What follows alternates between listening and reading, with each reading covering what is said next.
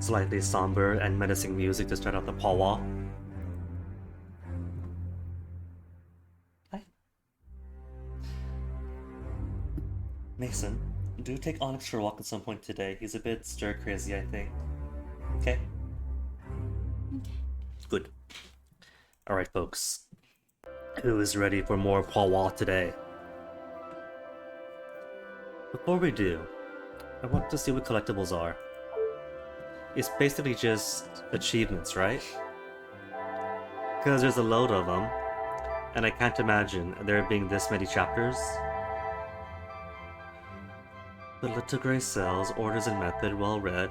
Those do pair to achievements. And there's reward. What rewards do achievements get you? Detective Poirot, I trust this finds you well. Was it just the It has been cutscenes? many years since our past last I can't get out of it! And while Wait, I'm really? sure your You can't skip recollection of through? the events may differ. Okay, then just Alt F4 off then.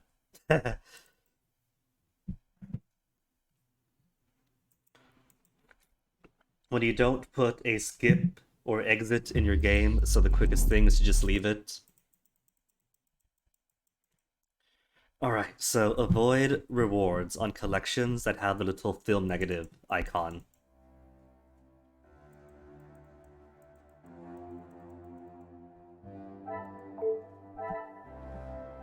That's a film. Ignore that.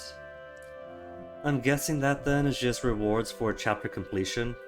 The cutscene to the next one. What's Blackmail get? A pencil and a paintbrush, so art maybe? Oh, that's cute! Powwow gets an umbrella? Are these different types of powwow? Young, mid, old... We get to play old powwow. See, this one has exit. You can exit from here. But cutscene you can't. There is no cutscene skip. The two gray cells gives more art. Oh, he's so dapper as a bootlicker. Order and method. Poor Florette, who's going to end up being the true mastermind of this case. Examining all books and libraries. Okay, get you the journal list. Oh no, it's a video. Skip the videos. Just Angeline's. I'm guessing the characters just give you art for the character in question, because Elizabeth is going to be... Yeah, Elizabeth. Oh, who's this? Is that the rest of the staff? Is that the cook? He's got a hammer in his hand. I'm guessing that's Archibald. Tall and Scottish. Laurette Duval.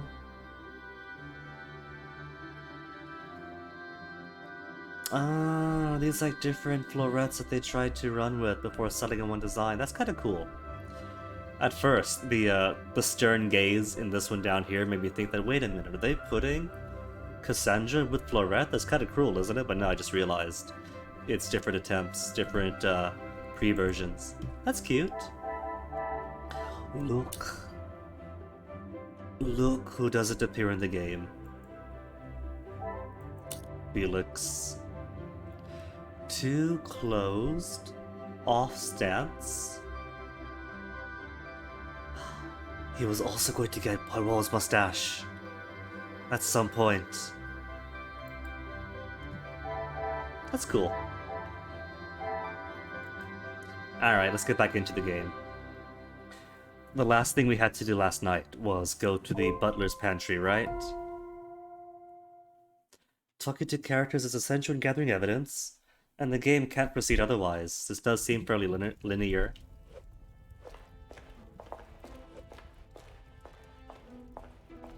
In the sense that there are specific orders of operation necessary for the game to proceed.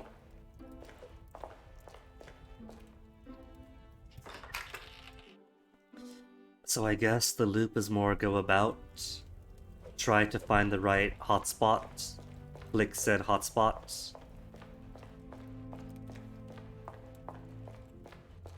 Okay, pantry, let's meet the cook. Years ago, he never got the chance to meet the cook because the cook and the gardener were away for the day. Locked? Really? No, she's in there. She's gotta be. They're prepping for dinner, right? Maybe she locked herself in. Oh, Archibald. Could you help? What can I do for you? You could help me exit. You have been most helpful. Alright then. What else to do? Inspect the butler's pantry, but the butler's pantry is locked. Talk to Cassandra.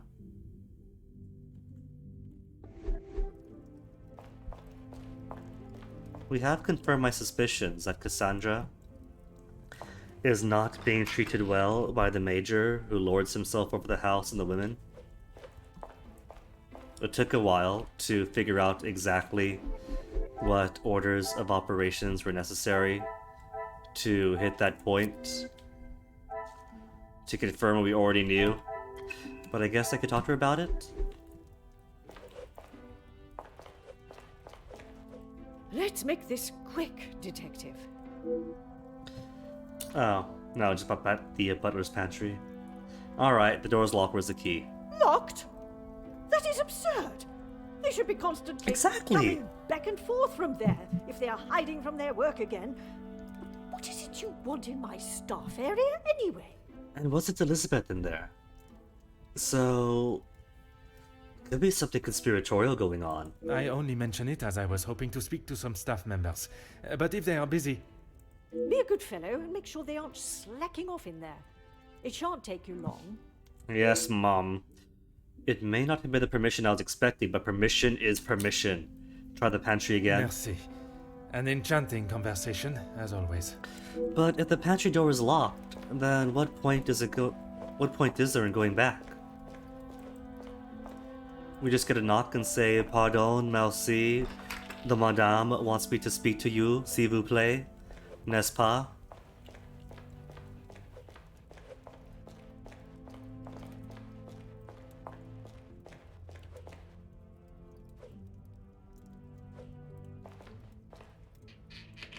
Oh, now it's unlocked.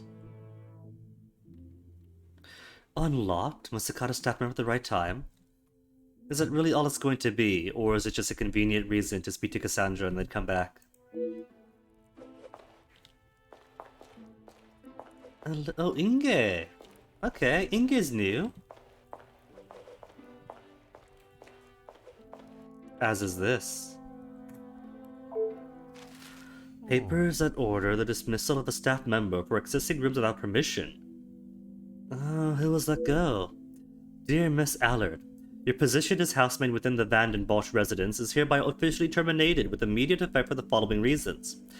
Accessing forbidden areas of the house. Refusal to make a sincere apology. Emotional distress brought to the family. A reference shall be offered pending future employment. Sincerely, Madame Van den Bosch. Staff termination. Is that alone a clue to add someplace?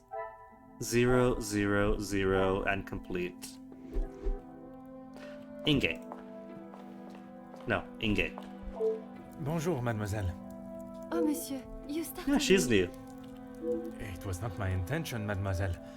I was hoping to talk with a member of the staff. You are the detective? Oui, oui, I madame. am Detective Hercule Poirot.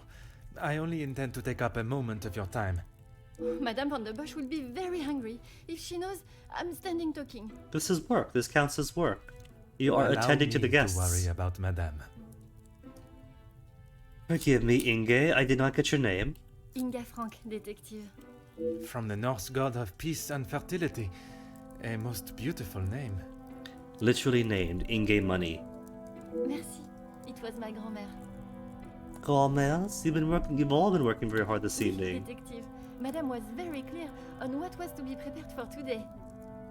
Well, everything looks exquisite. But if I may be blunt, would you not benefit from some more hands? Yeah, these guys are so short-staffed as it is. And apparently they're letting off staff, but not letting on even more. I mean, I don't buy that this family is back in financial good graces, that they could barely maintain 3 or 4 servants around the house. Monsieur Archie knows how busy we are, especially in the kitchen. I hate when I have to run service. Merci, mademoiselle. I shall leave you to your work. They're struggling. This has to be proof that the family is struggling. 0 still? I don't know. Archibald is stressed. Received a call from the major. Unsure of blackmail reason.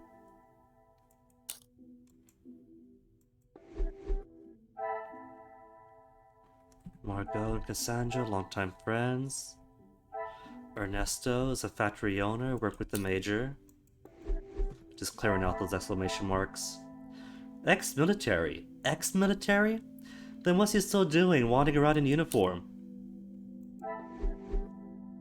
Why are we calling him major if he's ex-military? Union leader. Heated discussion with Jackie. Inge is a young Belgian servant. How exotic.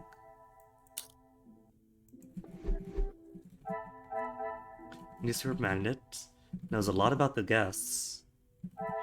Margot does charity work. Or she could just pay her taxes. And there's room for more. So what's next? What is next on the to-do list? Spoke to everyone. Inspect the butler's pantry, so there's more to find. There's a door. Can't inspect the deeds anymore. Madame, I must investigate all these vinegar bottles for the finest vintage. Nobody's hiding under the sinks. Or, oh, what's this photograph? A photo showing 7 members of staff. The house would surely run like clockwork with so many. Then why don't they have 7? They had to let them go, huh? And fabricate fraudulent reasons for firing. 1, 2, 3, 4, 5, 6, 7. Who do we have? Archibald. I guess Inge is one of the ladies. Elizabeth must be the taller. 2 I haven't seen, and 2 gentlemen I haven't seen. That's so many staff.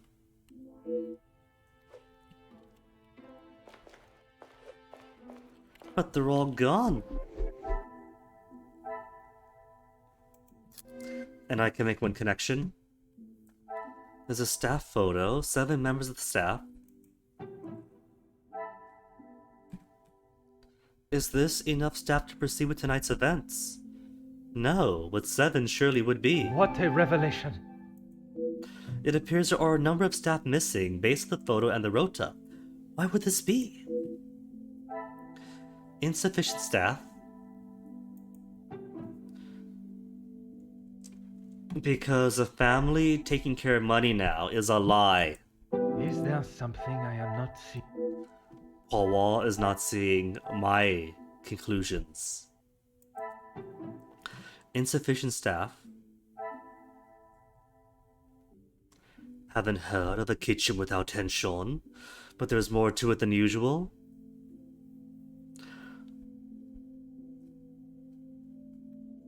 A number of staff missing.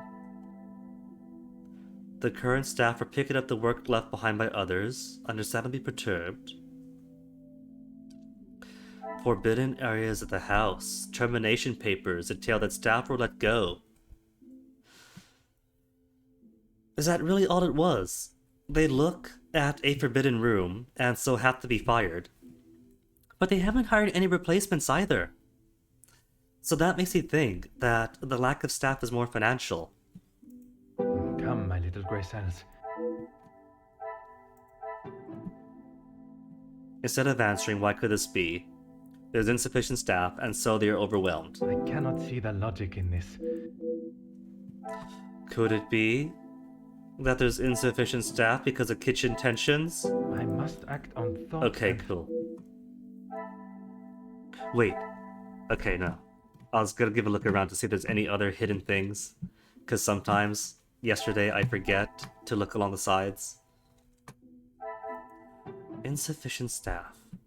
Staff oh, there you go. I meant to talk about the staff termination by going to forbidden areas, but there, staff termination. Exactly. Papers that order the dismissal of staff members for accessing rooms without permission. Wasn't that? Some would say a lucky guess. It appears the missing staff were in fact relieved of their duties. Could there be another reason for letting them go? Another reason? Is that a question to be answered by talking to Inge, Cassandra, and Archibald?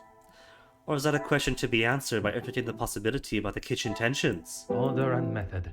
That is the way.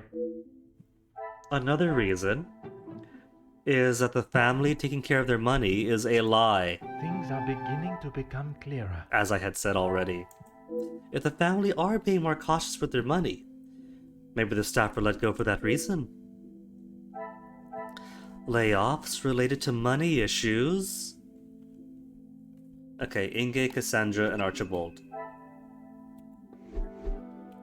Where on earth am I gonna find Inge?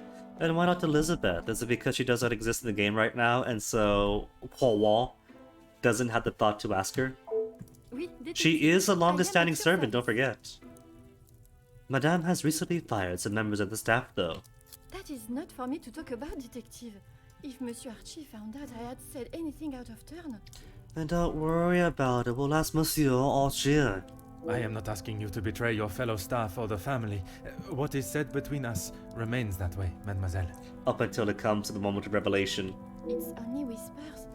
But the last servant was caught in areas of the house they shouldn't be.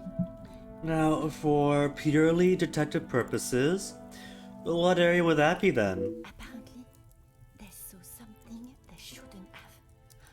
Please, detective, if Monsieur Archibald found Sims that I was needs guinea talking pigs about to this as a love. guest, Happy nearly Christmas to you too. It's coming by so fast.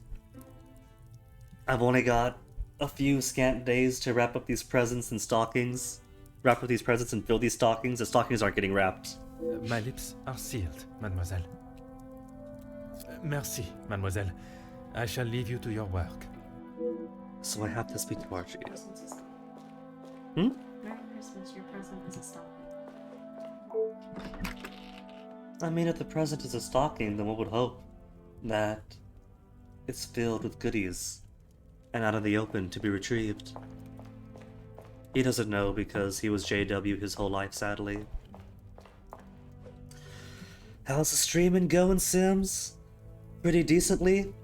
The detective stuff isn't the most popular content, but I'm having fun with it. Seeing, like, how the Frog wears Sherlock Holmes and how this Prawal game by a Scottish dev differs in their deduction mechanics and how they do the whole investigation thing. So from like a pseudo-academic standpoint, it's pretty interesting, if sometimes infuriating. What can I do for you? May I be so bold to ask about the staff at the house, but at least what they both have to do great at is like really capturing the feel. Frogwares being very cinematographic. This one capturing the atmosphere especially. What have they done? If I have to... No, monsieur. There is not a complaint to be made. It is more the recent layoffs and extra work pressure you all seem to be under I am inquiring about. We've had to let some of them go. Let's just say their standards didn't live up to what was expected. And yet, Archibald, and yet, you haven't replaced them. Staff have been let go, for standards, we'll say, and yet they haven't been replaced. So I really think it's more that the family simply cannot afford to pay for them. But this is a blackmail thing, right? Somebody knows some family secret, and if some servants did go to a forbidden area and see secrets, and they were just let go, that means as many servants as were laid off are now potential suspects. Not exactly the termination paper stated. Merci. You have been most helpful. Then Cassandra. I don't see Cassandra being very happy to talk about staff terminations in forbidden areas of the house. She's not a very happy person to see me in the first place. Again, I love this floor, the shade of blue. And blue combined with gold. Let's make this quick, Detective. I was hoping to explore the house. The public rooms are not adequate space for you to celebrate my daughter's engagement. Madame, I asked only the limits, as I understand a member of the staff was let go for a similar reason. It would Snooping as benefit you usual. not to listen to whispers and rumors, officer. The remaining They staff are did getting not whipped for produce a this. satisfactory standard of work. There is nothing more to say. It is detective, madame. And it is just that the termination papers detail the matter and proceed to... Are you letting her know that you're snooping through her papers? Need I remind you again whose house you reside in? And need I remind you whose wealth is providing for this house? Because it's certainly not hers. Her job is professional widow. It's Merci. everybody else in this An party. enchanting conversation, as always. She's basically beholden to everyone in this room, isn't she? One connection to make, 2 connections here. Or how the staff members may be linked to recent events. Alright, what can we do? We've spoken to everybody. New information. The staff know the family is hiding something. Archibald claims unsatisfactory work. Is he defending the family in their recent dismissals? Surely he is, if the family knows. They know the family has a secret. I must take no, a different approach if I am... The new FNAF came out a couple nights ago. But don't want to get it on your PS, because you should get it on your Steam Deck. I was just gonna ask, has it come yet? It hasn't. Well then, Sims, when it does come in, you have something for it. Oh, you mean, the... What's the name of its called now? Cassandra dismissive of forbidden areas. I saw that one on Steam. Maybe that's why Archibald is being protective for the madam. This will not No. get me any closer to my goal. How about this? How about this? How about this? Cassandra's dismissive. Why is Cassandra so guarded? Because the staff knows the family's hiding something. The pieces of the puzzle are... Well done, my little gray cells. There is no doubt that there must be a family secret. Can Forbidden House areas hold the answer? You know, that's part of why it was so frantic for me to do Christmas shopping this year. Especially with like COVID and supply line issues. You can't really guarantee that anything ordered in December or even late November is going to arrive in time for Christmas. So it's been every weekend, running all the way up and downtown to like find things that might be suitable. But the good news is I actually found myself a stylus that's got like Microsoft Ink technology, because you need that for my laptop to function as an actual drawing tablet. So my Christmas gift came early between the stylus and Heaven's Vault, my gifts to myself. Forbidden areas may hold secrets, and the connections number dropped from 2 to 1, so the remaining link isn't related to this. High tension in kitchens. Forbidden areas of the house. Archibald is dismissive to hide forbidden areas. Magnifique! The paperwork conflicts with Archibald's account. Only one can be telling the true story. There is something that does not feel right about the staff dismissals, the contradicting stories, of why it only makes me question its virility further. Its virility! It's fertility. I didn't realize that the staff dismissals were like full of youthful, baby-making, fertile potential. Veracity, maybe, Perot? I get he's Belgian, and it might not be his first language.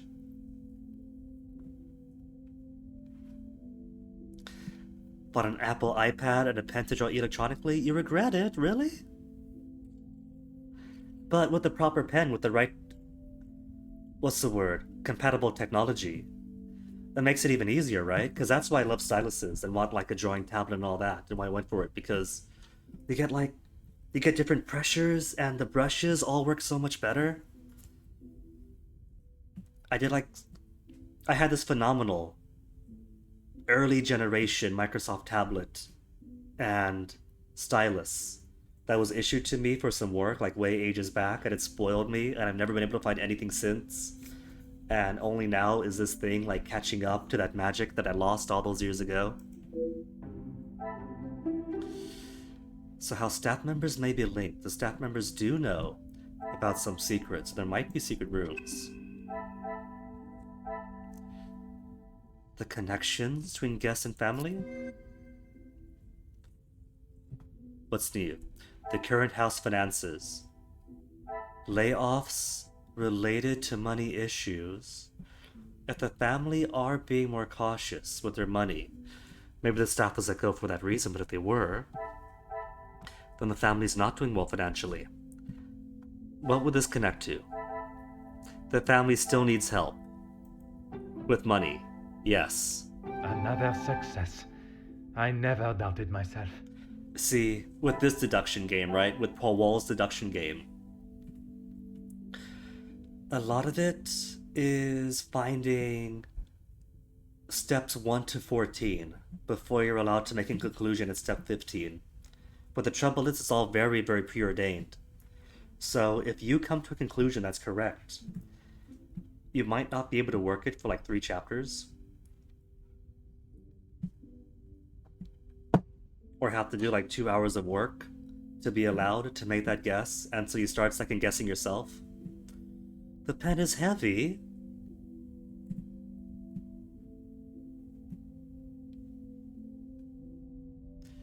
What's a ball pad to draw on seems easier?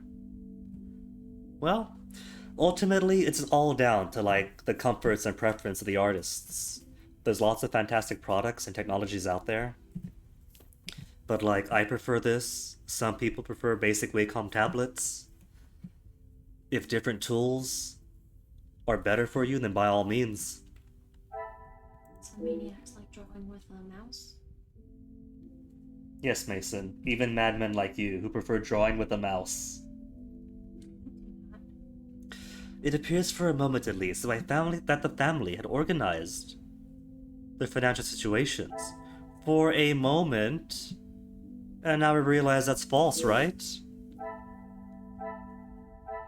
The family still struggles financially. Called it. Dr. Cassandra. So, going from Cassandra, you really don't like me stooping into your business. Cassandra, I've delved into your paperwork and spoken to all the staff. Cassandra, you're actually poor, aren't you? Cassandra, why don't you want to talk to me anymore? Let's make this quick, detective. Sorry, Madame Van der Bosch. Why would I? He is to be Angeline's new husband and my new son-in-law. If he is taking that position seriously, he will do what he must to keep his new family happy. And that includes, Madame, paying for all of your debts, because he's already paying for... already paying for blackmail, right? What if Cassandra is doing the blackmail because she wants a way to access her son-in-law's wealth, but she's too prideful to rely on it? She's already shaming herself by accepting help from so many friends and acquaintances. Cassandra! And to you that means paying ransom money? It means doing what he must to protect his wife and his family name. And yet, Madame, and yet you are the one who wanted to dismiss the ransom notes. Now you are speaking in terms of it being his duty to protect the family name. It has nothing to do with your own financial standing? I understand Monsieur de Silva has been of help, and everybody else in this room. I see you have still not learned any sense of tact or subtlety. I see no reason to beat around the bush, madame. Until you are pricked by a thorn. And until that day, I shall continue with the method that best sells me. Now, Monsieur de Silva. Monsieur de Silva, Major Felix Hegel. The Contessa has also a bit of help. Who else? Oh, and now the groom-to-be, that's 4. Anybody else been helping out? Yes, he has provided some financial support when it has been required. I assume that was the answer you were looking for. And the pieces of art still being sold off and auctioned. Merci. And then Alright, that just confirms that DeSilva has been helping financially. Redeemed Fluff Fluff, now that is ancient. It turns out that I had accidentally left that one on pause ages back and never unpaused it.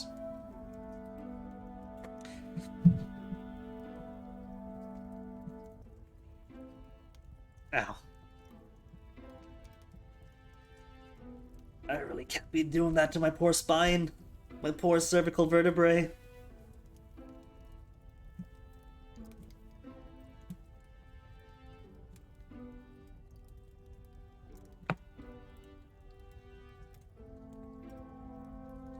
There is so much more new hair since the last time that was redeemed.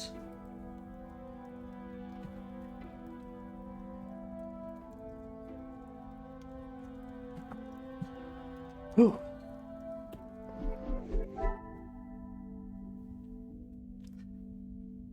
A far cry from the days of childhood when I would spin around for fun.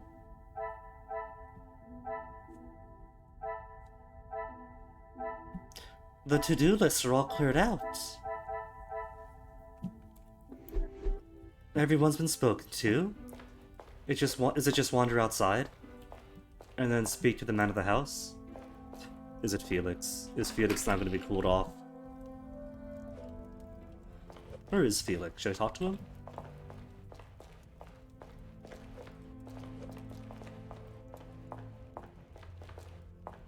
Oh, I can't go outside. Why not? Aha. The area does not pertain to the current investigations. Does it really not? Oh, there's a pamphlet. That's new. Some information regarding a shelter for women. Coming from troubled homes and backgrounds, it has to be the Contessa's. That is part of her charity work, surely. Oh, she's brought a pamphlet for her charity work and left it out here in the hall so that other people, because everyone here is affluent, could see it and decide to pitch in. That's sweet. That's for nothing? Oh, Talk to Margot is now lit up. Now that the pamphlet has been found.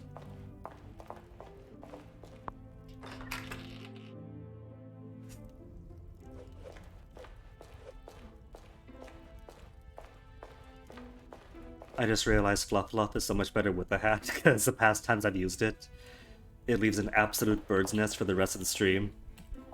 I am all yours, detective. Is that a promise, Contessa? Is this the women's shelter you work with? Work with? I built it from the ground up, detective. Okay, you built it and now work with it. So yes? My admiration continues to grow. While my husband, the Honorable She's Count married. Davos, is always busy with his duties, I found myself at rather a loose end. I could not bear wasting my days with no purpose. Married, but husband isn't ever home. Hurrah! Hurrah, that's your opening, buddy! And one day, while shopping in the city, I noticed the abundance of young women living and begging on the streets. Dirty and hungry, without a franc to their name. It is horrifying to think of how so many must live their lives while others live a life of such selfish opulence. Tell her, Poirot, tell her! It is selfishness! I hope that was not a backhanded comment on the life I live, detective. Yes. Kinda, yeah. I mean, people who earn money are entitled to their money and can spend it as they wish, right? The trouble arises when the flow of money ends up funneled to a few and gets trapped up there, in which case it does become harmful. It's like how people like, oh, socialism, communism, but then this person is rich, what then? There's always going to be like business and wealth, even under more egalitarian systems of commerce and living. It's like when Bernie Sanders was doing those primaries or whatever, and he was stumped by the question, well, if you're so socialist, why do you have two houses? And his response was, well, everyone in Vermont has a summer home. and it kind of sank him, and then everyone blamed the Democratic National Convention, but he didn't really help himself out at all. But it's a simple fact of life. Socialism simply means that the national wealth is less for the privileged few and more for the greater good, and that people have ownership of the labors more directly. So it's entirely possible that the Contessa here could have a lavish lifestyle, while the wealth is still being used to help everybody out. And she's kind of trying for that with her charitable donations and things. So she's okay. But yes, it is a comment on her lifestyle. Far from it, Countess. You are using your wealth to better the lives of the less fortunate. It is commendable work you do. One Contessa is doing charitable donations for a cause of her choice, but imagine if she and all of her peers were taxed highly, so all that wealth is used for everybody. That it's not just reliant on one Contessa being bored at home because her husband's away. If her husband was more attentive at home, then she wouldn't be helping all these women, because she wouldn't be bored at home and seeing them on the streets. It is, isn't it?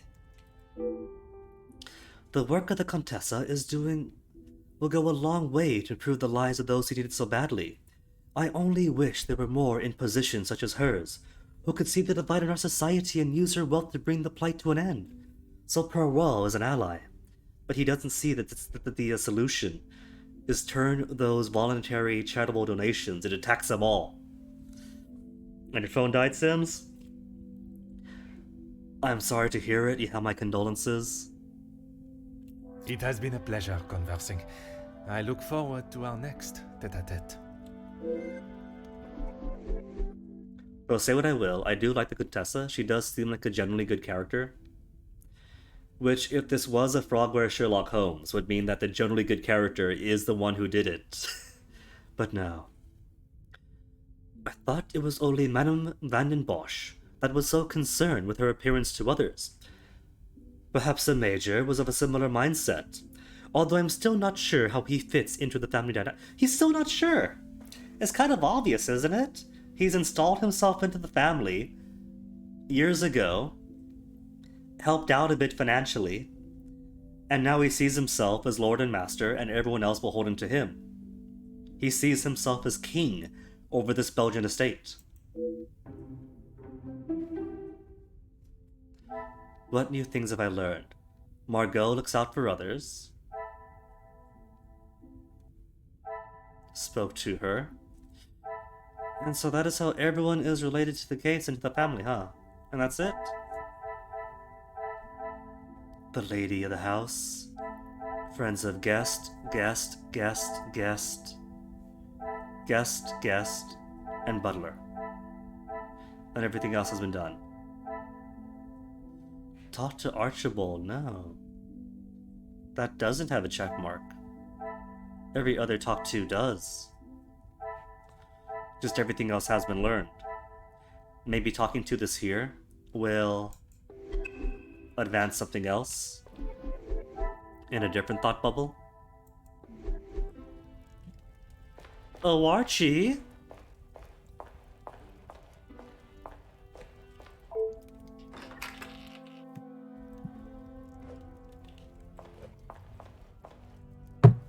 I forgot all my waters on the shelf behind me. Because the cat is curious, and the cat is ever thirsty, and the cat has its own water. But it keeps wanting my water.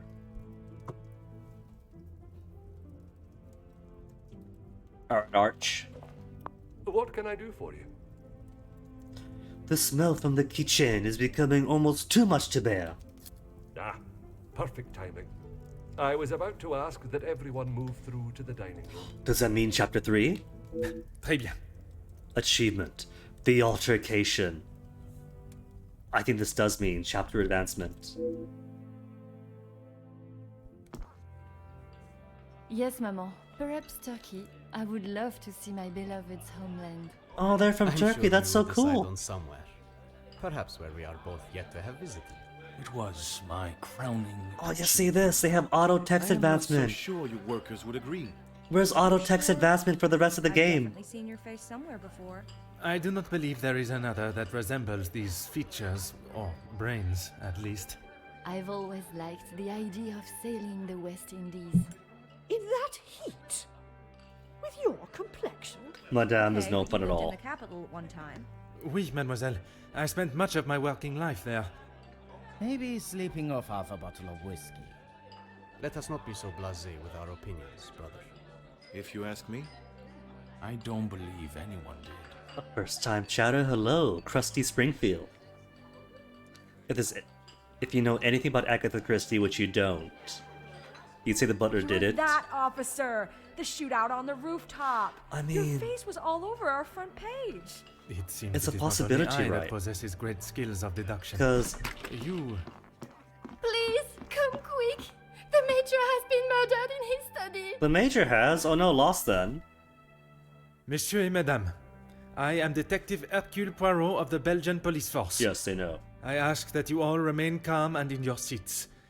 I shall begin my investigation immediately. Monsieur Sterling, please, lead the way. But you see, the way I see it right. Apparently not, because it gave me the first time chat from viewer notification. But the way I see it right, the way I see it is that the devs are Scottish, and everybody loves a good villain. The villain is always the coolest one. That gets like the best lines and everything. So, if there's any creative provincialism at play, then they might make the villain the true killer, the coolest, suavest potential for the character, the tall Scottish butler. Need to take Krusty out more. Ooh, now this is the mystery. Who could it be with the stable of accounts? A noticeable, almost sinister chill can be felt upon entering. This is Mr. Hagen's study, Detective. Would you like me to stay? It's not a weirdo. Good to know. I understand if you are not comfortable with such a scene. Not comfortable with such a scene because he is the one who did it. Don't you worry, Detective. I've seen much worse in my years. Oh, well, he's a butler, right? So he's speaking in terms of, like, really messy bathrooms. Which, Archie, same. Past job that I had, it was everybody's duty to rotate through cleaning the bathrooms, right? And, okay, the men's toilets are pretty standard. Lots of discarded paper towels everywhere. Sink could be a mess. You gotta scrub out the poo stains to the toilets, whatever. But across the hall, in the women's restroom, that place was a biohazard. The lights wouldn't turn on. The wood in the toilet stalls were decaying. There was an oppressive bacterial atmosphere in the air. The toilet seats were decayed to the point that they were sliding off the seat. I got a headache just staying in there for 15 minutes.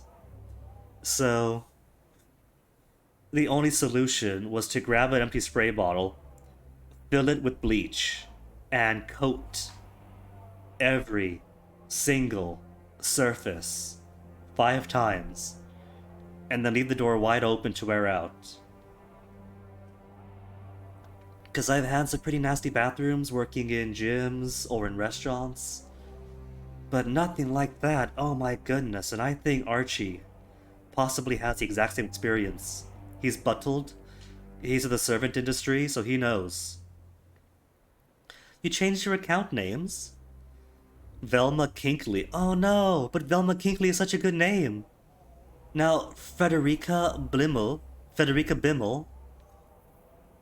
Well, this just means that Velma Kinkley is available and in the open. Where's my pencils? I'm gonna steal that. If I can't steal it, I'm gonna use it for something else. Velma Kinkley, because that is fantastic. That is 10/10. I am thankful to have someone of your resilience by my side. I just can't believe someone could have killed him in cold blood. Is that what you think happened? I mean, the window's open. It could only be cold blood. I admire your faith in your fellow man, but you will be surprised what someone will do when they feel there is no other option. Plus, the Major was a major dick. He made no friends with anybody. Anybody related to the family or the staff would hate him, seeing his treatment of the family and the way he assumes himself Lord of the Manor. Anybody related to the groom could possibly hate him for the altercation with the groom, and apparently for how he conducted himself brutally in the war when they were on opposite sides. Did any member of staff have access to this office? Mr. Hagen does not allow any staff into the study, and they were all present in the staff quarters, or part of the dinner service. And everyone was accounted for? Everyone. It is my business to know all my staff's whereabouts. But the Major was called up to the study earlier.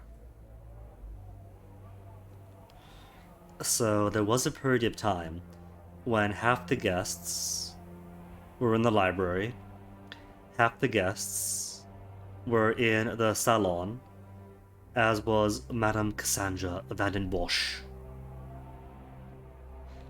Unaccounted for are the Major, the groom, the bride-to-be, and whatever remaining servants, right? Because I haven't seen Elizabeth since. Tell us about the phone call. Phone call? Yeah. It was one of his business associates. Do you know what associate? He didn't say. I think he was French. The accent still confuses me sometimes. So he was Belgian? And did the Major sound any different to you? Panicked, anxious, anything out of the ordinary? Not that I noticed. I think he was embarrassed about ending up on the floor after Master Gideon's one punch. One punch! I would be. Your help and discretion in this matter are greatly appreciated. Oh, I thought there was a note on the floor from the position of Paul, but that's just a corner of the carpet. The poor rug, though, is now all bloodied. At least I think it is. Is this... Oh no, that's a splash. For a second, I was wondering if that was like the shadow of the Major just hanging around like a ghost. But nah, clear splash, that's blood, right?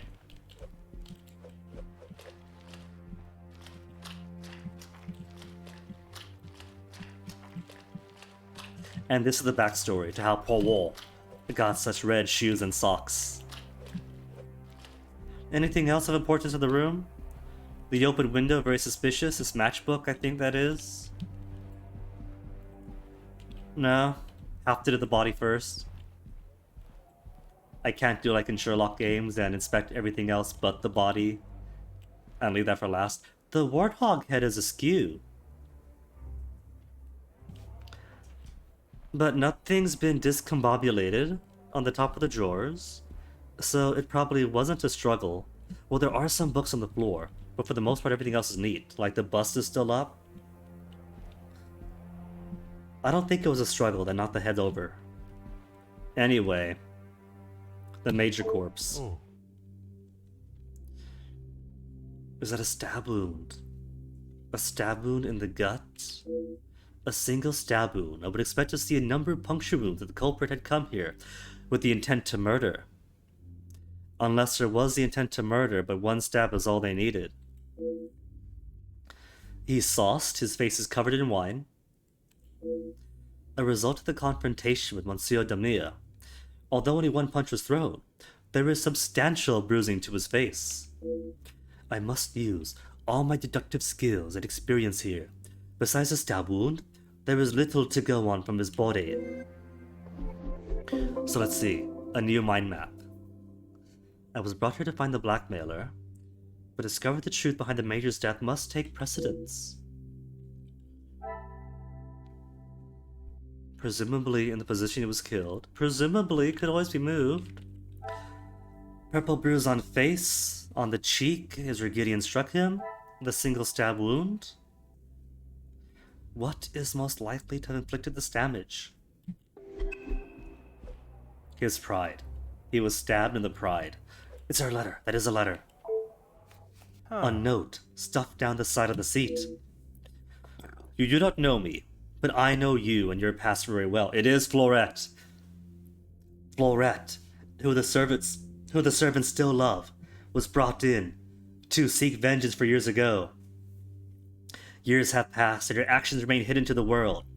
Actions that would shame even the evilest of men. So not Florette, because everyone in his station is abusive to the staff. That gets revealed, and it's so what? We've abused 3 staff this morning. The details, so heinous. To include them would surely bring a tear to my eye. So it could be war related. Because Zack said that the Major and his family were on opposite sides, and the things he'd done were so brutal that poor Zax had to take to the drink. Now is a time for truth to be revealed to all. While not one man is to blame for the final outcome, it was you that brought about the final piece of the puzzle, the one that no one else would. If you wish to remain a free man, fill a brown paper parcel with 5,000 francs addressed to Monsieur Dupont, to Bobbier and Sons, cobbler, before closing this coming Wednesday. While there is time to consider your next move, I will not ponder on it for too long. When the world knows of your crimes, they will surely not ponder long on your punishment. Oh, this is a blackmail note. Maybe this is composed by the Major. It could be that the Major himself is doing blackmail. That he is the equivalent to the Nigerian prince, sending out empty threats and hoping that a whale or two is naive and panicked enough to send something out. Like what's her name? Like Angeline, like Mademoiselle Angeline.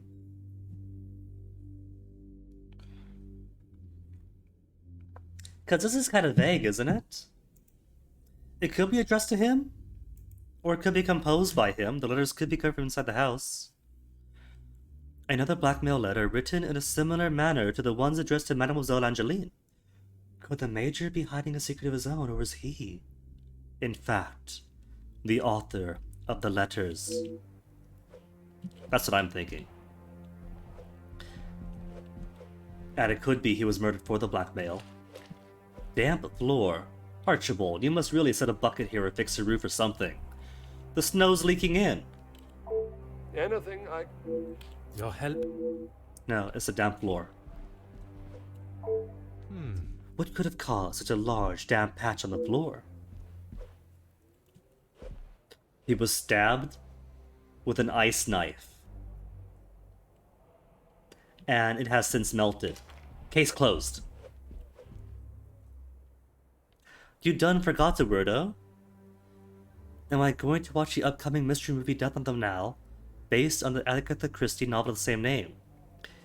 This is the first I've heard about it, so the answer would have been no, but now I know of its existence. Aha. The burn is quite severe, such a shame to see. Such a beautifully made carpet ruined. Dent in the plaster, to go alongside with the bent boar's head. Surprising it has been left visible. Surely it would be a quick and easy fix. It features confirmed wannabe cannibal Armie Hammer. I had no idea that Armie Hammer was an associate of Shia LaBeouf. A bulky safe, made with security in mind, locked tight, but a box of valuables sits on. No, that's not Mademoiselle Angeline's box of valuables, is it? Where she keeps her father's keepsakes? Is it? Well, I can't look at it.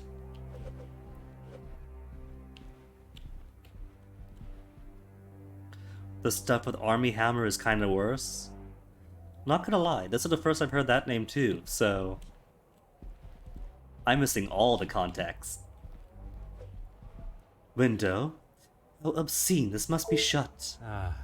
The snow continues to bellow in. Why this window has been left open, I cannot fathom. Well, you see, Poirot, the window was left open so that the ice knife could be safely used to stab the Major. And then the carpet was singed to create enough heat to melt the knife ice, and thus create the puddle on the damp floor. Being investigated by the LA County for various sexual abuse allegations. Ow. I guess no lost enemy, never having heard of him. Ice bucket. There's an ice bucket on top of the open window and the damp floor. I was joking and making a reference to Sherlock Holmes' Crimes and Punishments, but I guess it was an ice knife after all. Ought to have a bucket this size for such a minute amount of water. Poirot, please, it's a champagne bucket or something, and the minute amount of water is melted ice. Put those little gray cells together.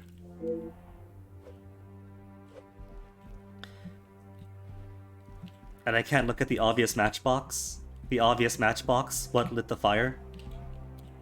There's a cigar. No? The cigar's not imported either? The Major cigars? Wallet then. To prove that the motive wasn't murder, because all his money's still in here. It does not look as though anything is obviously missing from it. Okay, my little grey cells. What magnifique things we put together. Determine what happened prior to the Major's murder. It was also revealed that he was messaging various young women about committing very sadistic sex acts. Wanting to get a rib removed so he could eat it.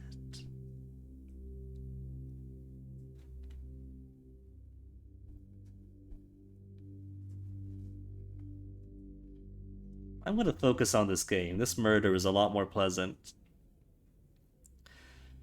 A wallet has a sum of money and a large check from Monsieur de Silva's company to the Major for security consulting, and rather pricey. Well, you hope the movie is good. I hope so too. The safe is locked tight and has a jewelry box. Is that jewelry box Angeline's? Why it's not locked away, do not know. Because it's Papa's keepsake, she wants access to it. Open window, falling snow, and a second floor window, so possibly they did not jump out because of the Scottish dialect, and the British dialect really. It goes ground 1, 2, so it's a third story window. Carpet is damp. There's remaining ice cubes in the ice bucket, and the carpet has been burnt recently. Unrepaired dent. A struggle? So I'm thinking right. Remaining ice cubes and the damp. What could have caused a damp patch? Ice. I should not be surprised by my own skills of deduction. Rain the praise. Someone has knocked over the bucket and then repositioned it. No, you fool, it's an ice knife. It's basic. Someone besides the Major. There are still 2 deductions to be made, or connections I should say. So this connects to something. Currently. Someone besides the Major question mark. Whoever did the stabbing? Order and method.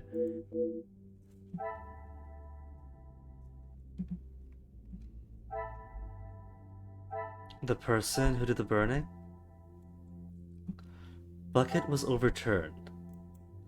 Maybe it relates to the unrepaired wall to suggest a struggle was made, and the ice was knocked over, and the wall was dented, and the wall was dented recently, and so the ice was knocked over recently. Magnifique. The film was supposed to come out like 2 years ago. Oh yeah, and Cope and all that. And the allegations. Well, when it comes to things like that, Alberto, I like to think of it as not quite a death of the author thing. When it comes to more singular works, right, where someone is either directly the central figure, like if it's a novel or a piece of art, or a small group, like music from members of a band. It's kind of hard to enjoy the taste without that bile coming up. But things like movies are massively collaborative projects, with so many hundreds or thousands of hands on it, from the few producers and actors to all the little gaffers and stagehands and everything. So for movies at least, I tend to give a little bit more leeway, since it's so many more hands that you can kind of dilute it across everyone. I'm sure so many staffers must have their hands dirty as well, and so many producers, if they're a producer, they're naturally dirty. But since it is so massively collaborative, I can kind of give it a leeway. At least that's my view of it. There are signs that something occurred at the study between the Major and our unknown fugitive. Well, yeah, a murder. Signs that something occurred. And now down to one connection, so it can't be this. Sum of money and the large check together to say that it wasn't burglary. I cannot see the No, logic in really. it. The large sum of money and the jewelry box. Perhaps something else was stolen is a question, right? Perhaps something else was stolen.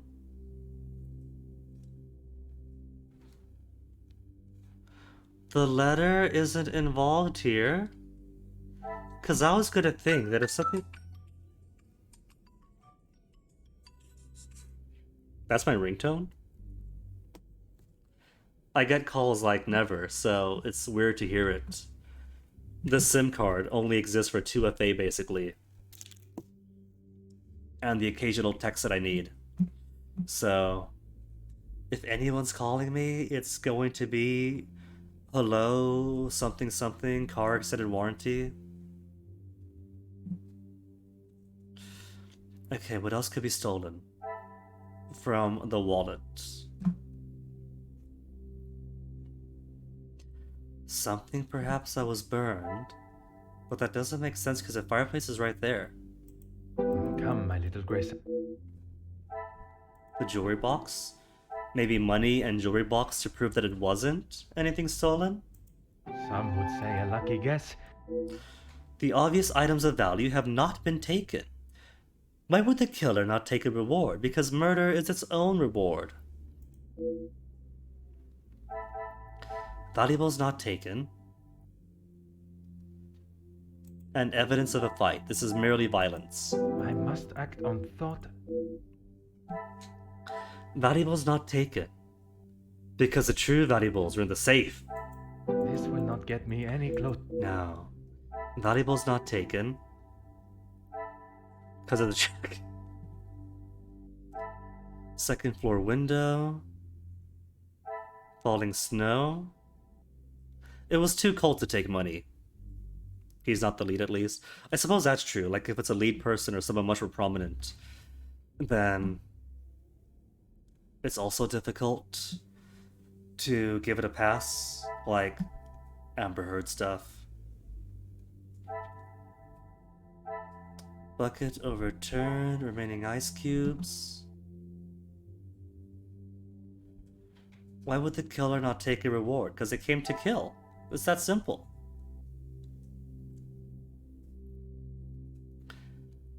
Anytime you come here, you really only just say, here's horrible stuff that's happening. That's fine. There's no rule against it. I mean, people can talk about people want to talk about. That's basically how conversation goes. Is there something I am not... And most of the time, it's stuff I don't know about, so in a way, Eduardo, you're educating me. Why not take a reward? Didn't take a reward because he's all the way up on the second story. That's 3 floors up. The pieces of Wait, the that was puzzle really are it? finally coming together. That was really it? If someone had gone to the lengths of scanning the wall, they surely would have taken some valuables. That's really the connection? Okay. Not a simple burglary. Was that the logic? That if it was burglary, they would have scaled the wall, come in, taken stuff, and then left, but they didn't take stuff. This is the second time that Poirot is like, well, they didn't come from outside. If they didn't come from outside, it is not a burglary. But they could have come from inside. It could have been someone who knows that the Major was carrying a large sum of money and a large check to cash. Or perhaps wanted the jewelry box or the contents of the safe and the Major was just there. It could have been someone who knows treasures were in here and just came up the stairs. Murdered, either out of necessity or because the Major was also a target and then take stuff and leave. Pixar did it. I haven't seen Inside Job, if you could believe it. I've seen bits of it, because it was on TV, I think. But I haven't actually seen that one.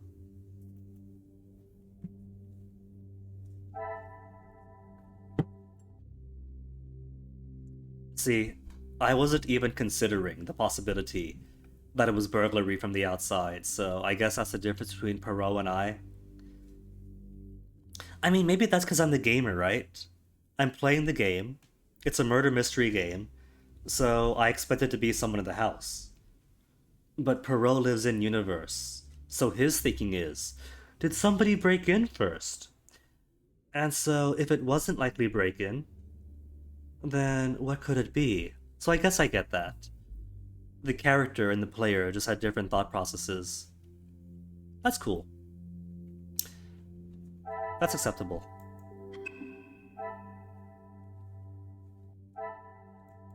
You didn't like Inside Out? Oh. Well, it's primarily a kids movie, right? So it could be that us old folk just aren't the target audience.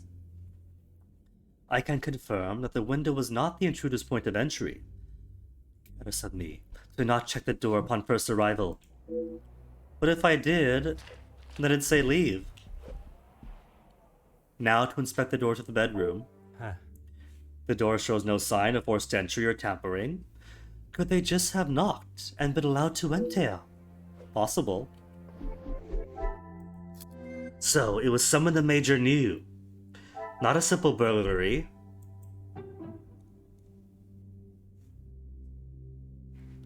Logical entry point.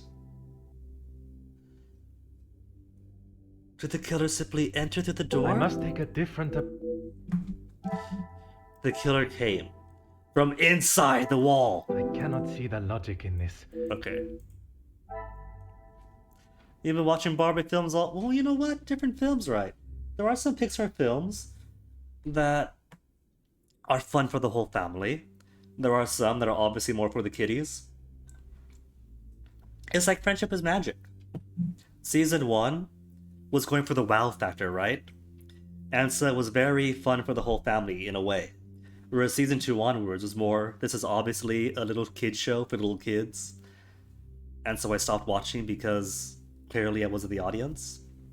It's kind of like that. Toy Story for the adults. Inside Out for the kids. Up to make everyone cry. Burn mark. He came from inside the carpet. In a pillar of flame. Order and method. That is the way to solve the problem. Exactly. And in the later seasons, just for the fans. I stopped watching it at that point. Like long before that. But I'd see stuff pop up on YouTube and elsewhere. And the GF would sometimes link me an episode. So it goes first season, fun for the whole family. Second onwards, it's for the kids. Gotta admit it, it's a kid's show. Then latter half, it's for the bronies. They're the ones watching it. Up the fan service. Logical entry point.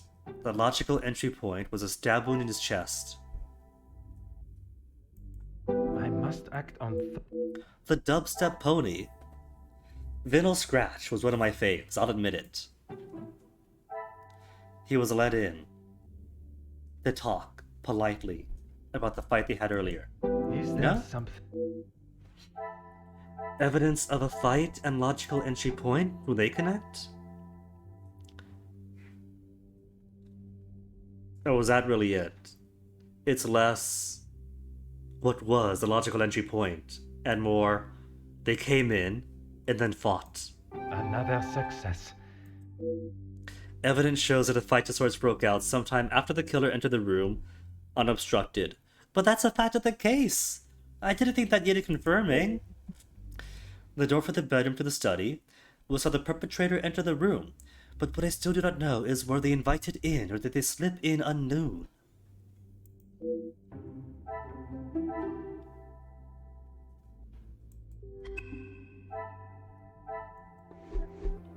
Okay, so what's next? Archie, who all has access to this room? Who was that accounted for? Has anyone else entered this room this evening? Rihanna brought him some ice for his cheek earlier. So Rihanna was in after he was in the room.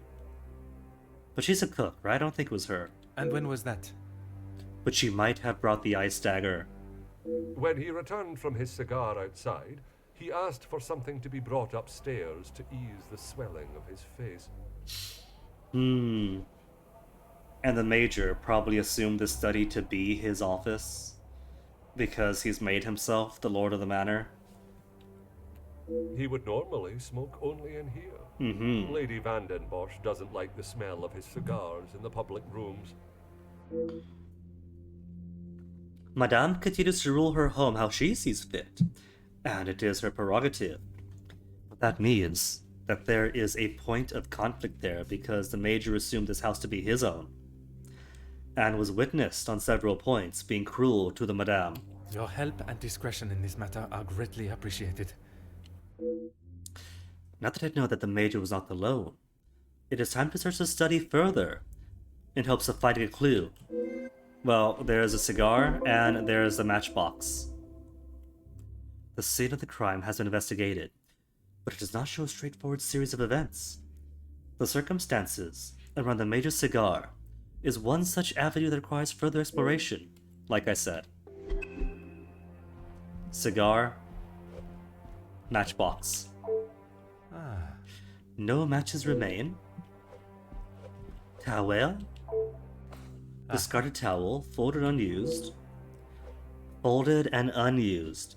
So probably wasn't used to slap out the fire on the carpet. It could be he dropped a cigar.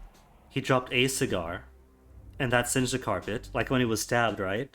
So this could paint the picture that he was comfortable with whoever stabbed him, and that's why they only needed one stab wound.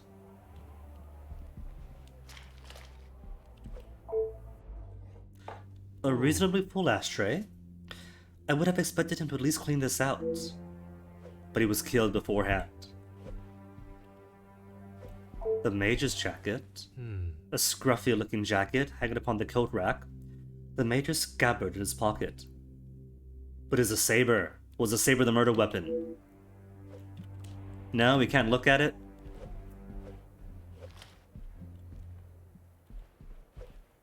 Fireplace. Incredibly dirty. The logs are old and covered in dust, so it wasn't used recently.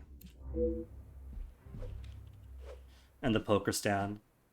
Do they at least have their poker in the stand this time? Hey, Corpse Eater! Another case for Detective Guinea indeed. Every time I go someplace, people just keep dying. It's like Murder, She Wrote.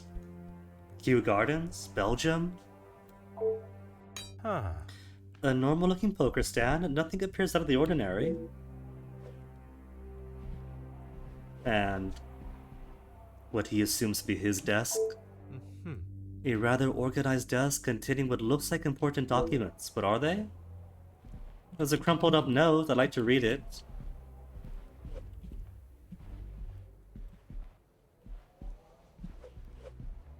If it turns out that it was actually Paul, I'd be so pleased. So he's not going to take note at the boarhead being sideways? Okay, there's nothing else in here, I don't think. So is it to paint the picture that he was comfortable with whoever was in here? The saber was in the coat rack. He possibly dropped a cigar to start the fire on the carpet, on the rug, and so was comfortable with whoever stabbed him. 4 connections to be made. Alright, let's see what we got. There's a letter opener. The point does not look sharp enough to tear paper, let alone puncture skin, and is very tidy, remarkably so. The matchbox is empty. What else could the Major have used to light his cigars? A smoldering kiss, right before death. The ashtray is well used. There's a half-smoked cigar. A half-smoked cigar that caused a burn mark. What a revelation! The Major was smoking recently, unsurprisingly, and dropped a cigar. What could have lit it? The answer is going to be not matches, right? I must no. get Okay. Having to connect for not matches and then find what else then would have been possible. Except, what if it's moldy logs, right? Because the logs haven't been used. So we'll say not the fire. Come, okay. Grace. There's a ring of dust around the ashtray. Other evidence of neglect. There is other evidence of neglect. Because the logs haven't been used. I should not be surprised by my own skills of deduction. I would have expected a Major to keep his belongings in such a tidier fashion. Room not cleaned. Except it was. It's very tidy. This will not get me any closer. Okay, so what else was used to light the cigar? If not the matches, you take the letter opener and a piece of flint. Who's got the piece of flint? The jacket is old and worn. There's a knife holster. And a missing knife. Scabbard is one purpose, and the purpose is missing. The poker's there, right? And it's a sharp poker. Point is sharp, then not the most practical weapon to inflict the Major's wound. And it's clean. No signs of being used recently. Where's the towel? The towel to prove that it wasn't used to clean the weapon.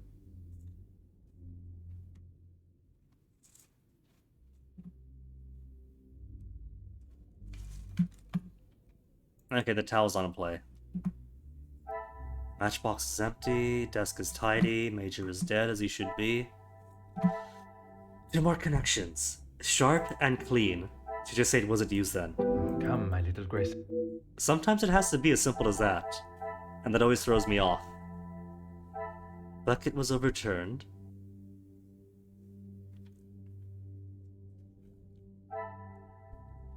Maybe a letter opener and the stab wound to prove. No. Not to say it wasn't that, but the missing knife and the stab wound. Things are beginning to become clearer. The Major's knife is missing, and his body lies at the stab wound. It could be the murder weapon, or it could be an ice knife that melted.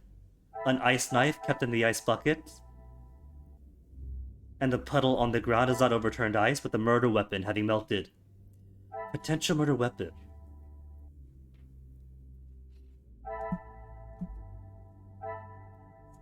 One more connection to make. Entry to the room was unobstructed. But the desk was very tidy. Someone other than himself cleaned it, so perhaps he let in somebody who regularly cleans. I cannot see the logic in this. No?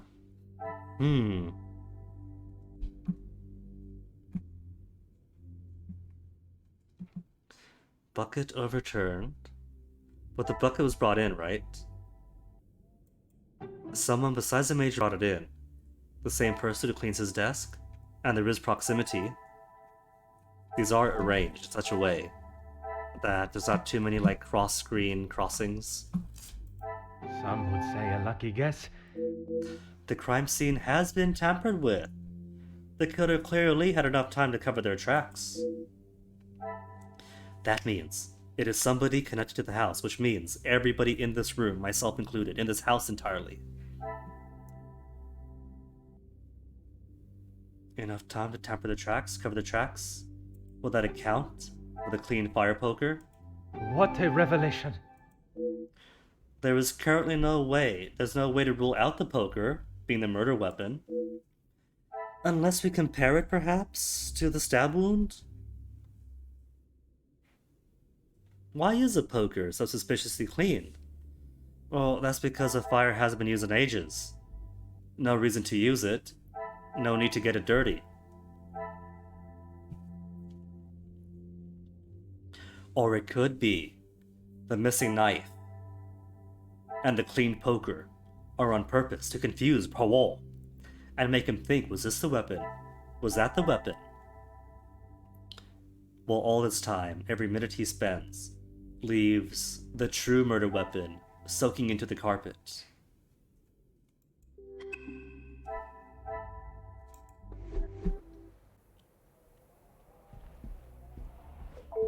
Anything I can do to help, Detective? For a house with such high standards, there's a noticeable lack of care taken in here. As I said, Mr. Hagen did not allow the staff in here alone, besides me. He was very clear on that. Is this a forbidden room that staff keeps getting fired for coming in? Is this the room with the secrets? Have the staff ever given him reason to not trust them? Clearly this means he is a blackmailer. And he didn't want to risk them coming in and finding his open ransom notes. Or his blackmail notes. Nothing has ever been brought to my attention, but he was very clear no one was to be in here without his permission. I suppose it is not unreasonable. I would have thought with his military past he would have kept it immaculate, with not a speck of dust or hair out of place. But the fireplace, for instance, says otherwise. I haven't seen it lit since he has been with us, even in the colder months. It's been in this state for some time. Very bizarre. Maybe the Major simply is inhuman and doesn't require heat. Your help and discretion in this matter are greatly appreciated. Or he's just really stingy about using the money he's leeching off of. He wants to sit here in opulence in this house and pretend it's his. But if he pays for firewood, that's less money for his cigars. His cheap cigars, mind. And so he just bundles up with his coat indoors over his jacket.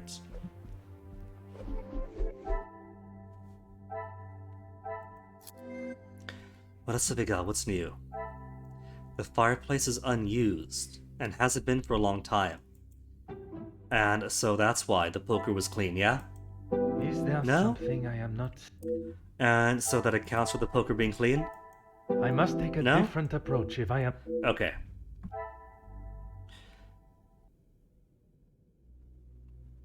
Fireplace hasn't been lit in a long time.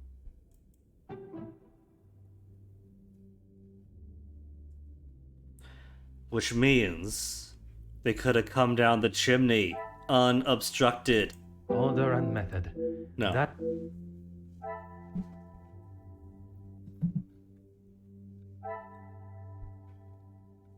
What else could light the cigars?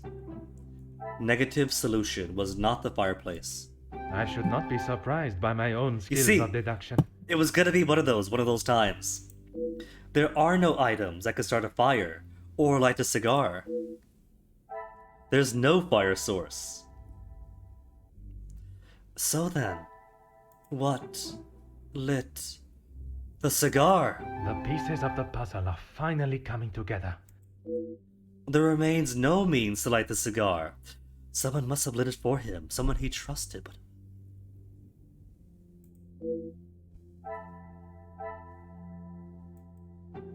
Someone who came in unimpeded? Magnifique. Someone lit his cigar for him and attacked him when he least suspected it. Who could have been so ruthless? The Major knew his killer. What could this connect to? Someone who tidies up for him. This will not get me any closer. No.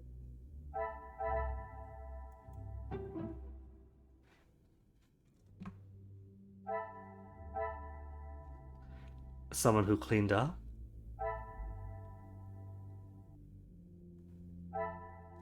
Crime scene compromised.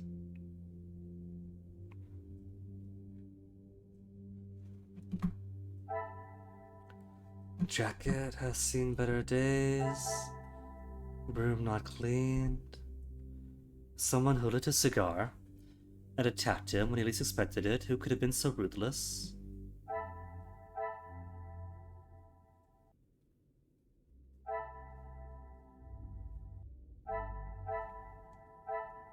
Ring of dust, no. Couldn't have been the logs.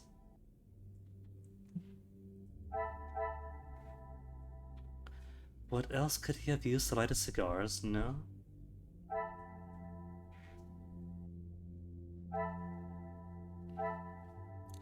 Couldn't have been the poker. It's not old enough to have achieved sentience yet. The ice bucket was brought in though, yeah? Somebody who compromised the crime scene? Things are beginning to become clearer. See, it's less who did it, and more these two are the same people, we already know that. The killer may still be in the building! They lit the Major's cigar. Following the brutal act of murder, took the time to clean the scene. They were not in a hurry, and could still be in the house. How could they remain so calm? The murder weapon remains a mystery. The killer, whose identity is still to be uncovered, must still reside in the house. See, this is less becoming better at deducting, and more slowly figuring out the nuances of the game's preordained idiosyncrasies. It's more learning to think as the game thinks. Come, my little grey cells, let us solve this mystery. A new mind map. I was not expecting to have a murder case in my hands when I arrived, but this will merely be another test for the great Detective Poirot. Alright, no connections to be made. What have we got? The who, what, why. See, when I saw this, right? On like the screenshots and such, I was kind of hoping that maybe this game would have like multiple murder mysteries. And the game is called The First Cases, right? Plural? The First Cases, plural? Yeah, The First Cases, plural. I mean, technically there are 2 cases so far. 3, technically? 2.5? The missing bracelet years ago, the blackmail, and this murder. So 2.5? So I guess if this is the whole game, then the game's not lying. But this means they have all the system here, find out the who, what, where's, why, and how. So it'd be a shame to only have it for one case. Blackmail letters relevant?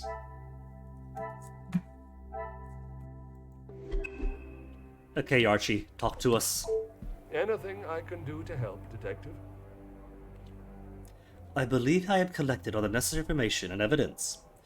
I would now like to inspect his adjoining bedroom. As you wish. And is this bedroom going to have the missing 7th saint? I bet it is. Felix thought himself so important that I bet you he has a central saint.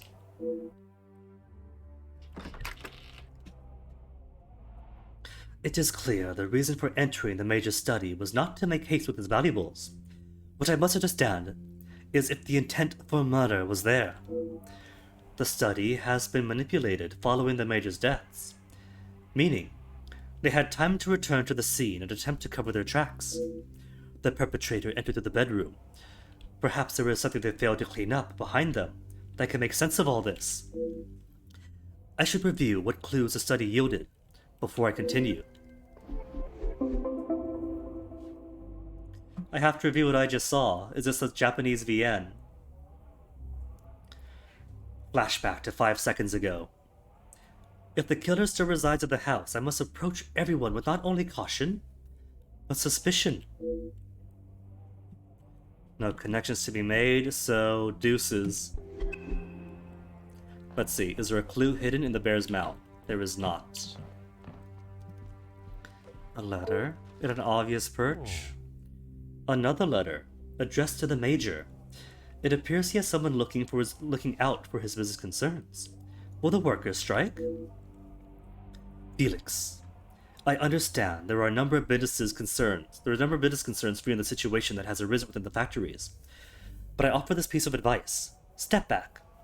Monsieur Becker's efforts with the union have finally opened the workers' eyes, and they seek, nay, demand, fair treatment they deserve for so long. The fuel for fire has already been laid, and the match is ready to be struck. You do not want to be near the flames when they ignite.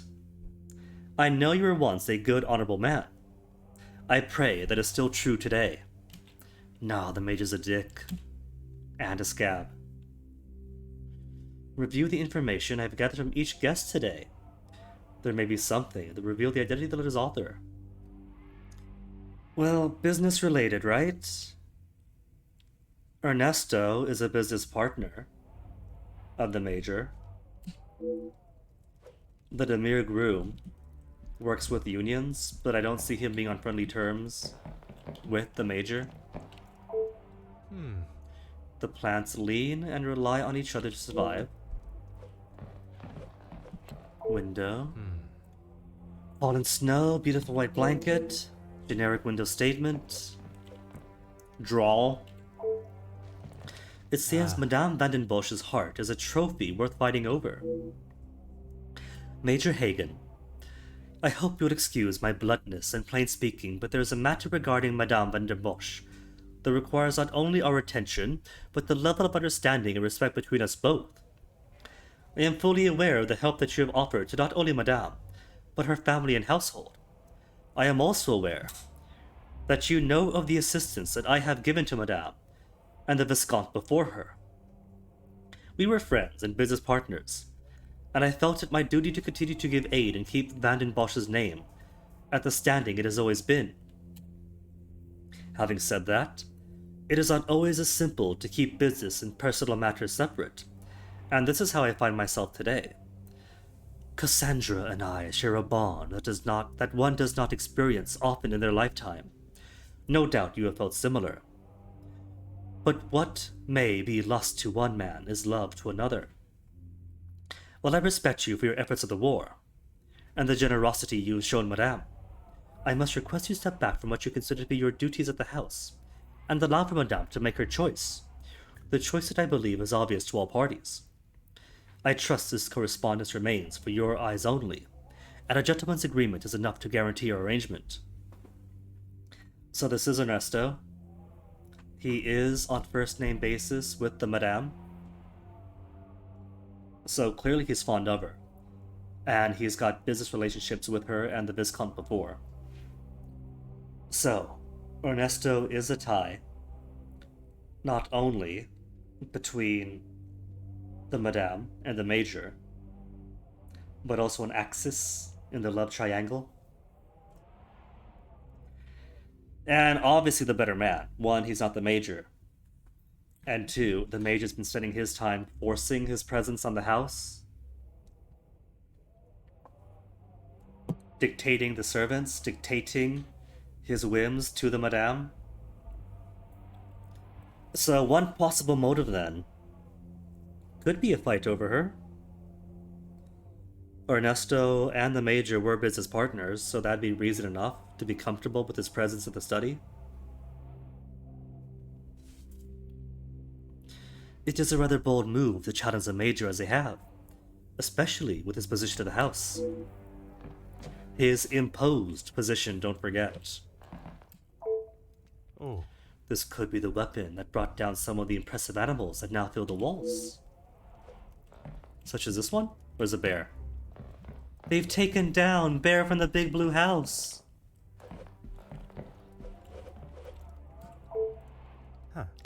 I am not sure how it would fare coming face to face with such a beast. Next letter. A rather threatening letter has been penned, addressed to Major F. Hagen. Is this more enemies? Dear Major F. Hagen, I did not think I would ever find myself writing a letter such as this, but under the current circumstances, I see no other option. Madame Van den Bosch and I have been friends for more years than I care to say. That is why I can no longer sit back and allow your bullying to continue. This has to be the Contessa then. I am well aware of the companionship you have offered to my good friend over the years. It has been most generous, and without it, I care not to think what would have happened to her. But that does not give you the opportunity to act in such a foul and boorish manner. The day that Viscount passed, I promised that I would protect both Cassandra and Angeline, and it is a promise that I will keep. You were once a major in the British Armed Forces, but your actions have mirrored that of a drunken fool who holds no place in our society, let alone Madame's house. This is the language more of the aristocracy and not of businessmen. Please do not bother yourself with a response. There is not a question that requires an answer, only a hope that you see your errors and adjust them accordingly. The author speaks of bullying, and although no specifics are noted, any form of that treatment towards a woman is not acceptable. So it is bullying towards a friend, and towards a woman specifically, so double evidence for Contessa. I wonder how many travel expeditions have been planned while enjoying the contents of the globe. A metaphor for plundering the contents of the globe. Okay, what have we got? 3 connections for who in the house warrants cautious attention? Everyone. No connection for blackmail. None for the murder itself. Well, let's see. The threatening letter. Bullied by the Major and close to Cassandra. Someone close to Cassandra. A protective figure. So let's see. Gideon, Margot, protective of Cassandra. Another success. I never doubted myself. Margot was quick to speak of her protection of Cassandra. She must take this role very seriously. So this is written by Margot. Bullied by the Major. Other letter. Demanding letter is in praise of Hugo's positive work. Who supports the Union? It turns out it's Ernesto after all. He has a rocky working relationship with the Major, but he does have a working relationship. I must act on thought and... Warning about the upcoming strikes.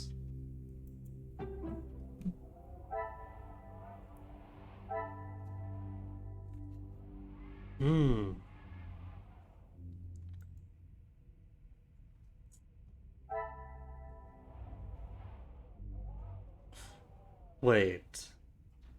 So it could be. Which is the curious letter? The love triangle one. So I thought these were the same person. So if this is Ernesto, well, then maybe this one isn't related. Okay. Help of the family and love for Cassandra. That's Ernesto. Things are beginning to become... If there is something between Ernesto and Madame Van den Bosch, Archibald will surely know of it. And one more connection to make.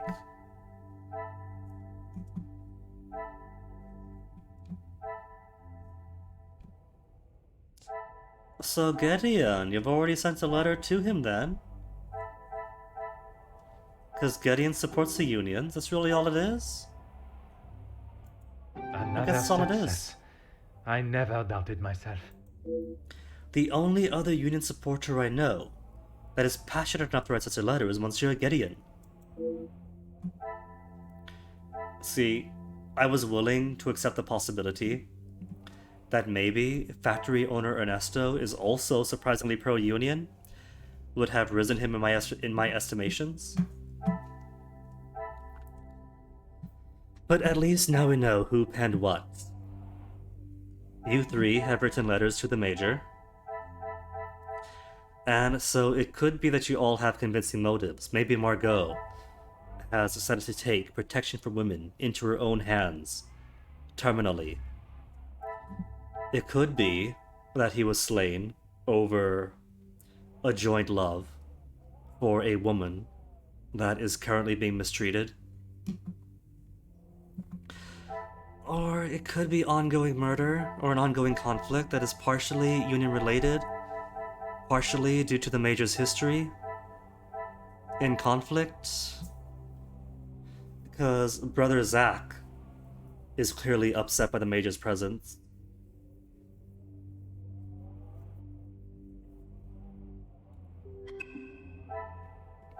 Could be Hugo. Hugo did promise a big lead for what's her name, right? For Conrad?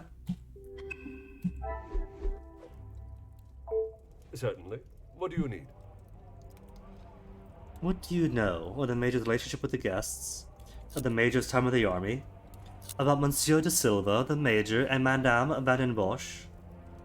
We'll start with the Major's relationship with the guests. The male guests, I believe, he knows in a business capacity, but I'm afraid that's all I know. Even Hugo? I will add, though, he has not always been the easiest man to get along with. You are talking from personal experience of working for him. Oh, yes. I am head butler to the Van den Bosch family in their home. He has made himself comfortable, but to me he still remained a guest. A guest who sees himself as king. What could you tell me about De Silva, the Major, and the Madam? You've lost me, Detective. Oh, have I? I'm right here. I'm sorry. I struggle to believe they were both helping her out of the kindness of their hearts. Could they have been fighting for the Madame's affection? Ah, that didn't take you long to spot. So you knew, Archie? Monsieur Sterling's lack of real response gives me all the answer required. And about the Major's time in the army? There's not much I couldn't tell you.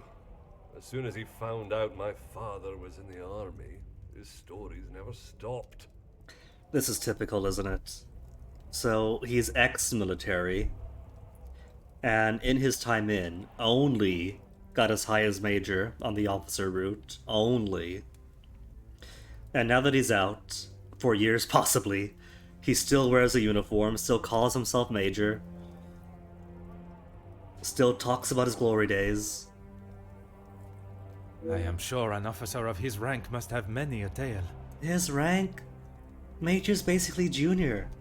It's like one step out the door of junior. That's like junior plus. A tale is a fitting description. Call me when Not so he's much half a pinch colonel. of salt, more like a bag is needed listening to them. Lieutenant Colonel? Okay. Alright. But only Major? Your help and discretion in this matter are greatly appreciated.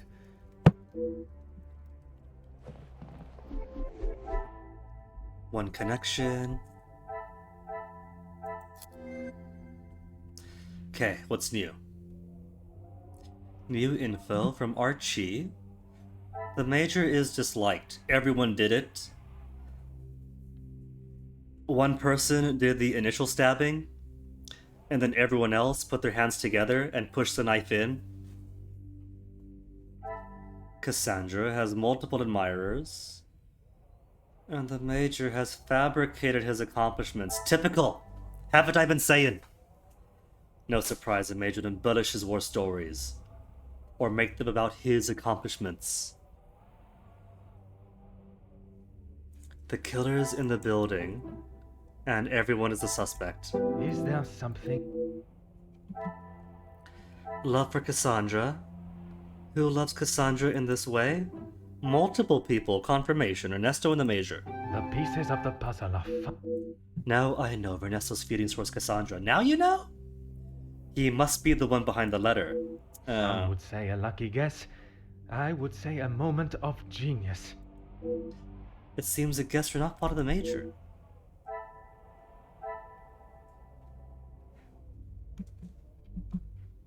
Oh, I see. Because this is a triple deduction, it did it automatically. I was confused for a second. It's like, did that launch a conclusion on its own?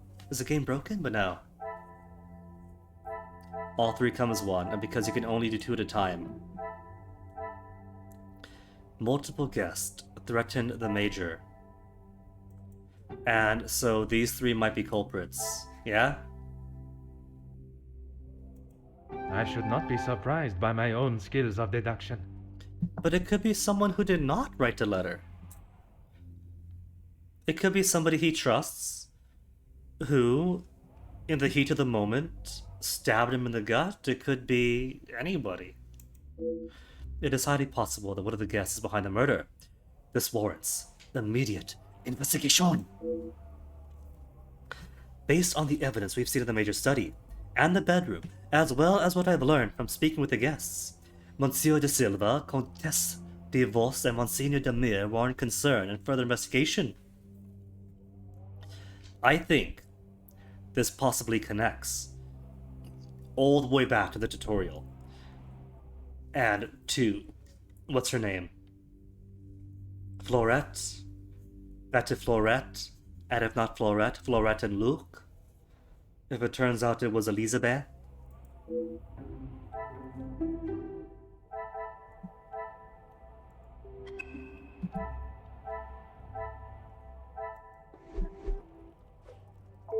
Certainly. Yeah, Yarshi. What do you need? Gotta tug your ears some more. There is nothing further for me to investigate here. Would you kindly gather the guests? As you wish, Detective. It seems there is no simple explanation for what happened here. The major's popularity amongst the guests does not seem very high. There are still many questions that must be asked.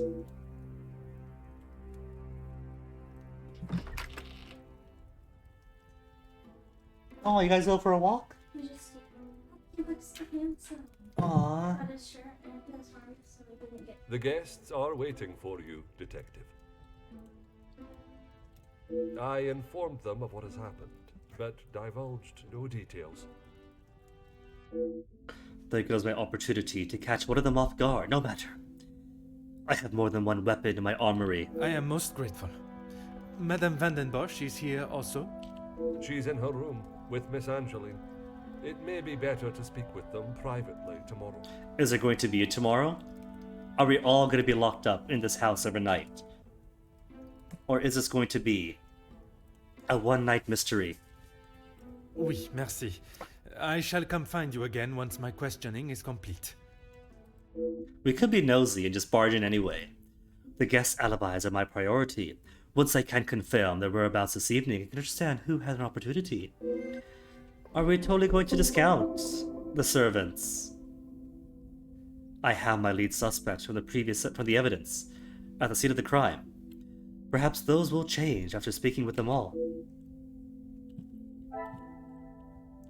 Hilvigat, Zach, Gideon, Archibald, Margot, Hugo, Jackie, Ernesto. Archibald is the only servant in this field.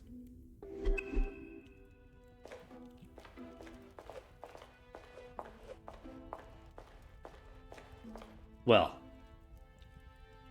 before I question all these potential suspects,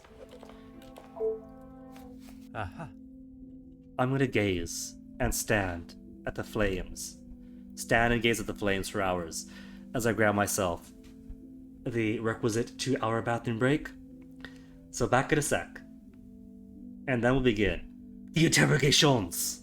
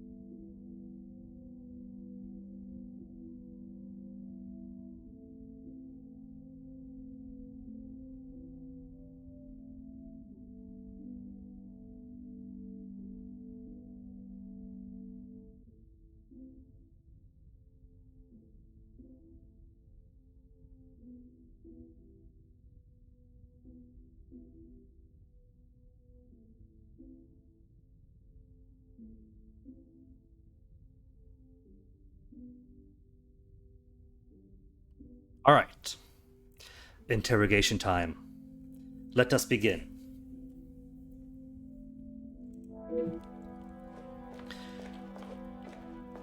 I think we will simply start from left to right and go down in sequence. Plus, Zach is nice. We could start by sitting on the couch together, holding hands as we talk. He seems pleasant. I'm afraid our conversation is of a more formal nature this time. Or not. So the Major was murdered? The Major got minored. It appears so. You can't think that I did it, though. I'm just gonna talk to everyone. I will be questioning everyone over the course of the evening, and your cooperation will certainly speed up that process. Besides speaking with me, tell me about your movements before dinner. He was here the whole time, getting soused. And before that, he was in the hall, waiting for a drink. And before that, he was getting soused. I was here in the salon, minding my own business, enjoying my own company. Minding your business from whom? Comtesse, what's her name, and my brother. Apart from wanting to congratulate him for a great right hook, there was nothing I had to say to him. There does appear to be conflict between the brothers. I don't see why, though. They both sound like great people. And while Zach is a drunkard, I don't think he's bad people. So if Zach dislikes his brother, that means Gideon has some skeletons. Comtesse de Vos? And they will both confirm you were here? I mean, we can. We saw him here all night. If she had taken a moment to notice anything besides herself, she will tell you I was here the whole time. He doesn't like the Contessa? She's nice, though. I For an think that is all aristocrat, for I now. like her. Merci for your time. Hugo? Bonsoir, Monsieur Beckers. Merci for speaking with me. Monsieur Poirot, or should it be Detective Poirot now? Detective Poirot is perfect. Merci. I would like to begin with a few questions. Go right ahead, Detective Poirot. Where were you prior to dinner? I took great pleasure in seeing the Major's ego as well as his face take a bruising.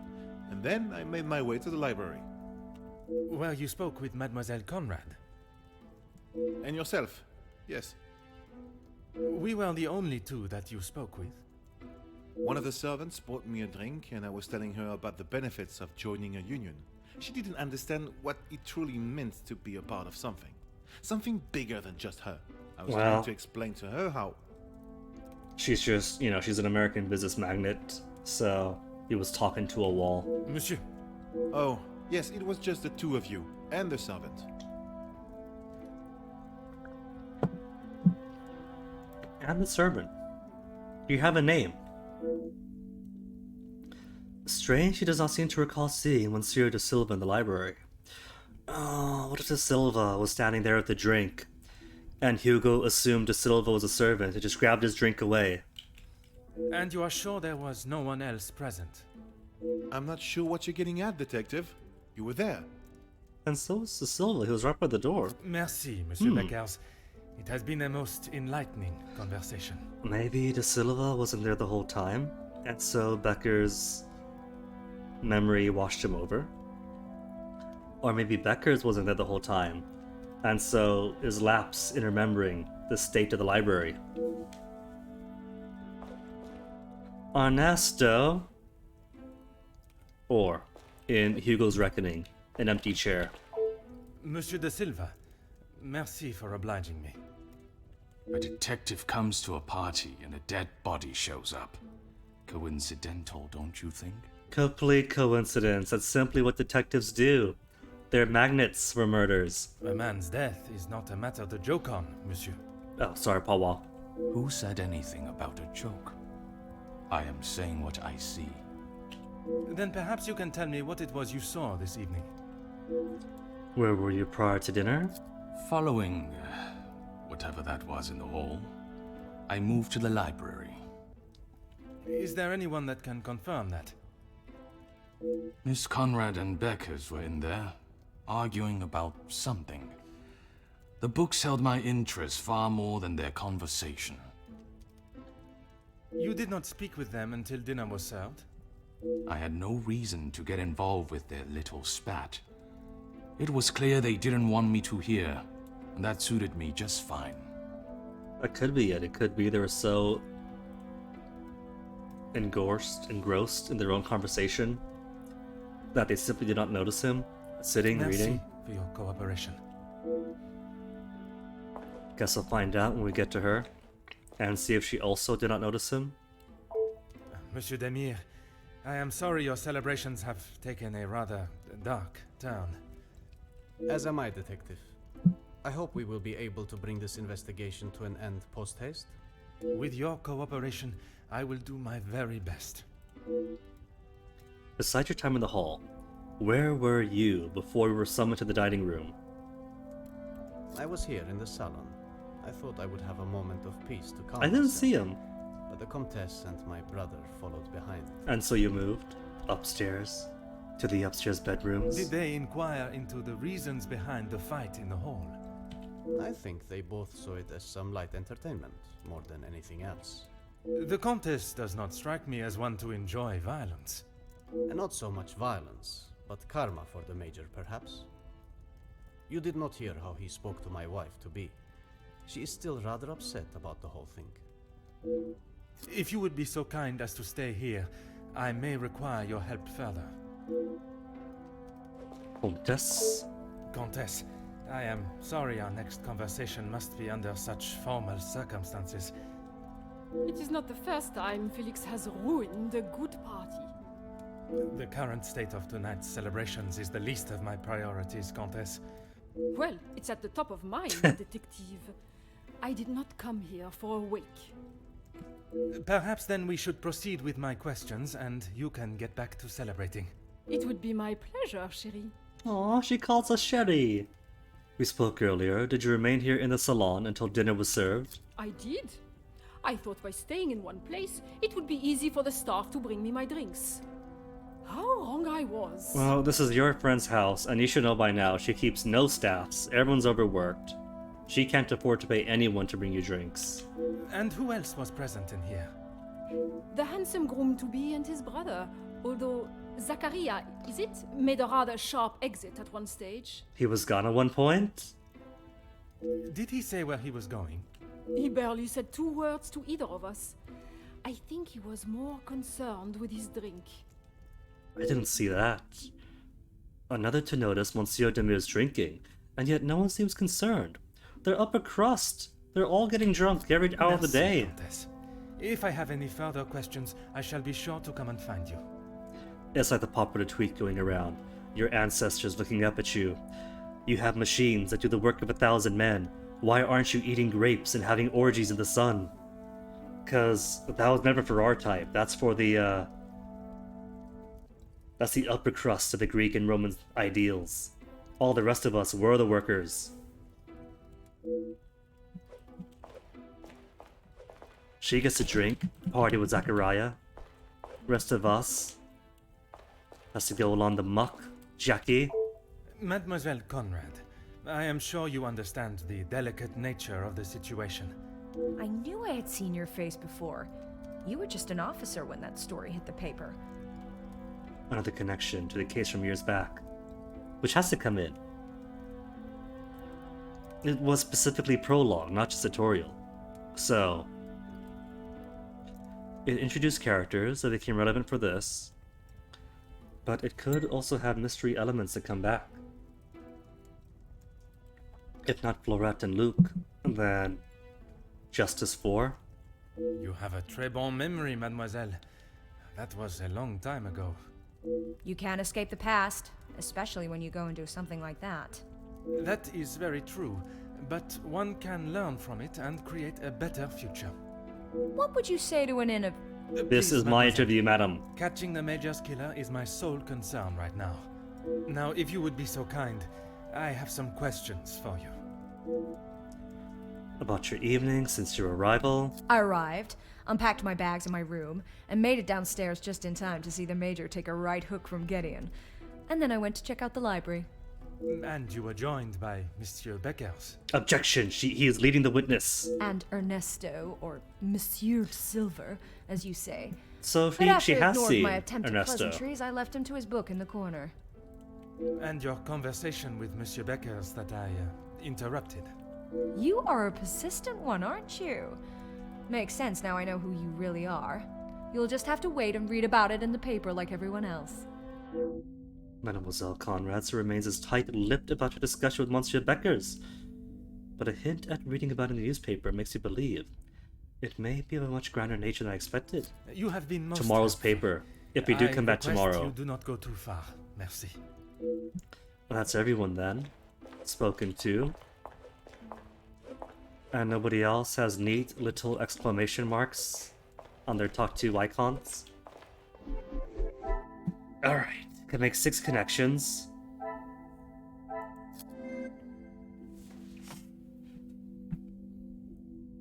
From the bottom, Ernesto. He overheard an argument between Hugo and Jackie, but did not hear what was said. Can that be verified? In the library, Ernesto was lurking in the library, so that's true. I cannot see the logic in this. You cannot see the logic in Ernesto in the library and Ernesto in the library. Can this be verified? Magnifique. There, he heard their conversation. They confirmed each other's appearance in the library, so they were there at some point. Confirmed each other's alibis. And I'm sure he did the same with Hugo, right? Spoke with Jackie, spoke with Hugo. What a revelation. Jackie and Hugo confirmed each other's appearance at the library. Archie, where were you? Nobody's seen you. What if it was a butler? The butler has witnessed the abuses, and he did know that the Major was in the study. He sent him up. And he does have tidying room skills. Gideon present, saw Margot. Some would say a lucky guess. I would say a moment of genius. Didn't I say that the bad guys are always the coolest? So, you want to make the bad guy your countryman of your people or something like that to make him close to you. Something similar to you. You can look up to and say, that's me, that's my people. That's my cool person. Margot and Gideon confirm each other's appearance in the salon. Jackie's confirmed, Gideon. Angeline still upset about the altercation. Maybe Angeline did it. Went upstairs in a huff to talk to the Major. The Major smoking his cigars because he just sees Angeline as either a prize to trade up when he's done with the madam, or whatever else. And so she stabs him because of his behavior towards the household and herself, his behavior towards her husband to be. Saw Gideon and Margot pieces of the puzzle are finally coming together. They confirm each other's appearance in the salon. Express disdain for Margot. Zachariah in the salon. Zachariah went missing. I don't think anybody else saw his absence though. Would that cast doubt to this, or... Order and method. No? That... What else could link? Altercation... Gideon present, Zachariah missing. Come, my little grey cells.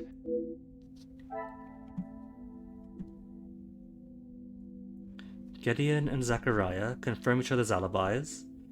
Saw Margot.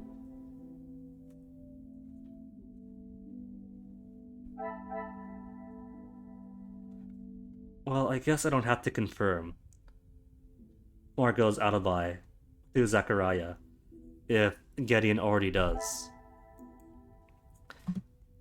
So it could be Zachariah has a flimsiest.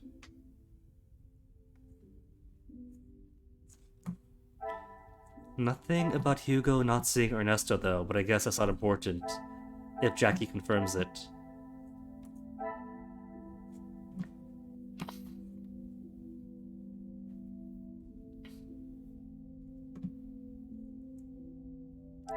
Argument? With that link? I must act on thought. Ernesto and Jackie confirm each other's alibis. Jackie and Hugo confirm. Ergo, everyone in library is okay. Yeah? This will not No. get me any closer.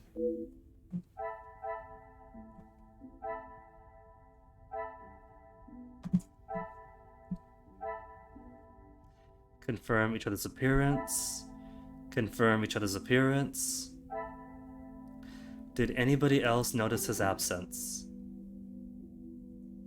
I don't think so, huh? They confirm each other's appearance, but don't confirm an absence, so nobody else saw? I must take a different approach.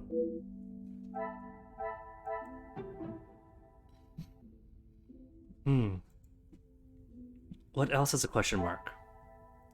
Angelina's upset. Can they be verified? They're verified. Was in the salon. You have the disdain for Margot. Or your bro.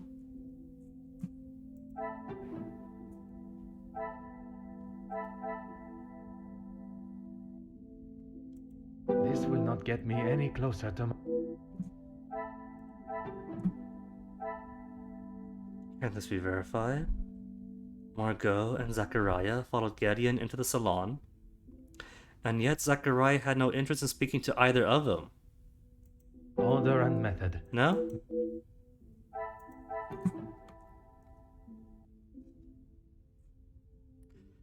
If it does cut to anything, maybe not yet then.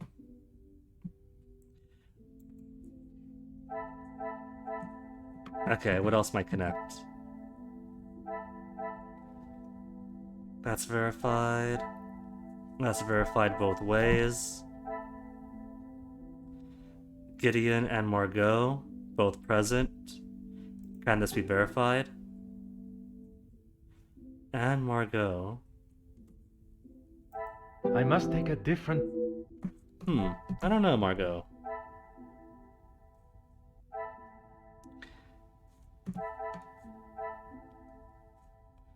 Lurking in the library. Spoke with Jackie and yourself. Magnifique. Okay. Hugo failed to mention seeing Ernesto in the library. Yeah, I was worried about that being missing. But I guess that's just that then. Talk to Hugo about that. So, is it a similar trick for this bit then? To see who to talk to about Zachariah being missing? Spoke with Jackie and myself, Ernesto lurking. So, what will this go to, if anything? Angeline being upset? I No. must act on thought. Who else could confirm? Uri Zachariah went missing. Anyone else notice his absence? Gideon, who was present? Can we ask Gideon? Come, my little grey cells. Gideon notices seeing him at one point, but did he ever see him leave? What There a you revelation! go. Margot claims Zachariah stepped out of the room, but Gideon did not mention it. Was his missing time accounted for? Talk to Zachariah?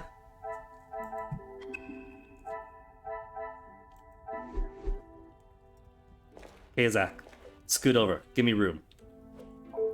I'm an open book, Poirot. Well, then let's get between those covers. Your version of the I events. told you already. I was here in the salon. And you did not leave even once. Well, I had to use the bathroom. I didn't realize I had to update you every time nature called. You may keep your calls of nature to yourself. Where is a bathroom in this house? And then you returned to the salon. We've been in so many rooms and floors, but haven't seen any bathroom. If you don't believe me, ask Archibald. He saw me on his way up to the study. On Archie's way up to the study, Zach? I think that is all for now. Merci for your time.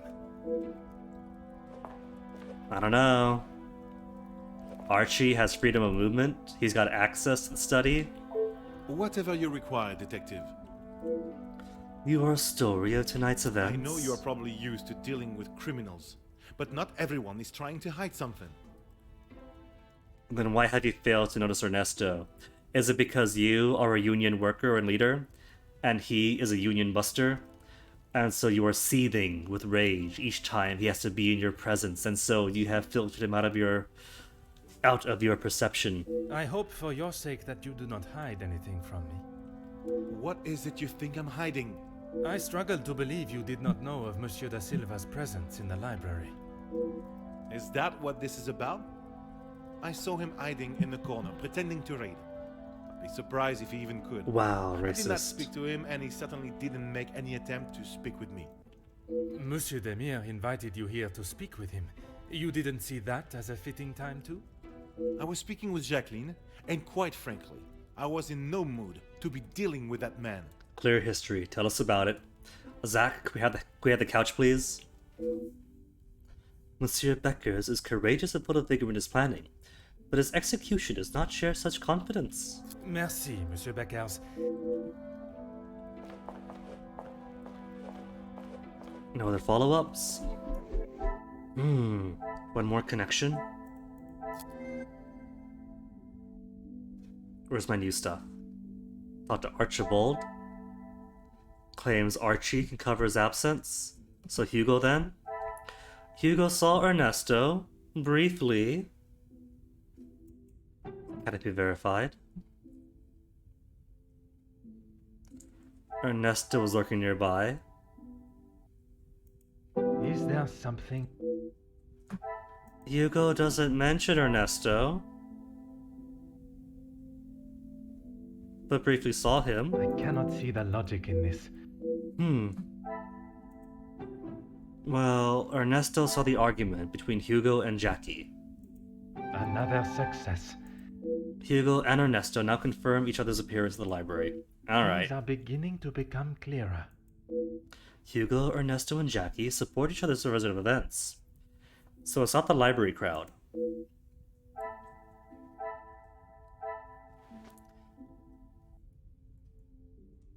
Well, we're not gonna put lines to it all.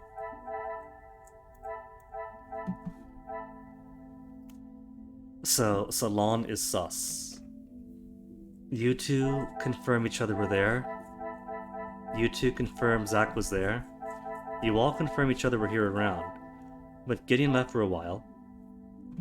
Zachariah left for a second. Angeline is nowhere to be found. Archibald is freedom of movement. And no other servant is being considered.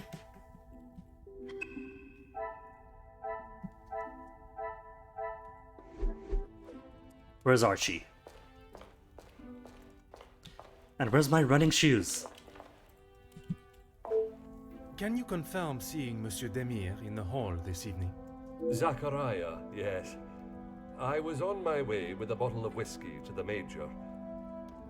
He shouted a rather ignorable greeting to me and asked for directions to the bathroom. So you brought whiskey up to the Major, but I don't recall seeing whiskey up there. I presume you showed him the way? Aye, detective. I showed him to the hall bathroom. I didn't think it was wise to attempt the stairs, not in that state. So there are multiple bathrooms on multiple floors? Why have I not seen this? This is precious evidence that is not accounted for.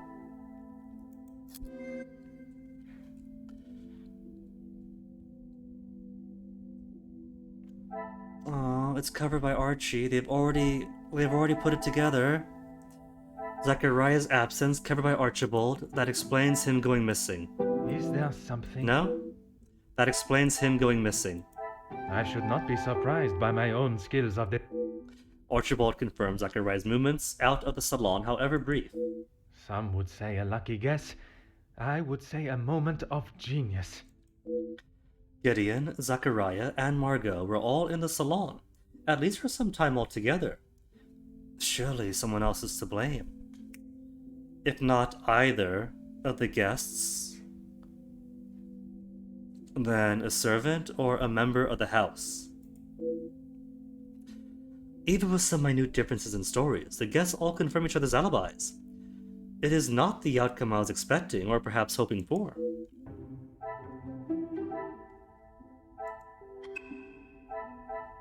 And no connections yet for the murder or the blackmail. Come, my little grey cells. A new mind map. Since the last one was rubbish. That did not yield the results I desired. Perhaps a more direct approach, considering their potential motives, reveal more. But will that matter though, if all their alibis check out? So talk to them again, right? Continue interrogations and determine likely motives. Alright, back to the top. Zach, you mentioned the war, right? I'm an open book, Poirot. Did you speak with the Major this evening? Why would I? I've got nothing to say to him, except maybe to keep his hands off what is ours. What is yours that he could want?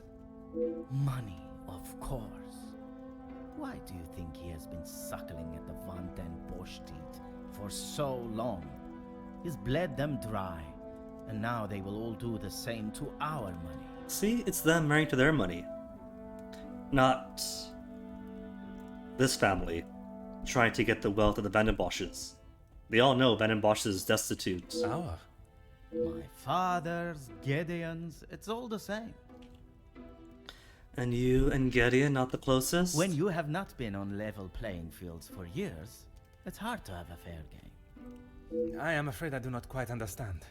If we're playing golf, he has a full set of clubs and a caddy in the form of my father, and I have the old split putter. Make sense now?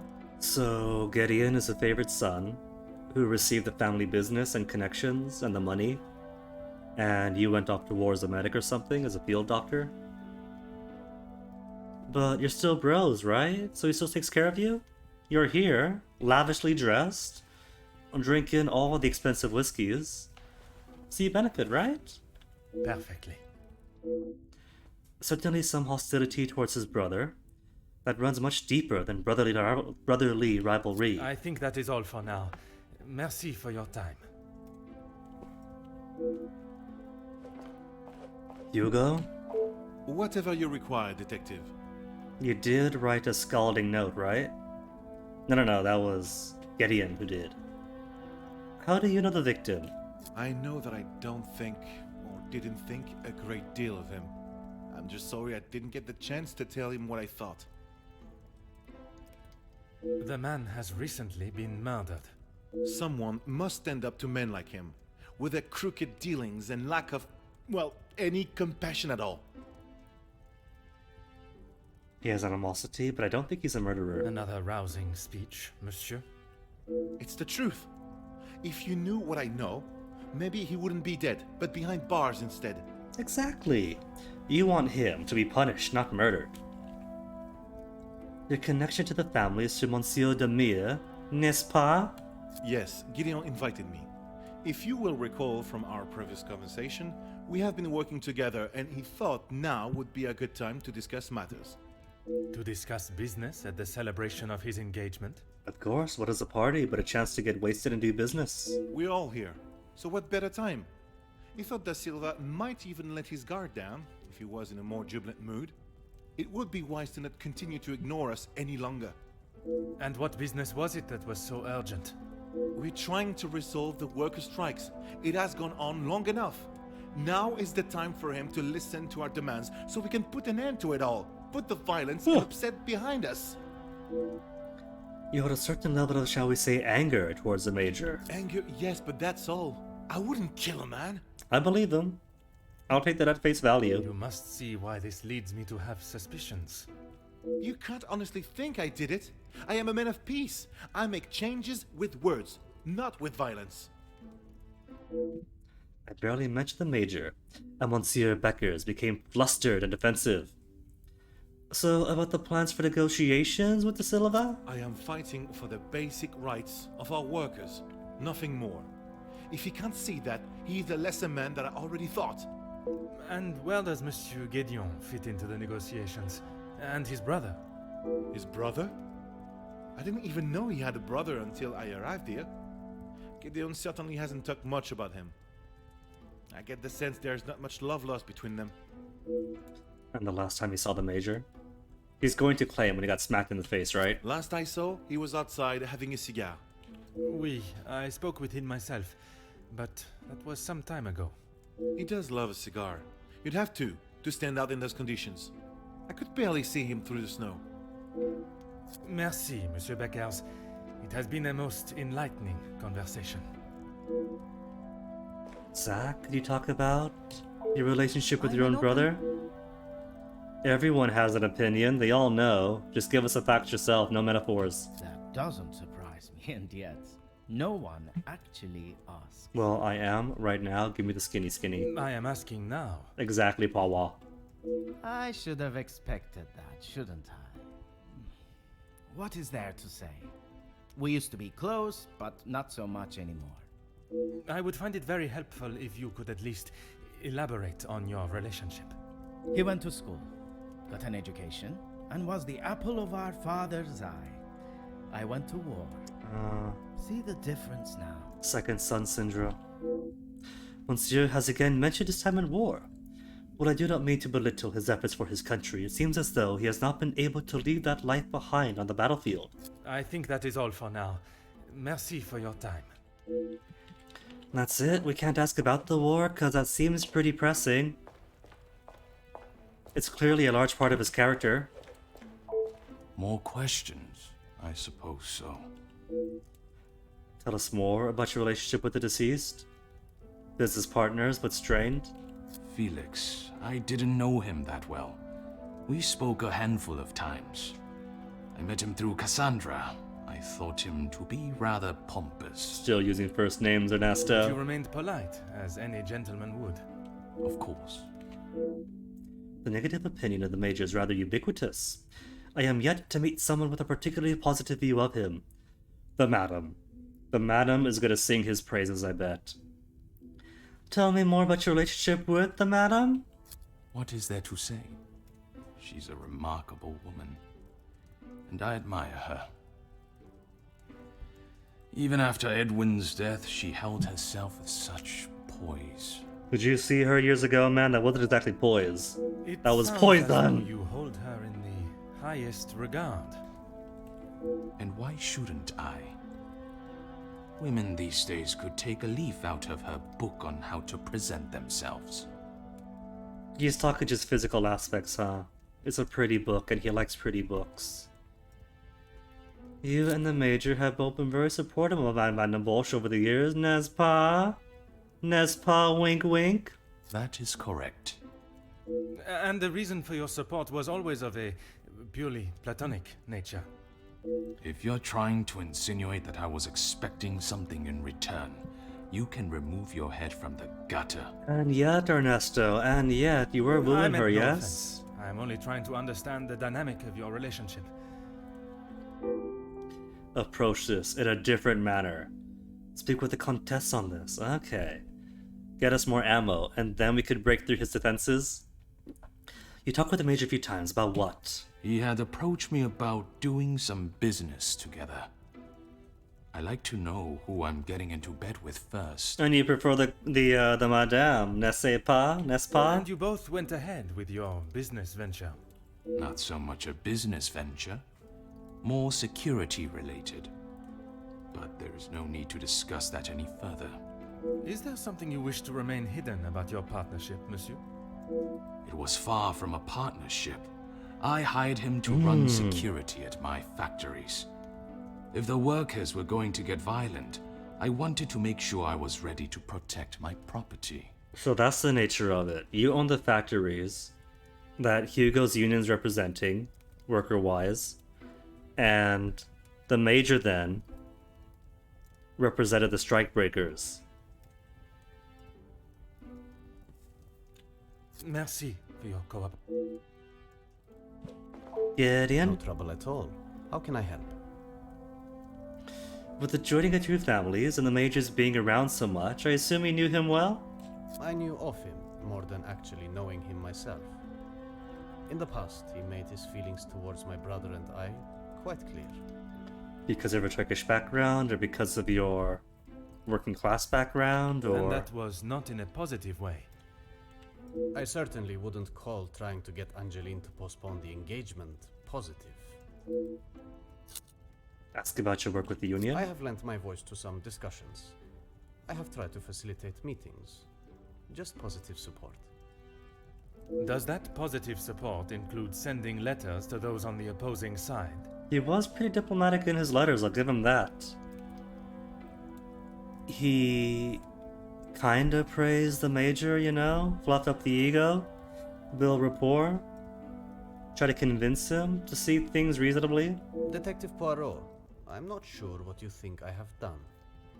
Monsieur, a letter has been found threatening the Major of what might happen if he does not act promptly, and now he has wound up dead. It's a strike. If he does not act promptly, they'll strike, not murder. You think my sending him a letter, warning him not to get involved, means I murdered him? At this time, it is certainly reason for me to be suspicious. I have been funding the strikes, Detective. These men deserve fair treatment, and a wage that fits the hard work they undertake every single day. True. The Major didn't see that. All he cared about was the money for his services, and that is all I care to discuss. So because the Major provides security and strike breakers, you wanted to appeal to his better nature. Oh, the Major has no better nature. Monsieur's letter was at least written with noble intentions, but still hesitant to talk more on the Major's association. Tell us that about your brother instead. What do you mean? I do not mean to pry, only I imagine the whole room was aware of his celebrating with a bottle. You must be mistaken. Neither my brother nor I drink. Gideon, you don't have to protect the little bro here. He's an adult. I get you take different routes, but he's been rather fluid with the Raku. I do not know how he could not have noticed the state his brother is in. Perhaps one does not see, but one does not want to believe. How's your relationship with him then? We aren't the closest, but what brothers are? Sadly. I would argue that many are. We've lived very different lives. Our priorities are different. He does not see things the way I do. There isn't much more to say. Clearly more to uncover here. Return to the matter when I have the fuel that is required to get the answers. Contessa? If you would be so... Contessa? I am all yours, detective. Did you ever speak to the Major about how he treated Madame van den Bosch? Why would I actively choose to speak to that wretched man? So you penned it instead. You were quite adamant of your protection of Madame. If he was as awful as you portrayed him to be, there must have been some words spoken, or perhaps written? He was quite aware of how I felt towards him, and the lengths he has gone to remain close to the family. That is all that needs to be said. I must admit, I would not want to be on the receiving end of your tongue's wrath, You Countess. wouldn't, Poirot? You really wouldn't? Wise thinking, detective. I'm sure you've noticed Madame van der Bosch's absence. What Madame van der Bosch's and son and Monsieur de Silva's relationship. Too many mamas. What of it? Do you believe there was something more to their friendship? And if you disapprove of the Major, do you approve of de Silva? As I have said, detective, I am not one to gossip.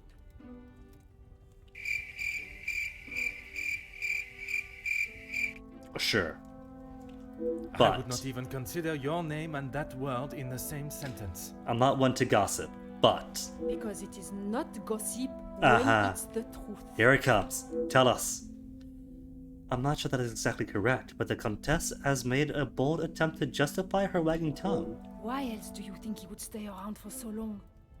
Yes, he was a friend and partner to the Viscount, but it is plain to see it is Cassandra's partnership he longs for. And? Do you approve? Are you supportive? Do you think it's gonna happen? You have explained that the Major was trying to remain close to the family, but not why. Because he's a leech. There's a grieving widow who has financial hardship, so you swoop in, give her some early support, and now that she's in better position financially and in a much nicer house, this is your place and your family, and now you are dead. He was a disgusting leech that was Exactly, a driven leech. only by money and power, like most men. She keeps rising in my estimation. I can assure you not all men are concerned with such egotistical wealth. That may be, but they are few and far between. I believe you are a special case, Detective Poirot. Ooh, Poirot, you're gonna get the tongue wagging after all. It is not the first time I have been described in such a way. Embrace the compliment, Detective. You have set yourself apart from the horrid crétins that seem to somehow make their way into positions of authority and power. And that is what the Major was doing? Using Madame van den Bosch as his ladder to the top? I don't know if he was climbing a ladder. He only made Major, don't forget. Only made Major, and still wearing that accolade, despite being a civvy now. I think he's lazy. He found a good position and wants to maintain it. You are finally seeing the man he was. A weak and self-indulgent social climber. The Comtesse has suddenly opened my eyes to the Major's true ambitions with the Van den Bosch family. I wonder if Madame herself is aware of his greed and hunger for social recognition. And what of the Madame's absence this evening? I imagine she would have shed a tear for him, but she should not waste any more. You don't think she would? Or you don't want her to? I have made it quite clear what I think of that man, alive or dead. I would not want her to waste anything further on him. No, who has a sharper tongue? Madame Van den Bosch or the Comtesse? The Comtesse, definitely. Van den Bosch is just vinegar. Whereas the Comtesse is a razor-sharp knife made of sugar. It is certainly a close race for first place. Merci, Comtesse. If I have any further questions, I shall be sure to come and find you. Jackie? You came to the right place. What do you need? What do you know of the victim? I know that he was not the good and honest man he liked to think he was. Naturally, nobody liked him. They all thought that In too. what sense? If you spoke to him for longer than 5 minutes, you'd know. I've met people in dark alleys I trust before him. And on the occasions when you did speak with him, what was discussed? Can we give Archie whatever microphone she's using? I'm sorry, Poirot. If you're looking for a deep-seated secret between me and him, you're going to be disappointed. Mademoiselle Conrad is wise to the nature of this question. She knows exactly what and what not to say. This nut may be harder to crack than first expected. As you were previously speaking with him, I assume you know Monsieur Beckers as well, then? That man has got some real anger issues. I get why he's frustrated. He's trying his best for the workers, but holding on to rage like that, something's gonna burst. A man suppressing his anger, and a murdered body. The most amateur detective could see a connection. But if he's not very good at hiding anything, then he'd be rubbish at hiding a murder too. I don't think it was Hugo.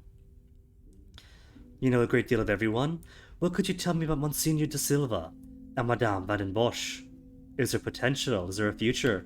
If you think you can use me as some sort of gossip machine, you are sorely mistaken.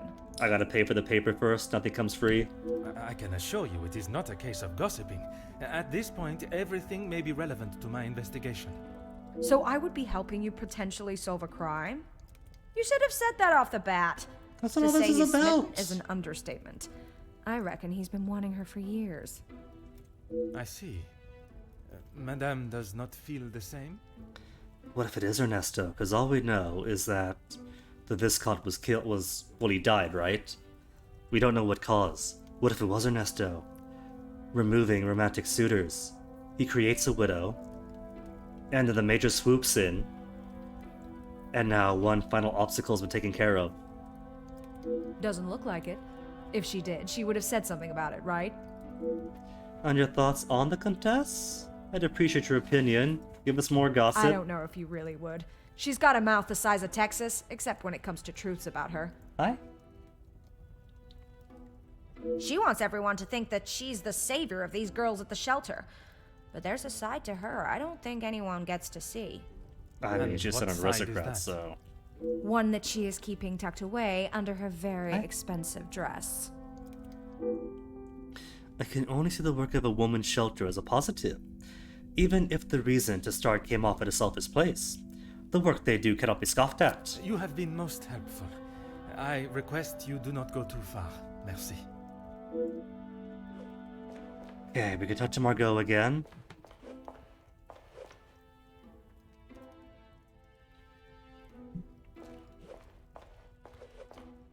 And Zach has something new to say? I'm an open book, Poirot. Do you know? What do you know about your brother's work with the Union? If you want to know about Gideon's part in the Union, why don't you ask him? Because he's not in the room. Let's talk what he is in the room. What's your opinion? So, you are aware of his support for them? Yes, well, he... Oui, monsieur? It'd be best to just ask him. Why is he so flustered? Is he pro-Union or anti? Why is it such a hard question? Either does not know much of what his brother does, or is protecting him rather coyly.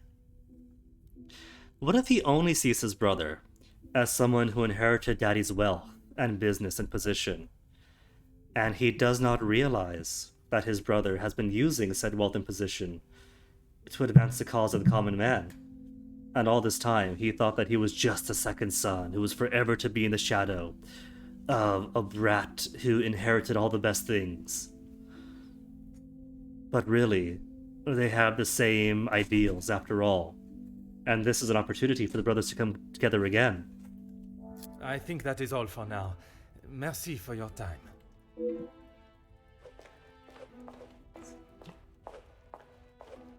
Gideon, Contessa, Margot first.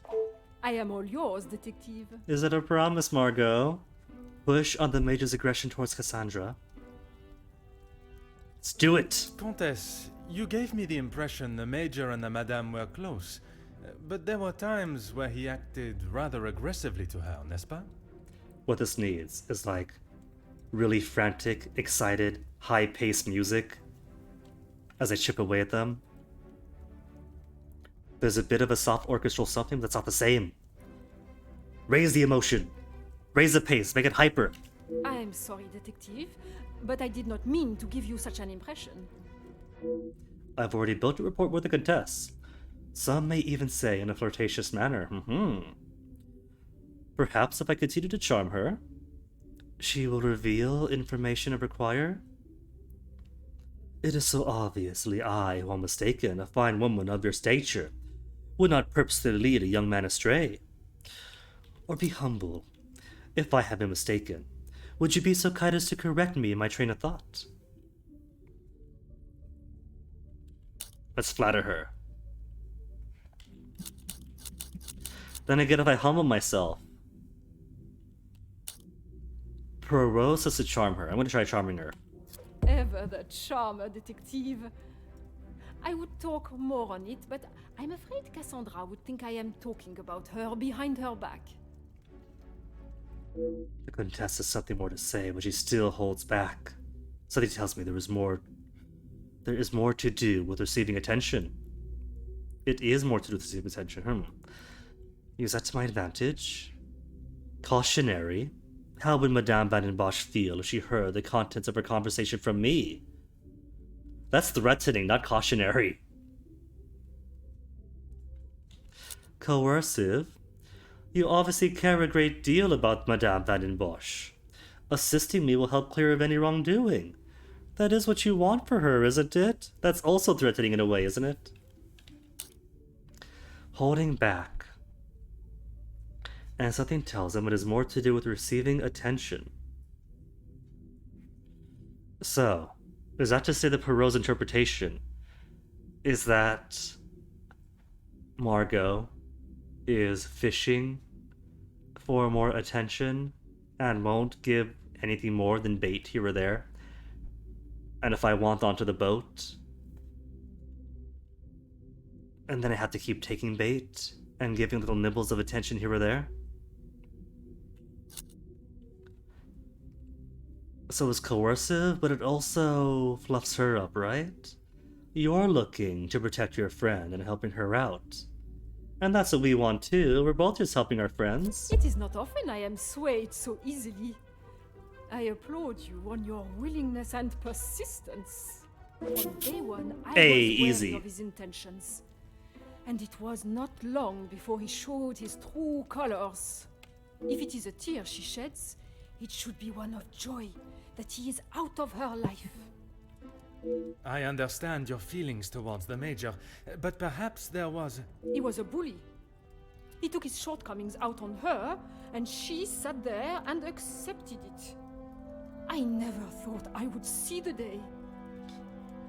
And so, the madam, in her own weakness, takes it out on the servants in turn. Perhaps now Truly, she she deserved the Major. He truly was.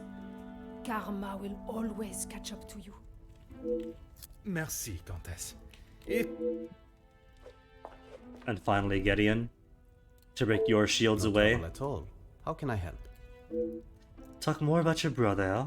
I believe there are more important matters at hand. More important than your brother. Relationship or... The murderer is in his house, and by holding back information that may help my investigation, you only make me suspicious of your involvement. Monsieur Demir, if you continue to withhold information, I can only assume you are hiding something, and must treat you as a prime suspect in the Major's murder. Pulling out the big guns, Perrault. I have nothing to hide. If you must know, we have not been on the best terms for years now. As I said, we are different people. He does not see the importance of planning for the future, and as much as my parents tried, they could not make him see that. I suppose that is why he sees me as their favorite. He still believes that now? I assume so. We barely talk anymore. I was hoping we would be able to sit down and talk and leave the past behind. This evening has not panned out that way. If you would be so kind as to stay here. Well, that's all that then. Everyone has been interrogated. Twice over at least. Archie, anything from you? Archie's got nothing? Then time to ponder the fire and put these thoughts together. Hold up, window.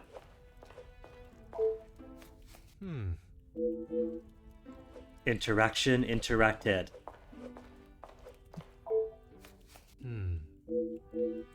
Okay, gaze into the flames. We got 4 connections. For motive. None for murder, none for that. So what have we got? Zachariah resents Gideon, who in turn feels detached from Zachariah. What a revelation! The brothers are suspicious, individually, but cannot see them working together. Unlikely to cooperate. Gideon and Zachariah quarrel, they're very different people. Major did not approve of the marriage to Gideon. Gideon did write the letter.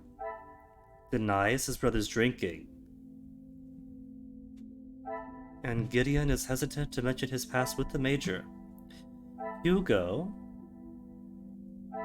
claims to have calmed down,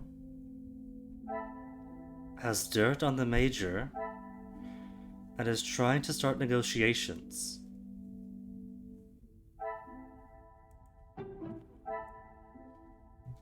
Is that the connection to the Major he's hiding? I No? must act Ernesto is fond of Cassandra. Denies loving Cassandra, but he is fond of This her. will not get me any. Has business connection to the family, is involved in the workers' strikes. Major working as security for the factories during the strikes. Margot, Cassandra is more than a friend to Ernesto. Do others know of Ernesto's love? Ernesto denies it. Jackie knows of Ernesto and Cassandra's friendship. Jackie is fairly sure Ernesto's feelings are one of friendship, so other people don't know then. If the muckraker doesn't know, and who better would know than nobody else does? Things are beginning to become clearer. Perhaps Ernesto had hidden his secret love well. We can use this to our advantage. The Major leached onto Cassandra. Issues between the Major and Cassandra is that he's a leech. I cannot see the logic in this. Major is abusive, confirmed.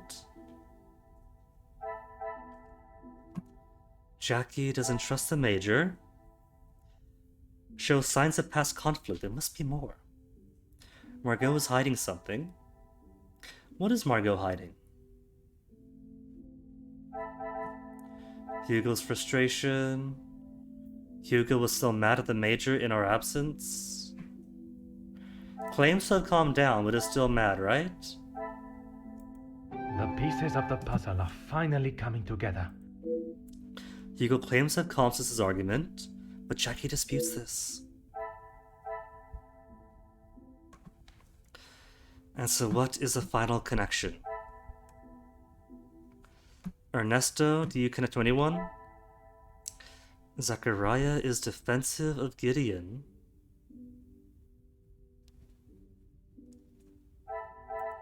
The brothers protect each other despite their animosity. You protect Gideon. And Gideon denies your drinking. I must take a different approach if. Why does this surprise me? Because he resents his brother. And if he resents him, why protect him? Magnifique. He claims not to be close to his brother, but still seeks to withhold information about him. Conflicting attitudes. And the only thing you to do is to talk to Ernesto.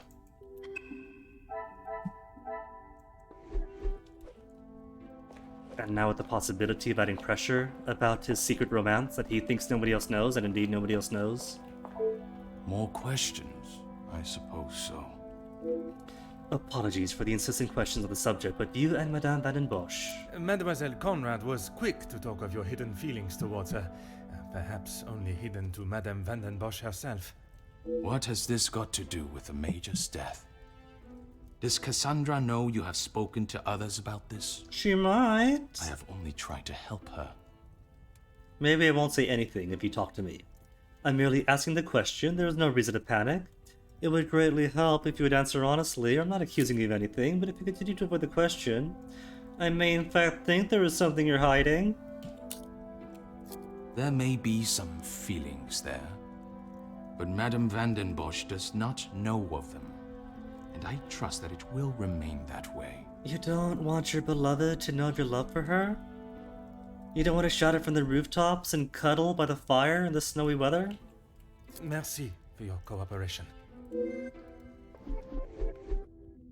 I have my own opinion on the Major. One that is wiser kept to myself.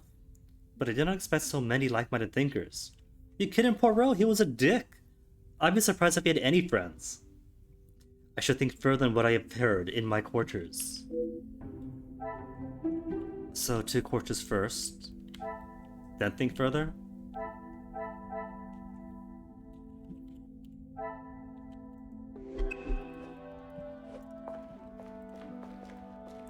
There was a talk to Archie.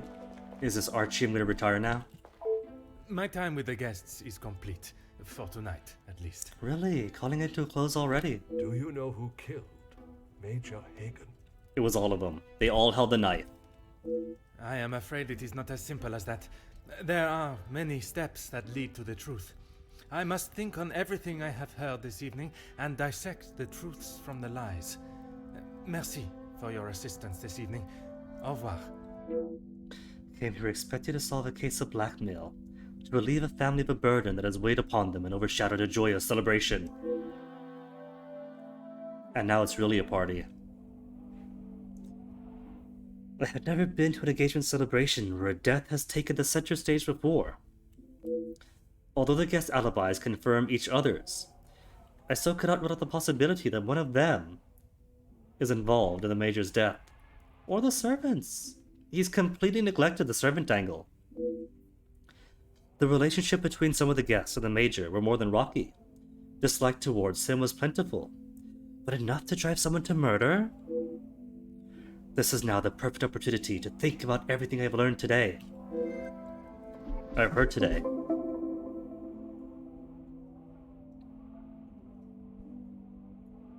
I have all the information I need. I must now compile it together and find the most probable suspect. Okay, let's see. Hugo has dirt. Jackie wants information from Hugo. I should not be surprised by my own skills of... When I first overheard the conversation, it seemed Hugo was trying to get Jackie to listen.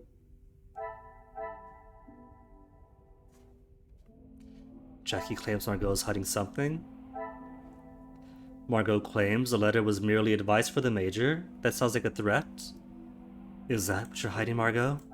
Another success. The letter she sent, protecting Cassandra, was a threatening nature indeed, and Jackie seems unable to determine her secret. A protective motive? Margot and Cassandra, longtime friends. Hugo, Ernesto, Jackie confirm alibis. Gideon, Zachariah, Margot confirm alibis.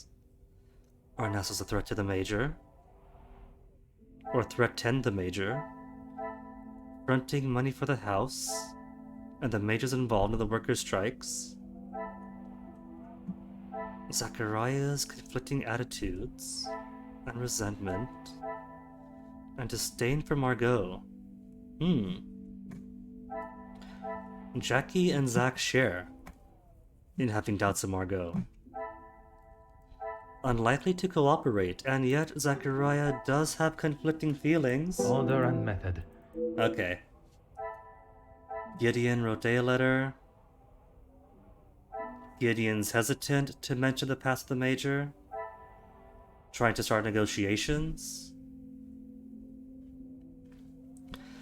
Invited by Gideon, and trying to start negotiations between the strikebreaker and the union leader. Come, my little grey cells. I think his little grey cells should have the money for that one.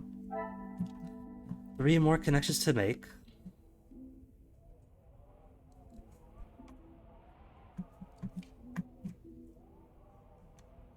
There's nothing else, right? Just this cluster. Whoops. Bash the mouse. Where was I?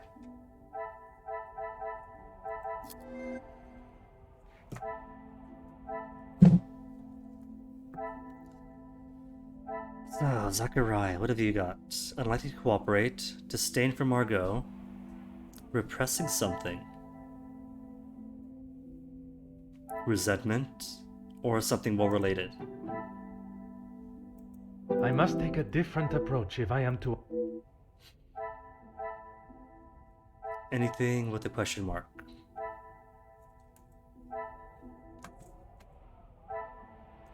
But nah, these are all just facts. No, there's a question.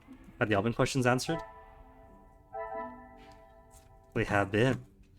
Okay, so what else is interrogative? How deep does Ernesto's love go?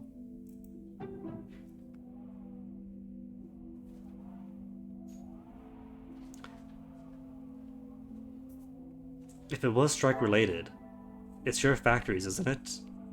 And if not, you do represent the business angle, so would you really murder for the unions? Or Cassandra? I don't think Cassandra cared about the petty people. Unless you want to endear yourself with her son-in-law, to endear yourself with her. Is there something? A love so deep that he's been financing the madam basically by himself. Come, No? little Grace. A love so deep that he would threaten the major. Some would say a lucky guess. I would say a moment of genius. Blinded by both love and greed, he may have struck down his opposition. So what motives might you three have then? Protective nature. I don't think the newspapers would want to murder to make a story. Dirt on the major, and lied about his temper. Maybe? I cannot see the logic. Jackie pushing for dirt on the major?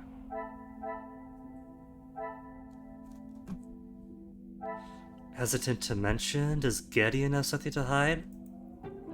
Hiding the negotiations? Order and method. Hiding what he has written in the letter, his connections to the same. Things are beginning to become clearer. History with the major, combined with the threats to his well-being, show intent.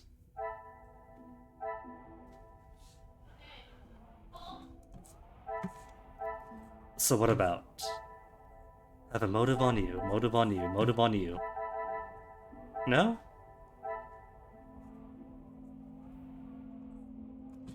Could Zach possibly have one?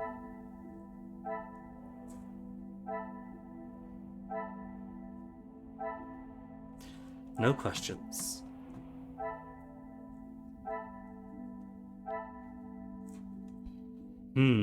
What remains then? Jackie knows a lot about the guests. What she hiding is this. Hugo, Ernesto, and Jackie support each other version of events. Someone else must be responsible. Gideon, Zachariah, and Margot, all in the salon. Someone else is to blame. And so connect these two to say it couldn't possibly be any of the guests if they're all accounted for? Magnifique. All the guests have at least one other guest to confirm their alibis. Therefore, not a guest pro quo. There's no more connections, and he is still refusing to consider the servants or a member of the house, such as the madam herself or the daughter.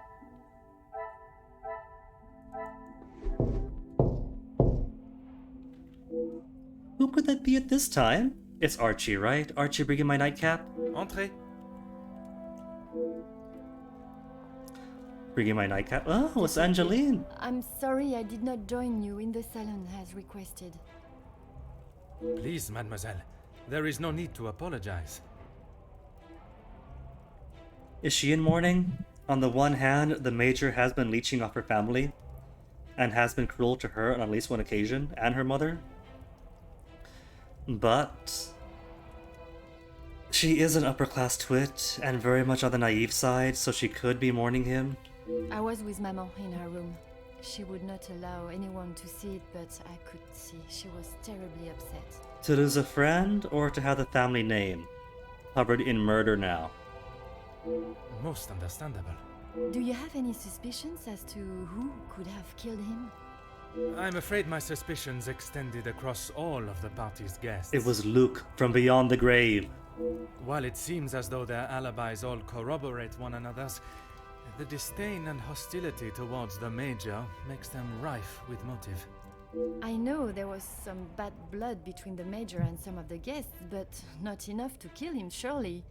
She may seem tough on the exterior, but she's really quite kind when you get to know her. Who's her here? We're talking about the major. The Countess? She is a formidable force I would not want to come up against. Don't be silly, detective. She wouldn't hurt a soul. Jacqueline, I mean. Mademoiselle Conrad, she was in fact the least suspicious. Until now. I assume that's who you were talking about, Detective, after what happened between them. What happened between them? This is news to me. Tell us, Angeline. That is a story I have yet to hear. She must have told you about the piece she was writing on us, about Gideon's work and our marriage. Jacqueline's connection to the family and her being here was the least touched upon. Somehow, that was the only thing she did not mention. That's strange. I thought that is what she would have started the conversation with. Well, she had come to the house to interview me, and when I entered the library, she was there with Felix amid a rather heated conversation. She never mentioned this. Do you know what this conversation regarded? I'm afraid not, but Felix was quite enraged. He picked up an envelope from the table and stormed out, slamming the door behind him. And Mademoiselle Conrad? She was equally heated in the moment. She had a few choice words for him that I wouldn't care to repeat. And how is Madame now? Better, thank you, Detective. She's resting in her room. It is the best place for her. And you, Mademoiselle? I'm not quite sure. It is a rather surreal feeling. I did not think I would miss him like I do. Major was a dick, but I get it. It's a feeling I do understand now. Alright, you could have those feelings. He has been a close friend to your maman for many years. And to me, Detective. We had grown close. After Father's passing, he was always there for me. And now, he's gone as well. You must try and not think on it like that. It is easier said than done, Detective. I have no doubt, but you can be assured the culprit will not remain at large for long. You have my word. And if you were in my position, mademoiselle, who would be at the top of your suspect list? What if it was Angeline, and her coming here on this night is to learn what I have learned? If I had gotten close to figuring her out as a murderer and thus must be silenced? And if not, if she could twist my thinking to somebody else? I'm sorry, but I just can't imagine any of Playing them innocent, being Angeline? such Playing innocent. innocent? Highly suspicious. It can often be hard to look past one's personal feelings for someone and see their flaws. It's not that, Detective. It's just they have known each other for years. Why would any of them act now? I was under the impression that They're Major boozed up, had it's a merely party? business relationship with some of the guests. That's true. But those invited know each other. Some of them for years. They may not seem like it, but some are even friends. I should return to my room now, Detective. It has been a trying day for us all. Oui, mademoiselle. I am afraid tomorrow may bear a resemblance, but I will not stop until I have found his killer. I am certainly glad you are here, Detective. When and where a detective is required, that is where I shall be. Bonne nuit, mademoiselle. You say that, Poirot, but how many murders do you prevent?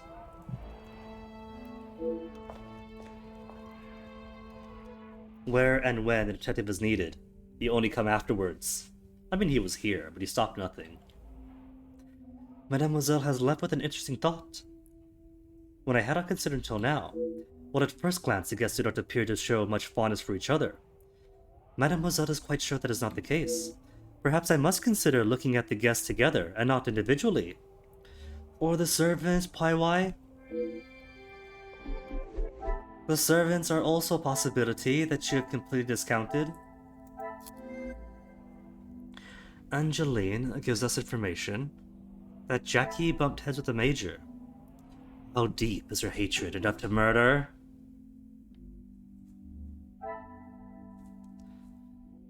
Guests have known each other for years.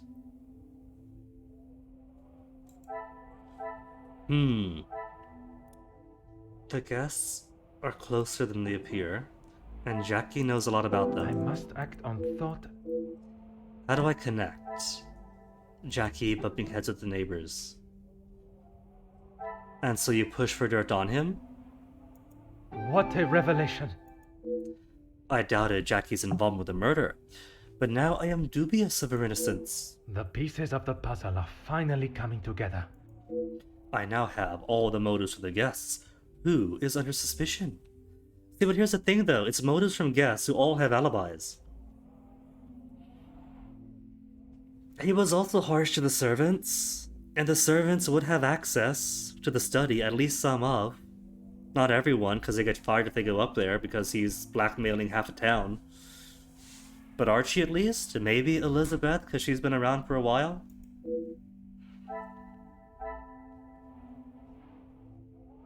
Doubted Jackie's involvement with the murder, but now I am dubious of her innocence. All motives confirmed, and all alibis confirmed, right? Who is under suspicion? Well, heck, all the guests have someone to confirm their alibi. I should not be surprised by my own skills of deduction. I do not know who I can trust or whose stories I can believe. Are the guests innocent? All the guests are suspicious. Or all the guests are innocent. All the guests are suspicious and have known each other for years.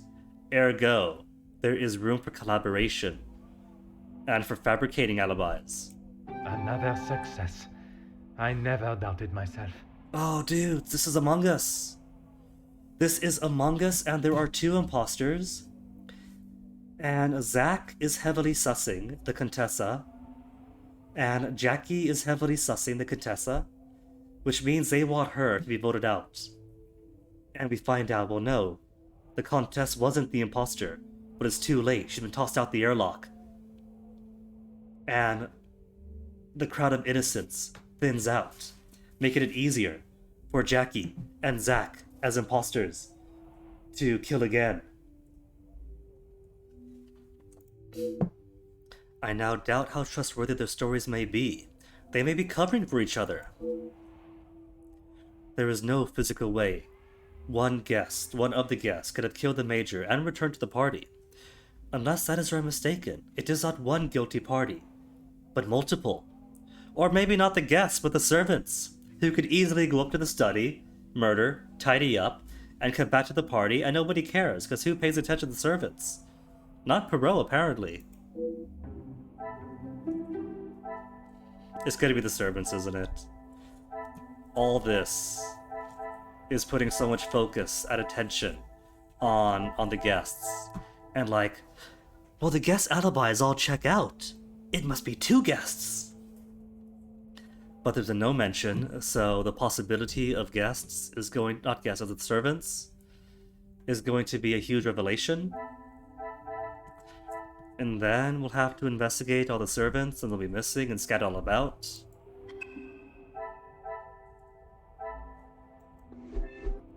How could I have not considered that the Major's death was only part of a ploy, created and executed by more than one of the guests or the servants?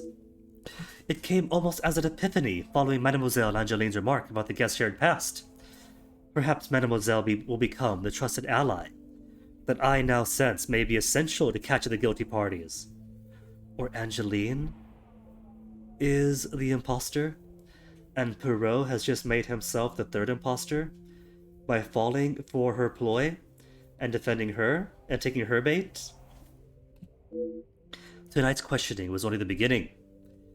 I will allow my suspects to sleep on their stories, and we'll see how they fare tomorrow. Perhaps one of those involved will have morals enough to show a glimmer of regret. Considering they may be working together, I cannot be sure who has told the truth, and who has attempted to sell me down the fleuve. Fleuve? Fleuve. River. Oh. Fleuve. River. Perhaps I should sleep on the matter. A good night's sleep will surely bring a new dawn of thinking. And what a better setting to do so than in the peaceful falling blanket of snow that surrounds us all, entrapping us in this murder house. Although it seems not everyone has the same idea. Who's this? I can't move. Cutscene then?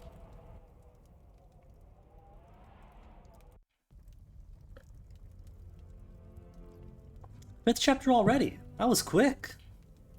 The secret. a restless sleep, combined with the image of the eerie figure in the snow, has only convoluted what my little gray cells must consider. I should not have expected this to be a simple case. I have been lied to by at least one of the guests. Their alibis all confirm each other's, but I know this not to be true.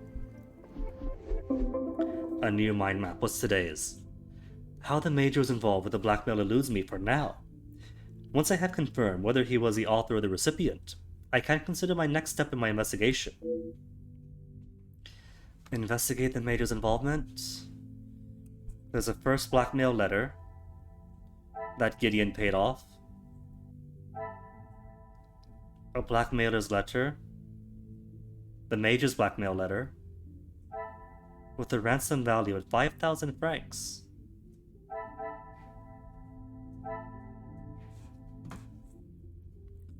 There was another letter, wasn't there? One confirming receipt. Where's the second blackmail letter? So I can compare handwriting across it all.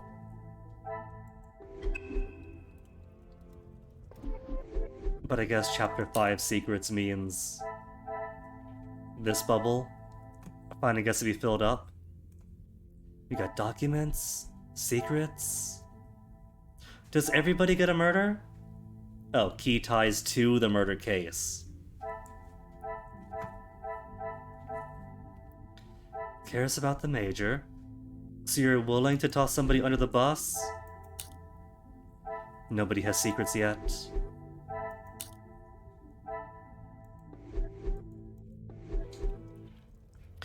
Alright, so what's on the menu for breakfast today? Nothing. So explore and talk. I can't go upstairs though. Am I expected to be out for breakfast? And so can't go anyplace else? Archie, hello? You are still prime suspects. You had access to the study at any point of the evening and nobody paid attention to you. And you could represent the motives and ambitions of the servants. Good morning, Detective. You slept well? I'm afraid I did not. I was hoping for at least a moment of pleasant slumber, but alas, it was not to be. Finding the Major's killer is the only thing that will put my mind at ease. In that case, Detective, what can I do to help?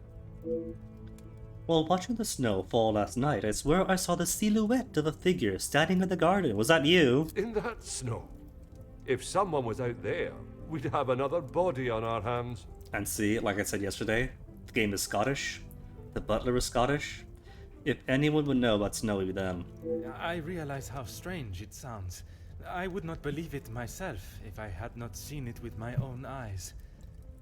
Staff have reported seeing things in the dark before, but it always just turns out to be shadows. It was likely just your mind playing tricks. I don't know. I think he's covering for something. But yes, we have not seen Mademoiselle Elizabeth last night. She has been noticeably missing. Even I commented on it. I'm afraid our Lizzie is not well. I think the events of yesterday were too much for her. We'll have to just make do without her this morning. If that is true, then she was missing and not doing well before the murder was discovered. Liz, were you venting? As Wordsworth once stated, rest and be thankful. Perhaps a chance of peace and relaxation will work wonders. Also like to speak with Madame van der Bosch about her at her earliest convenience. She is currently eating breakfast alone in the dining room. It's how she prefers it. But if you wish to speak with her now... And how is the rest of us to eat breakfast? In our rooms? In the salon? Don't tell me we're going to eat breakfast at the butler's pantry. Ugh. It is important I speak with her, but perhaps it is better to allow her to finish. I do not wish to upset her before I even ask my first question. I could perhaps investigate the garden for any evidence of the figure from last night. Oh, now you want the garden? Because earlier, it had the no entry sign on it. And would you permit me access to the house's telephone? I would, but I'm afraid I found this morning that the telephone lines aren't working. The snow continued through the night and must have damaged them. Convenient. And is the snow piled on the garden walls too high for us to escape? So we're all waddled up in here? Even if we could use the telephone, I don't think anyone would be able to reach us. In that case, it will be up to myself alone to solve the case. I'll Apparently let you so. know if anything changes. But until some of the snow clears, enough for the carriages to arrive, we are snowed in. Oh, does nobody got feet? How do they live in the winter before carriages? Although I am not able to call upon or leave the house to find help with the local authorities, it also means that none of the guests are able to leave. I have until the snow clears to find not only Mademoiselle Angeline's blackmailer, but also the Major's killer, and about the Major's body. Taken care of. Master Dramir and his brother, after sobering up, The helped cellar. to move him into the cellar. Best place for the time being. If it's so cold outside, just put him in the garden. He'll be perfectly preserved, better than formaldehyde. Très bien. I imagine there is no reason for anyone to go down there. Besides me, no one. Once this snow clears, we will be able to move him from the house. Your assistance has been most valuable as always. Alright, and then Angeline. Good morning, Detective. I hope you were comfortable last night. Bonjour, mademoiselle. The room was more than pleasant, merci. I'm afraid my mind was not in a state to enjoy it to its full potential, though. I can't imagine any of us slept soundly last night. Hopefully, guilt will be weighing heavily on someone's shoulders this morning. On more than one set. No. Everyone's gonna be upset for various reasons, and so that'll dilute his hope that slumped shoulders I'm sorry is a smoking if I was gun. not much help last night, Detective. On the contrary, your inside knowledge of the guests was of great help to my investigation. But there are many more questions that require answers.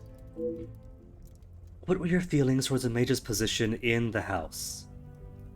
Perhaps he saw him as an uncle, but he was leeching. Your thoughts? His position? You mean about him living here? About him lording over here. Oui, even in a house this size, you must see a lot of each other. I enjoyed having him here. When I was away with Gideon, it was comforting to know Maman was not alone. Although his Naive. work with Mr. Da Silva has kept him away from the house of late. What can you tell me about their relationship, working or otherwise? There is not much to tell, only that there is no love lost between them. So Da Silva and the Major. It's not just a romantic rivalry impeding on their business relationship, but it's strictly business and no friendship. You know about their business? Beating up, striking workers? He was always quite private about his work. I know that he was helping Mr. Da Silva with some safety matters. I found a check addressed to the Major from Monsieur Da Silva. It noted security consulting. For 5,000 francs, right? Ah, that's right, security. With his military training, he helped Mr. Da Silva prepare for any trouble with the strikes. Although the Major's death has taken precedence, there has been a development in the blackmail case. A development? Oh, Detective, I knew I could count on you. It may not be the news you had wished for, though. Another letter has been found. Addressed to me? I don't know how much more I can take of this. No address, either to or from the Major. And see, if it is from the Major, right? Then that opens up motive entirely. It could be personal motive of any of the guests or servants. Or it could all go back to the blackmail. Pardonnez-moi, mademoiselle. Although it has been written in the same manner, using similar phraseology, it was not sent for your eyes, rather the Major's. Or from... Or at least that is how it seems. I'm sorry, Detective, I don't understand. It is addressed to him or not? I found it in the Major's study yesterday while conducting my preliminary search. Whether he is the author of the letter or the recipient, I am still yet to discover. Good. The Major had been behind the blackmail. Breaking your poor little naive heart because you thought of him as a charming uncle. Heavens no. He could not do that. And so he did. You did not hesitate for a moment. Why would he do such a thing? And then to send a letter to himself. It just doesn't make sense. Who said he sent it to himself? Merci for your time, mademoiselle. You are to a detective What an umbrella is to a traveler on a wet day. And if he did set it to himself, to give himself an alibi, he can't possibly be the blackmailer because he himself is a victim. Useful? Exactement. So where to now? Salon? I can't even go to the salon. What about breakfast? Where am I to have breakfast?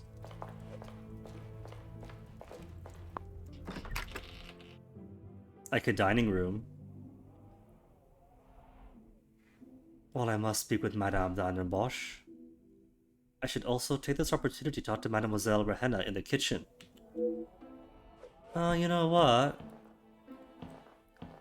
I've already been in the dining room for the cutscene of dinner.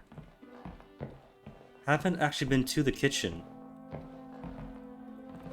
So we could tactfully leave the madam alone for now while she's due with her massive breakfast, all this for herself. And then come back later.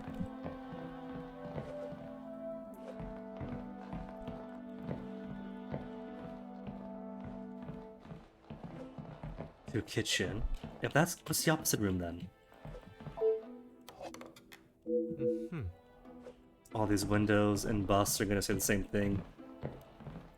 But I'll still touch them. Madame Vandenbosch's collection of arts extends further than just paintings. They also include windows. Oh. Beautiful white blankets, beautiful white blankets. Extends beyond paintings. No more blankets. No more blankets. So what's this room? Oh, the salon joins to the dining room. Okay.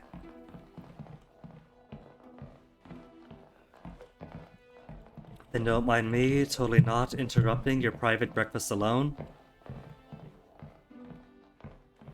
And we haven't spoken to Rehenna. Inga we saw, but not Rehenna.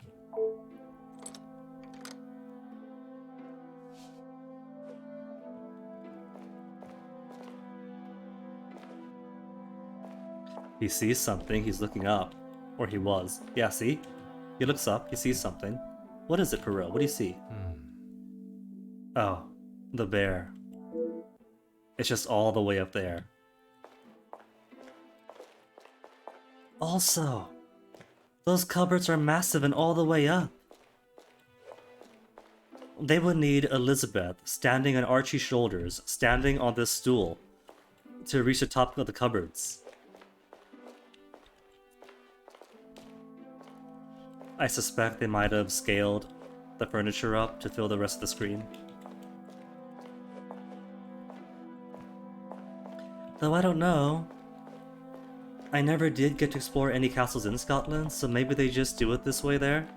With massive cupboards that you need giant gaff hooks to open, and acrobats to retrieve the glasses and plates from.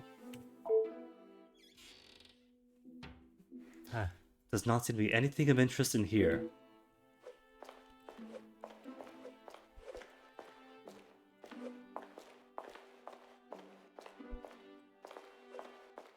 Pots and pans, and the breakfast I can't enjoy. Cook has obviously used them for quite some time. Generic pots and pan statement.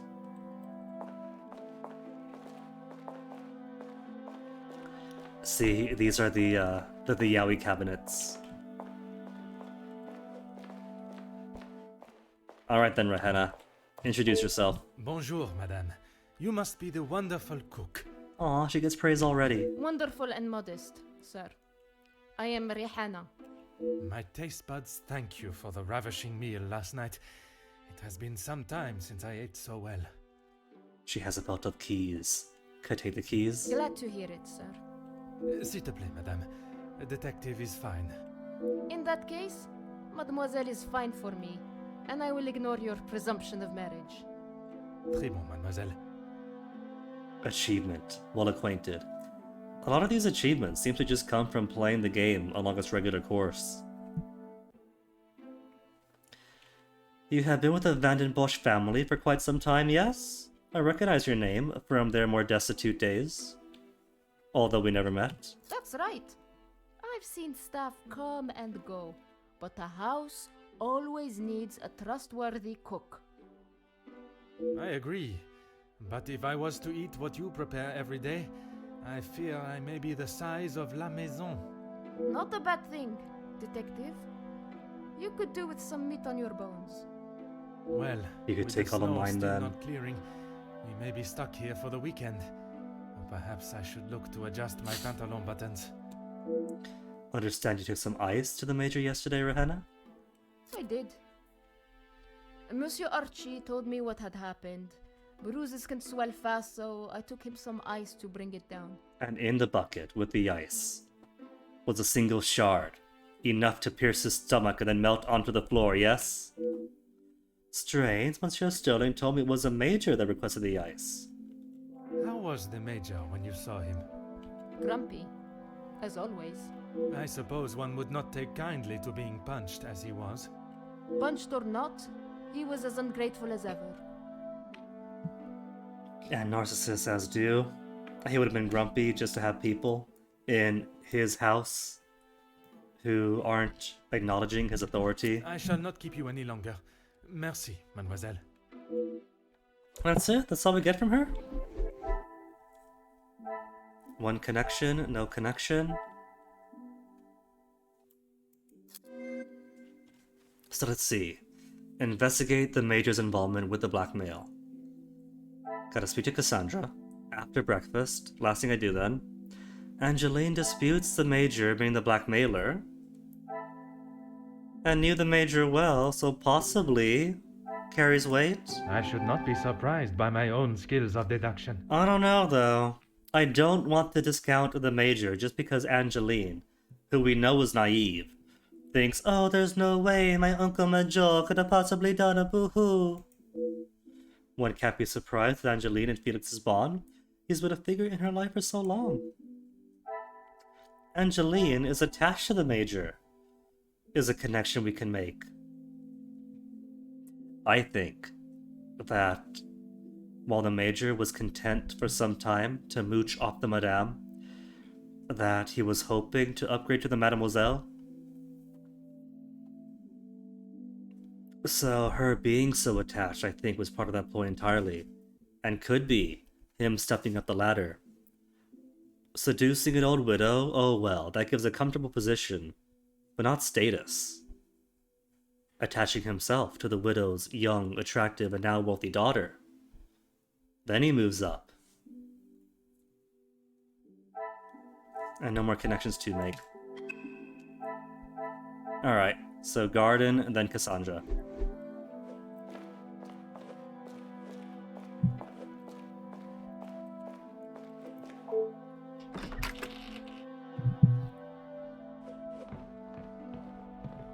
Don't mind me, just interrupting your breakfast.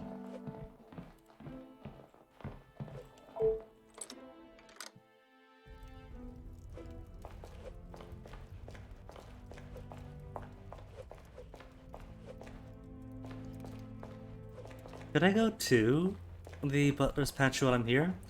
Or is it not going to pertain to anything at this point in time? Doesn't pertain. Alright, let's just go then.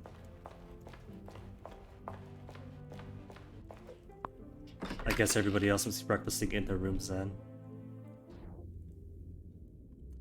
Finding evidence of the figure from last night will on one hand confirm I am not seeing things, as Monsieur Sterling suggested, but on the other, pose even more questions that must be answered. And if he was out last night, oh, what is this? An expensive lighter! Was tossed from the window. Is a study above me? A well-made lighter with the insignia of a military regiment. The Major must have dropped it. Or it was tossed out the window.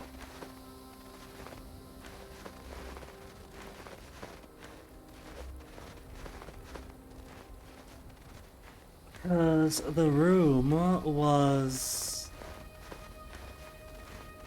tampered with, right? So it's entirely possible that the empty matchbox was left behind, and the lighter tossed away, to put into Poirot's head that the Major could not have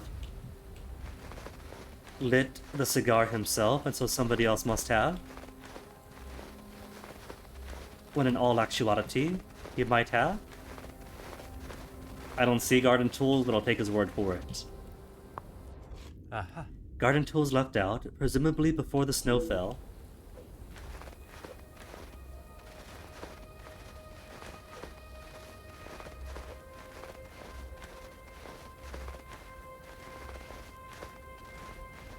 Somebody has cleared the snow off the bench.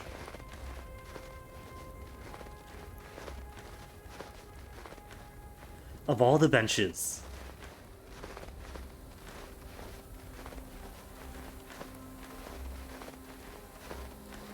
Lamppost? Milk bottles. Are you sure there's milk bottles? Maybe he's kicking them, swears a bit, and then digs a bit into the snow to see what's in there. Left out for collection. Cannot see anyone making it through the snow. They coulda. I mean, look, it's not even piled so high that the gate is covered. Exit impossible? Are you sure? Put on gloves, and then the cast iron fence and gate isn't as cold. Oh. House is completely snowed in. Okay, if you say so, Perot.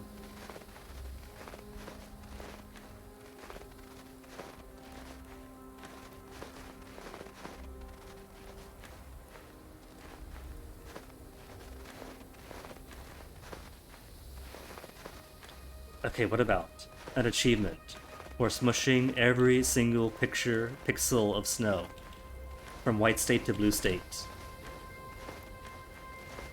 3 hours later.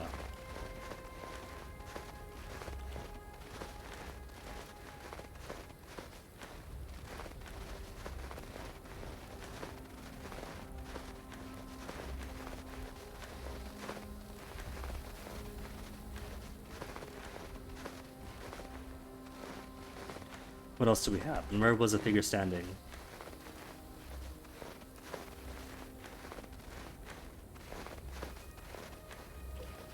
A fallen bird feeder, oh no! Huh. It has almost disappeared in the snow. I doubt we'll see too many birds in these conditions.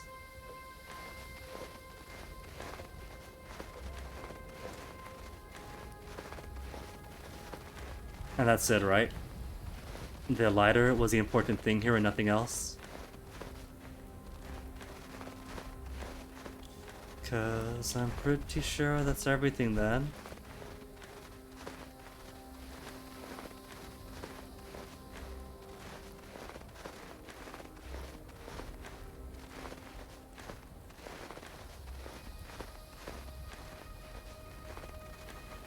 Oh, what's this?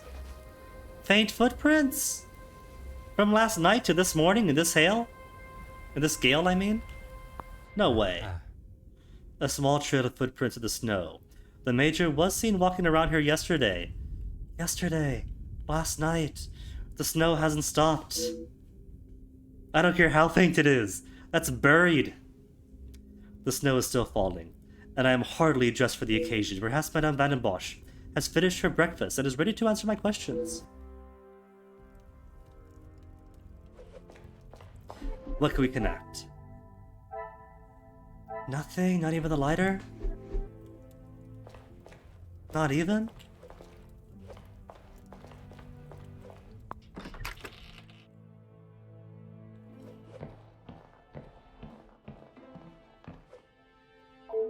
Bonjour, madame.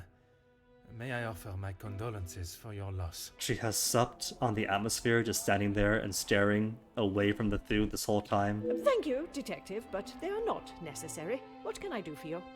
I was hoping you would be prepared to answer some questions. If I must. Why would someone want to kill the Major? I'm sure you're aware he was not the easiest man to get along with. His hot temper made him a number of foes. And the blackmailing? A hot temper is reason enough to kill a man. In their social circle? Sure. His mouth often acted before his brain. Perhaps someone had grown tired of dealing with it. You suggested why someone might kill him. But who do you believe would do it? Seeing as I heard Mr. Becker's in what I would describe as an unnecessarily loud exchange of words yesterday, he would be my first suspect. And she has history. She's already sloppily tried to finger somebody else for somebody else's crimes once before. So that means Mr. Becker's is totally innocent. You heard them yourself. How could I not? The volume they were shouting at, I could hear them from the study in my room. The study in your room. We've also got a study. You did not think it fitting to tell me this yesterday? I didn't think Felix was going to wind up dead and a murderer loose in my house. My apologies, detective. Although I must learn more of this argument, it is not Madame that I expected the answers to come from. Rather Monsieur Becker's. He has a great deal of explaining to do. Tell us about Monsieur de Silva. What is it you wish to know? Does he stand a chance? He likes you. Do you like him? Is he your boyfriend? Do you want him to be your boyfriend? You two have been friends for some time now. And while I do not mean to pry, has your relationship only... If you are trying to insinuate that Mr. De Silva and I are running around like schoolchildren, you could not be further from the truth. He was friends with my husband, for goodness sake. And with your husband gone, then somebody's got to take care of you, yeah? Would you rather the I Major? understand they worked together. Investments, if I am correct.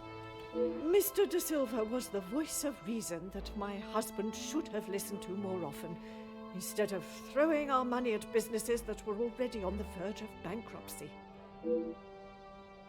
And alright, the letter in the Major study. Do you believe the possibility that he could be the blackmailer? I assume you are talking about the supposed blackmail letter. You know of it? You've seen it? Oui, madame. You know of it? It arrived shortly after the first. Rather coincidental, if you ask me. A sloppy way of taking suspicion off himself. If he also received the letter, then he can't possibly be the blackmailer. I'm not sure I understand what you're trying to say, madame. An obvious ploy. He no doubt had secrets hidden away. But do you honestly think Felix had anything of value to his name worth threatening him for? I mean, he's leashed himself to you like some kind of male anglerfish, reducing himself to a set of gonads along your side. Blackmailing him means access to your wealth, and you have been selling. She has been selling pieces of art around the house again, and had to let go of staff to suggest that the house is struggling to make ends meet again. So it could be that she's paid. Perhaps you should enlighten me. Well, he was here, living in my house, eating my food, prepared by my staff. Does that answer your question, detective? And how do you think the Major came to have that letter then? I wouldn't put it past him to have written it himself, in the hopes of getting some sympathy from me. Or to throw attention off him. And the other letters? He probably wrote those too. If Angeline paid the first, that would have given him the money to pay the second letter. He is the White Knight, saves the day, and expects to live here happily ever after. Did not expect Anna Van den Bosch to be so blunt with her thoughts towards the Major. I was under the impression there was more to their friendship, not less. Well, one, good on her for not thinking much of the Major. I guess it's easier with him dead, unable to strike back, but... Now I'm upset, because if she's saying all this, and my theory falls apart, she can't possibly be right.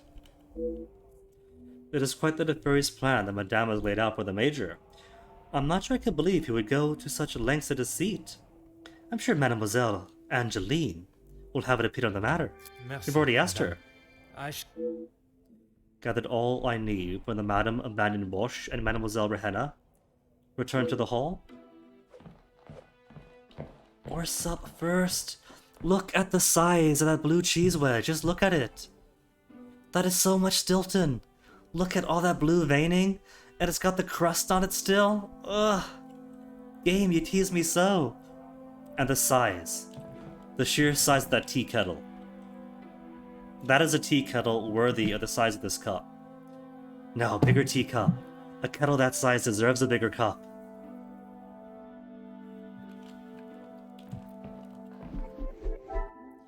But for now, what have we got? We got one connection.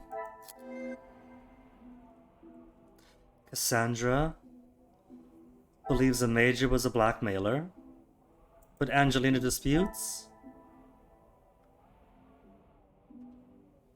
Another success. Angeline and Cassandra have different impressions of the Major. There must be a reason. Talk to Angeline.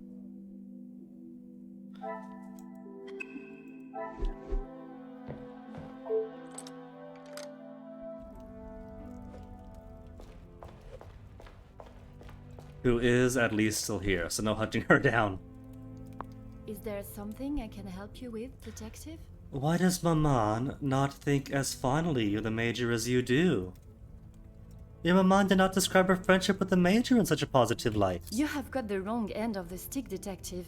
Maman has snapped at him recently, but it was nothing more than that. I have no idea what that event is. I just know she does not speak fondly of him. It was something to do with the letter.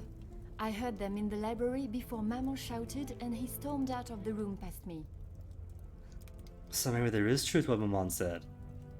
Could it have been the blackmail letter that instigated their argument?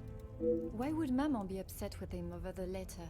Madame is of a very different opinion from yourself regarding his connection with the letters. She believes him to be the author. That is what she told you? She has always been one to make a quick, if not rash decision, but she cannot truly believe that. Was the Major aware you had paid the first blackmail letter? I don't recall telling him directly. I did not want Maman to find out it had been paid. If he knew, surely she would. Madame believes he may have been behind all the letters, and taking your payment of the first, then used it to pay the second and be the hero in you and your mother's eyes. I never knew Maman had such an imagination. Where would she get a story like that from? If he is writing the letters himself, I don't think that's the cause.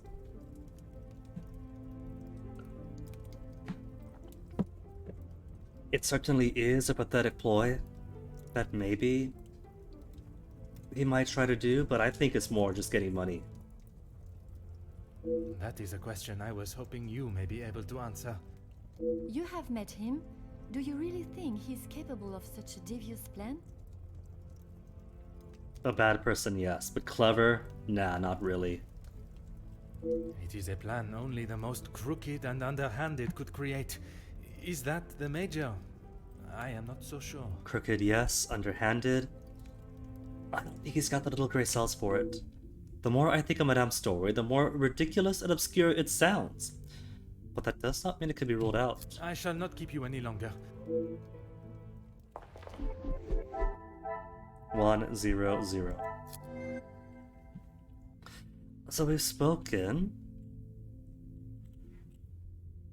Cassandra wasn't happy with the Major. Angeline questions Cassandra's reasoning for the blackmail. Their opposing opinions of the Major's involvement in the blackmail is interesting. Does Cassandra know something she does not? I think Angeline, spoiled and naive as she is insulated from the fact that the Major is just leeching off the family. This will not get me any... Or perhaps is not as aware of the Major's temper. She only sees the man who was here in her life, who took care of things following her father's death. Order and No? method. That... Does Cassandra know something? Cassandra might not know they're getting paid it off. Angelina knows the ransom value of 5,000 francs. The suspicion of Hugo.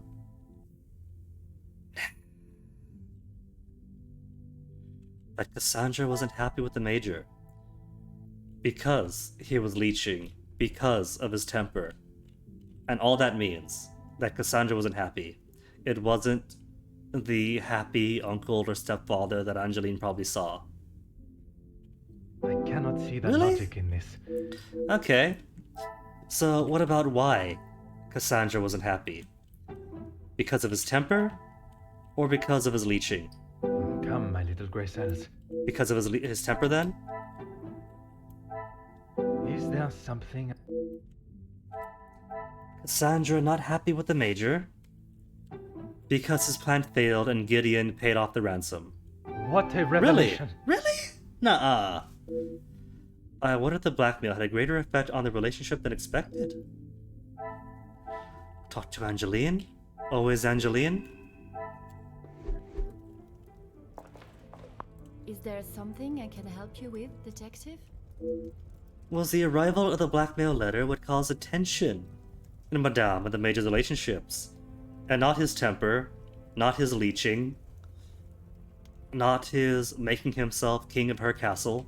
I'm afraid it had been that way for some time. See, there you go. It's always Maman is been. not forthcoming with her emotions, as I'm sure you are aware. But I could tell she had not been happy with their arrangement for the last few months.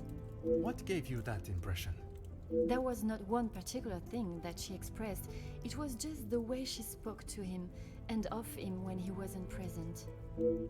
I shall not keep you any longer. More evidence for the pile.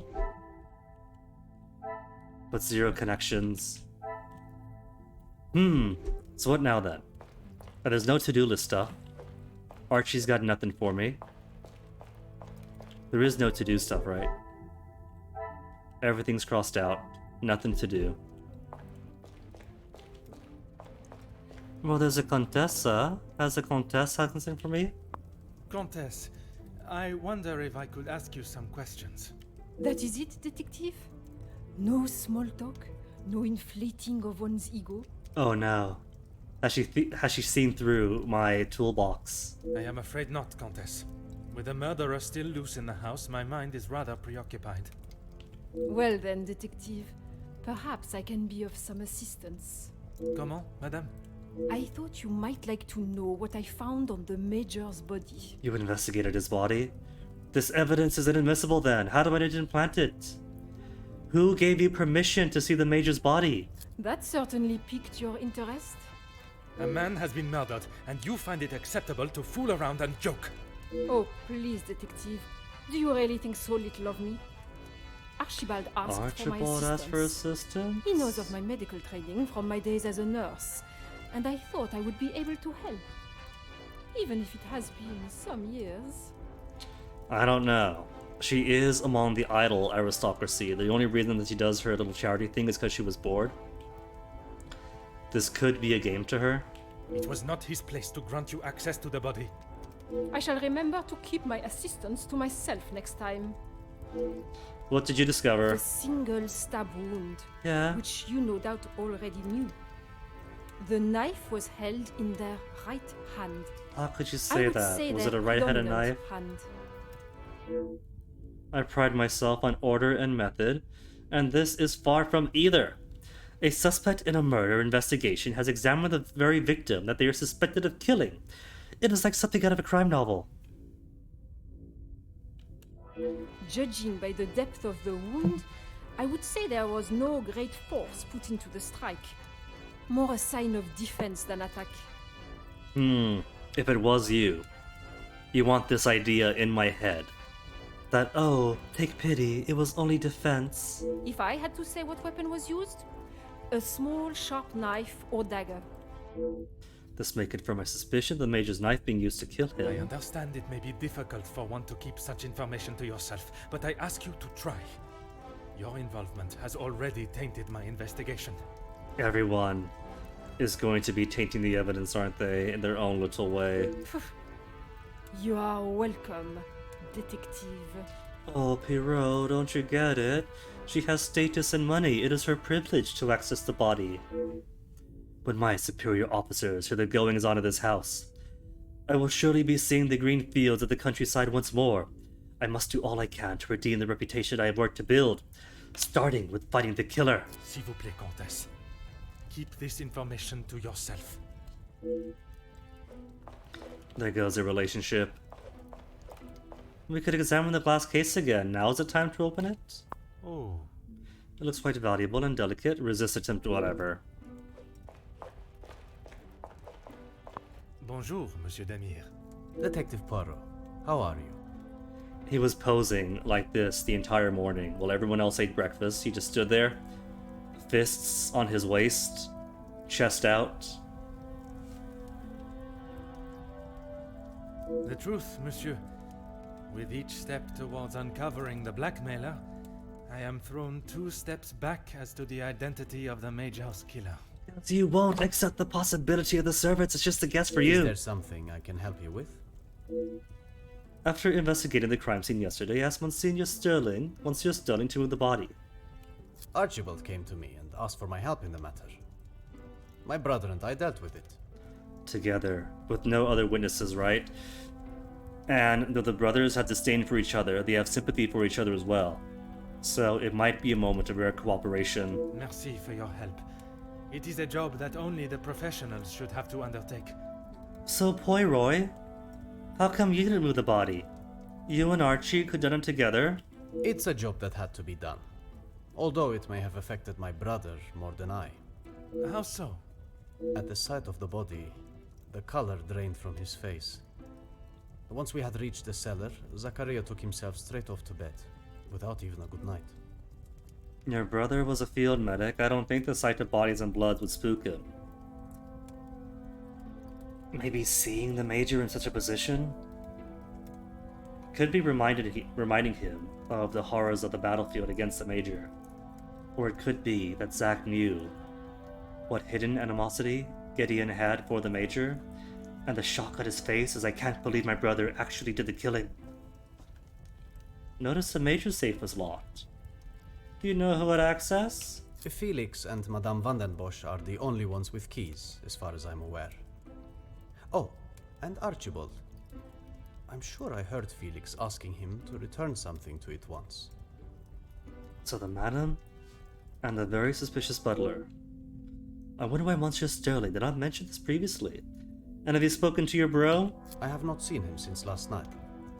I'm sure he will have been fine after a good night's sleep. I imagine the alcohol would have acted as a sufficient sleeping aid.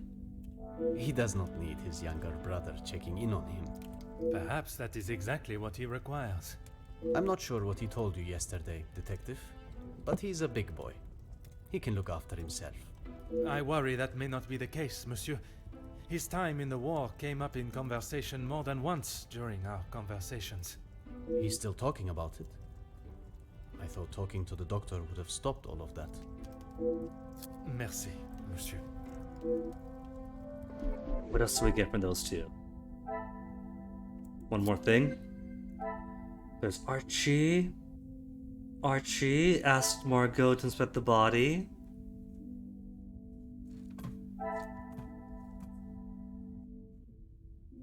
Zachariah was shot by the mage's corpse.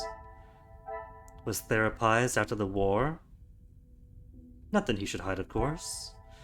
Gideon claims Archibald has access to the safe. Asked Margot to inspect the body. The Demir brothers moved the mage's body at the request of Archibald. At the request of Archibald. Archibald tells the brothers to move the body, and then asks Margot to inspect the body. What is going on here? I must take a different approach if I am... Truly, Perot? That doesn't stick out to you? It sticks out to me. We have a central figure here who is asking the suspects to handle the body. The Major didn't thank Rehenna. New suspect. Took ice to the Major of her own accord.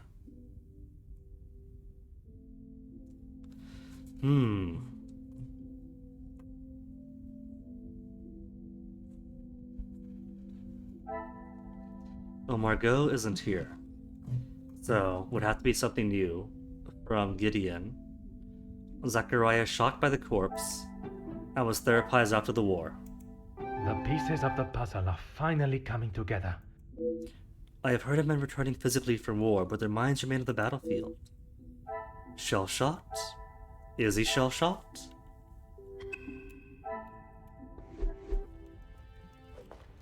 If it will help you find the Major's killer, of course. Your brother was seeing a doctor. Which we could have asked from him saying, oh, but the doctor should have helped. Not take it at the docks and then ask about the doctor. When he returned from the war, he was a different man. Everything became about what he had seen. I cannot speak from experience, but I can only imagine the horrors he must have witnessed. The first weeks he would wake in the night, screaming. I found him one night, cowering behind the desk in the study. When I tried to help him out from beneath it, well, it was the first time I had ever feared for my life. That is not why you two are no longer close? Not at all, Detective. We were always very different in nature. While I had always wanted to follow an academic path, Zachariah was more of a free spirit. Or at least as free as our father and the laws would allow. And yet, he ended up in the military. Quite the contrast. Was he sent there? Did father send him as a second son? Our father demanded that he at least try to do something with his life. And when some of his friends joined the army, so he's willing. He signed up with them. Which probably wasn't the best fit for him. It wasn't long before he moved out from the family home after his return from the army. I always assumed that he had put the war and everything that came with it behind him and was moving on. But now I see that is far from the truth. Gathered everything that is required. Monsignor Sterling will be able to assist me in gaining access to the major study. There was something else that wasn't there on the to-do list. Talk to Archibald. Alright. We'll talk to Archibald and get access to the study after a break.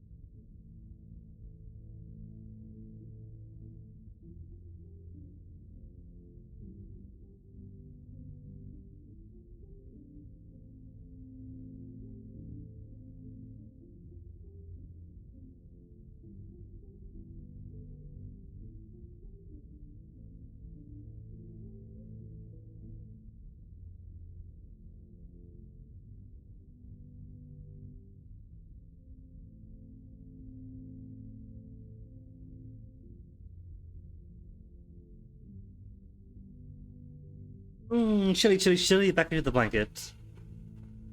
Alright, so Archibald, right? Speak to Archie, then get to study. And we can't access this case either, right? Glass case has the gear symbol, means it's already been done. Piano. Already done. So most of the guests haven't spoken to. Inga and Elizabeth hasn't spoken since last night.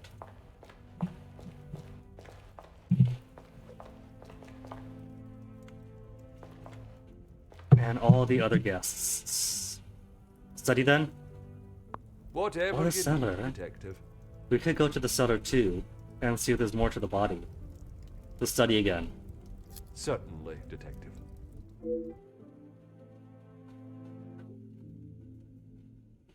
The room is still a crime scene, and I should have remained untouched. But it looks as though it has been ransacked. Ugh. I requested Monsignor Sterling have the body wrapped and moved, which has been done, thankfully. What else has gone on here?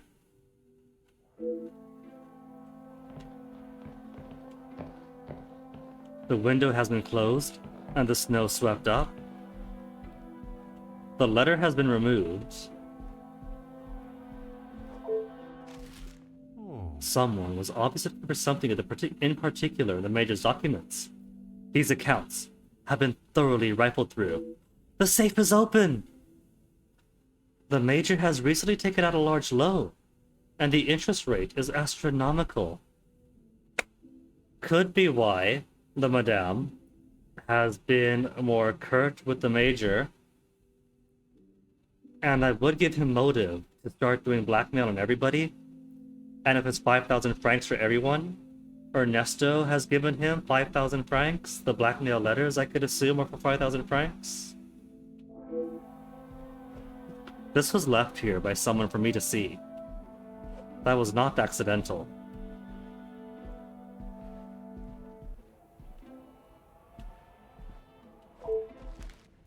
Empty envelopes addressed to the Major with no return address.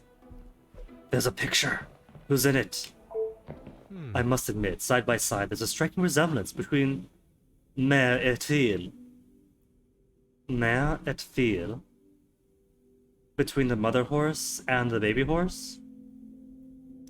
Perhaps such flattery is a way to win over Madame van der Bosch. Oh, mother and child. But whose hand? This is a torn photograph. Somebody's hand and somebody's legs. Somebody has ripped this photo up so it only has the Madame and the Mademoiselle. Is this Dad? Is this Dad or somebody else? How strange. The Viscount was also present in the picture, but hasn't folded out. I did not think there was any hostility between the Major and the late Viscount. Or he really wants to replace the Dad in the family.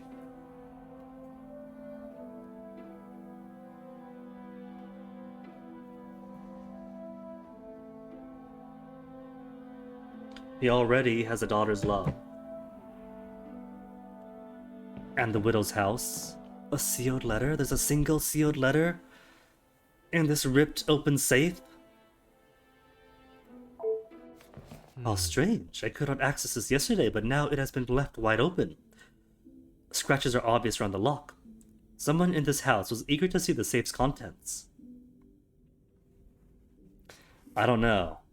The scratches could mean that somebody tried to lockpick the safe, could not, left, and then either that person or somebody else came back with the keys. Or it could be a person with the keys who had unlocked the safe to access something, then left the scratches and tossed out all the unimportant stuff to leave a mess, to throw the trail off of either Archibald or the Madam, who both have keys. And Archie's being way suspicious. A half-sealed letter addressed to Madame Badenbosch from the Major. I am not one to read others' private mail, but under the circumstances. 4 pages.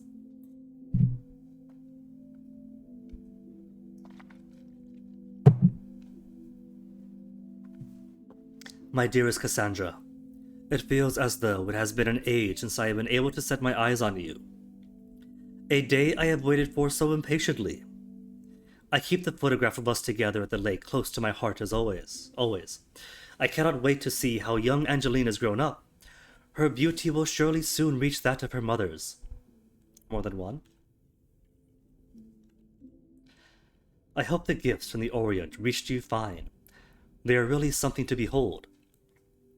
The work that has kept me away for so long is drawing to a close, and I will be returning to the continent within the month. At your request, I have found accommodation in the city. It pains me to think of being so close and yet unable to be with you every moment. But if it eases your worry, I shall not continue to question it. I will arrange for a visit to the house. An old friend returning will surely raise minimal suspicions. I understand that the Viscount is also currently out of country. I hope you have not felt the strain of loneliness take over, and it will not be long until we are reunited.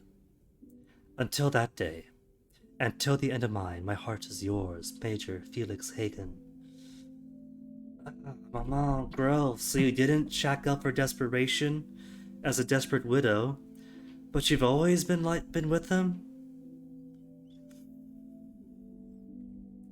Oh, that explains why the Major was so comfortable taking over the house and lording over, not just because he's a leech, but that's your boyfriend, and have been for how long?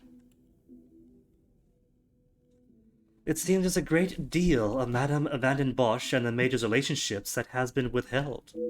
It is clear from this letter that their affections for one another has been more than friendship for some time.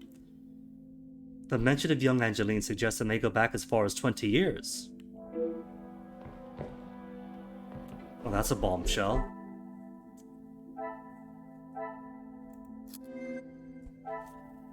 Okay, so what all has been revealed? Empty envelopes addressed to the Major. Untorn.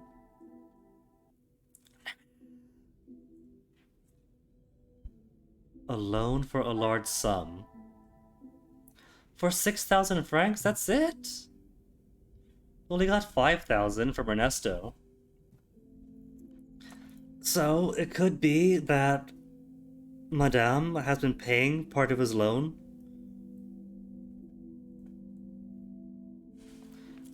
Cassandra wasn't happy with the Major, ruined by blackmail or by the large sum of money. Because it's 6,000 francs, right? The ransom value is 5,000. So maybe these two connect, because it can't possibly be that. Some would say a lucky guess. The Major paid the letter that was addressed to him. He must have been worried enough that something would be released to the public.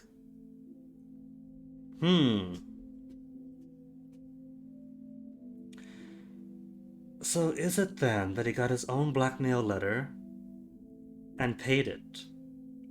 And not that he had a separate loan for whatever reason, because he's an idiot, we'll just say. And then sent out ransoms to others, or not ransoms, blackmail letters to others, hoping that somebody, or a few somebodies, would pay off the sum. So the Major did pay the blackmail ransom. And at a high interest rate. He took out 6,000 with a high interest rate, and so sent off blackmail to everyone. Except that's not true. An unsent sealed letter. Why not send it? He's confessed to Cassandra. Angeline and Cassandra, with the Viscount torn out. Because you had jealousies, you wanted the Madame for yourself. This will not get me any closer to my goal. Will it not? Will it really not? Unsent? Well, they had a relationship. There's an ongoing thing mentioned in the letter.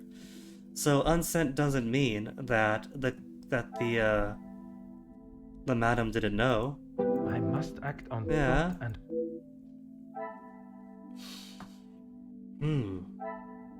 Angeline and Cassandra, but no Viscount. I cannot see the logic in this. You see no logic in a photograph that cherishes the Madame and Mademoiselle, but not their father? Okay, what's interrogative? Why would Major keep this hidden? Why would Major keep this hidden is because he loves Cassandra. I must take a different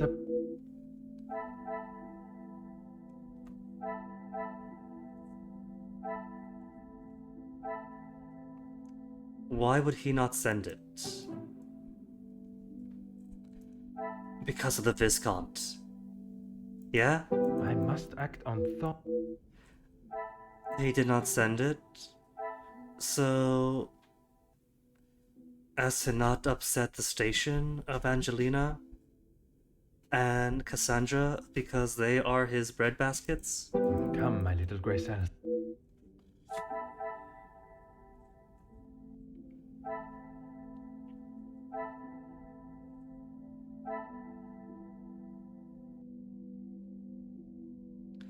Something that should not be released to the public. Is that your feelings for the Viscontessa while the husband was alive? This will not get me any closer to my goal. You sure? That she didn't send it? Order and method. And you thought it was a secret, That but it is turns out somebody found out? That you held animosity for the Viscount? Is there something? Addressed to the Major and torn. Empty envelopes with no return address. Multiple with no return address.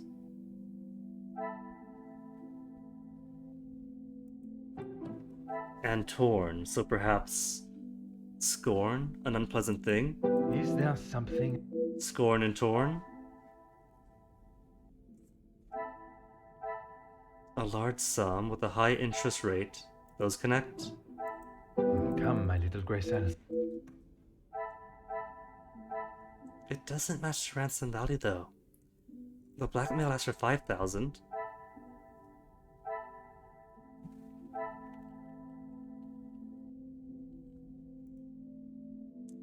5,000 francs.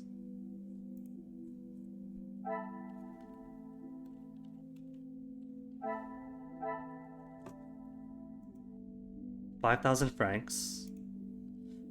So if it was blackmail related, why take out 6,000?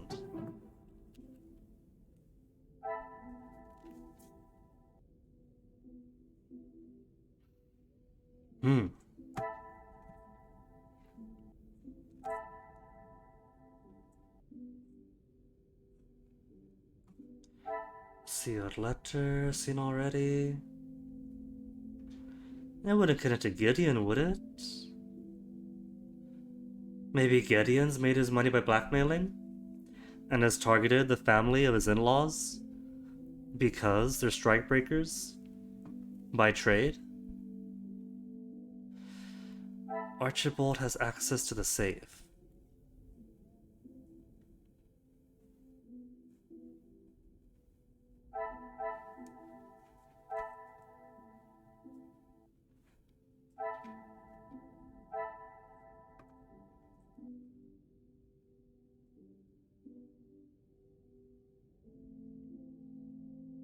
Asked the brothers to move the body away, and while they were busy, you went to play with the safe.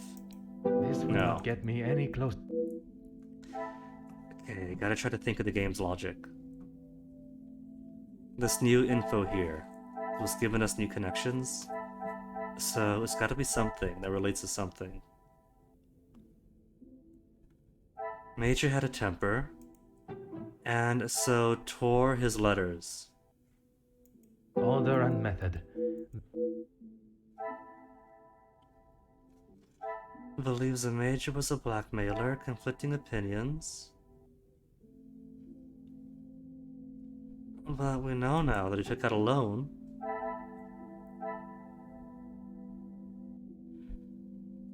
Something could be released to the public, but what? And that but what isn't about the love letter?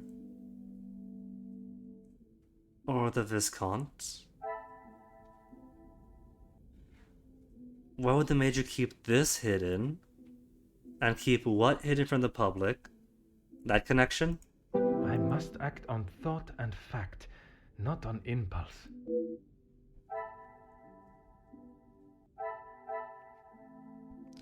Why not send it? Because she was married, because she had a kid.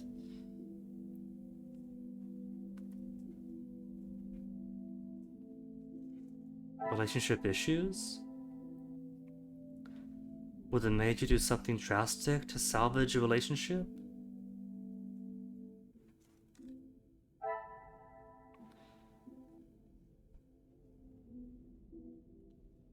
Does Cassandra know something she does not?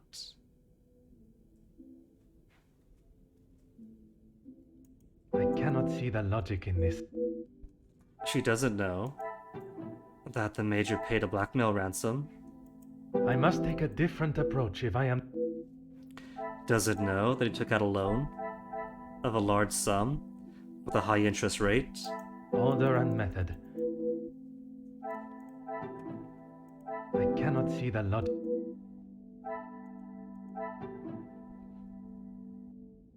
Does Cassandra know something she does not? Doesn't know about the love letter, I'm sure. And the relationship. That's true.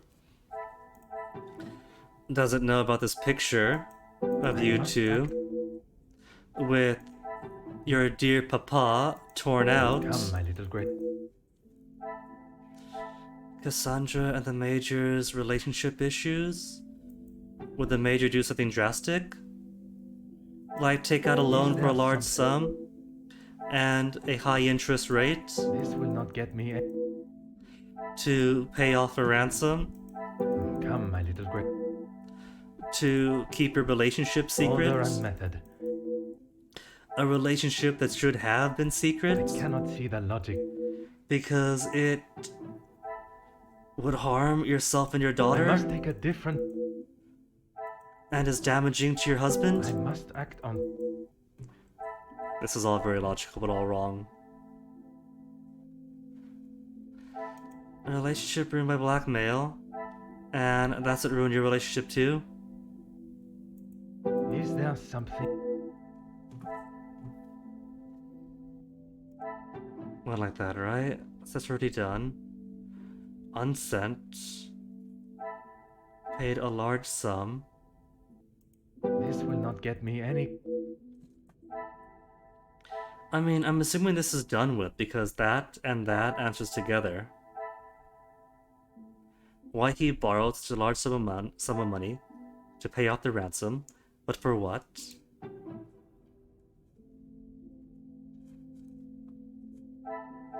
I cannot see the logic. Empty envelopes addressed to the mayor. Major. Didn't have much to his name because he's always paying off debtors and blackmailers. Is there something...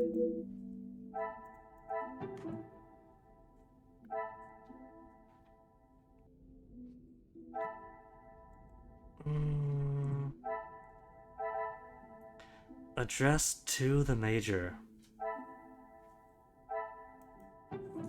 Maybe the opposite of these letters. Letters from the widow. Order and method. This will not get me...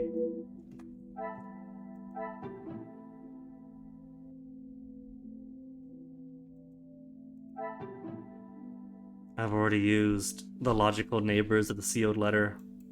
Nothing further can be done, but there's still one connection the game says can be made. So, what is the logic that the game wants?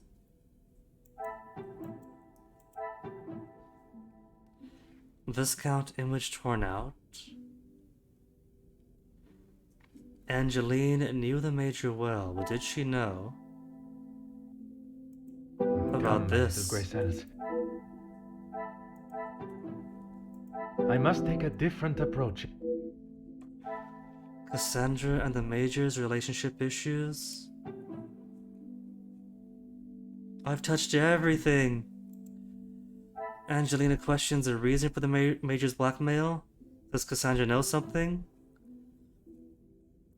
All of this would be relevant, I think.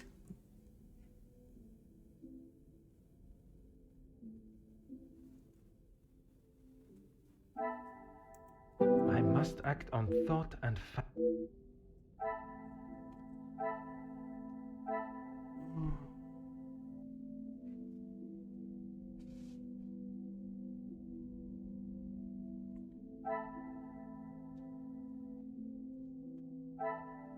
I'll come back to it. Investigate, investigate. Though I might have no choice but to just try to figure it out. To advance the rest of the game. Because there's naught else here, and I can't leave, can I? I can't leave. I haven't concluded my investigation within this area. Okay, mind map. What are we hiding? The Major's involvement with the blackmail. Archibald is super suspicious. Because you had the brothers move the body. And had Margot inspect the body. Rohanna claims she took the ice herself. And wasn't asked by the Major. Worked for the family for years, and yet didn't get a thank you. Order and method. Is there something?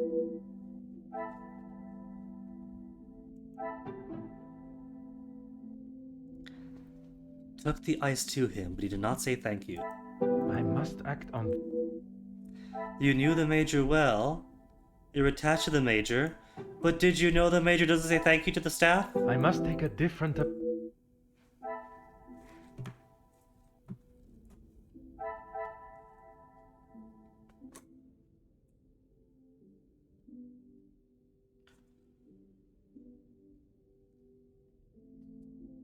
How about this? What if it is that the Demirs were blackmailing their in-laws to be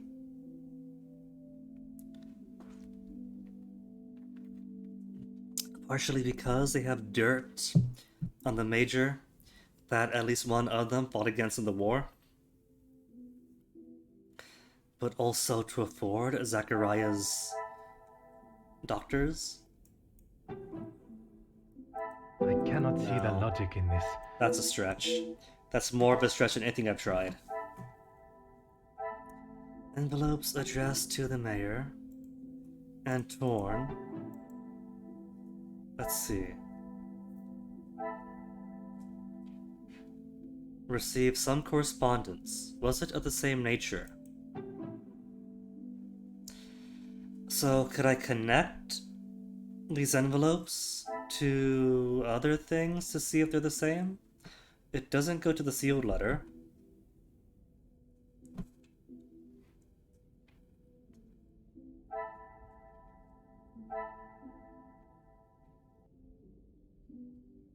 See how to connect this to the blackmail.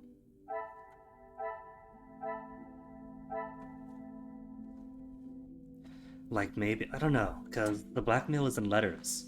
It's in paper, there's no envelope as far as I've seen.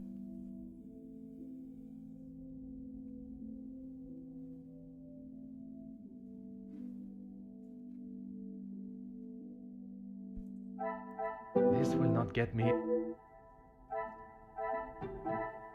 Come, my little gra...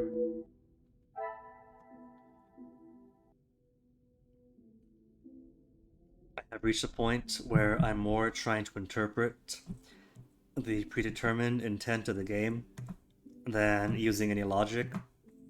Everything logical has been tried like 10 minutes ago. And now it's down to what is the game intending? What specific thing does it need?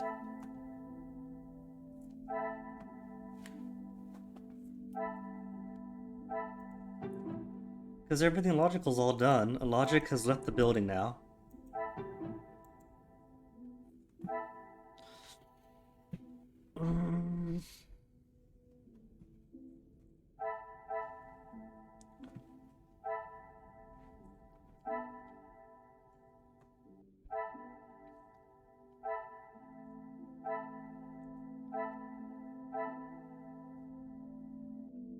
Why keep this hidden?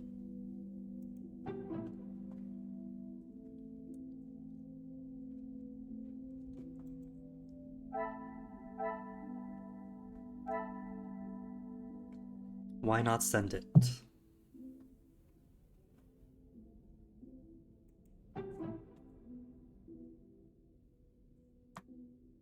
Come, my little Grace.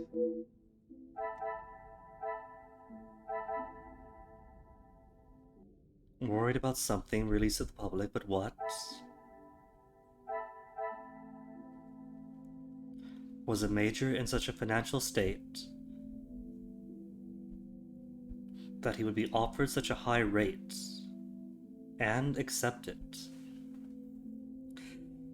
So maybe why is the major so desperate?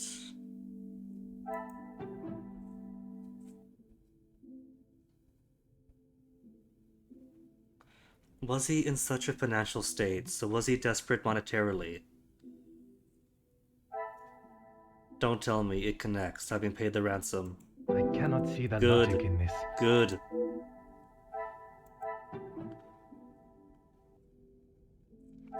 Well, he had not much to his name.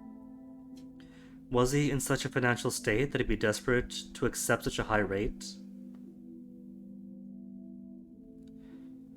As he has very little capital to his name. Is there something I am not seeing? I must take a different approach if I am to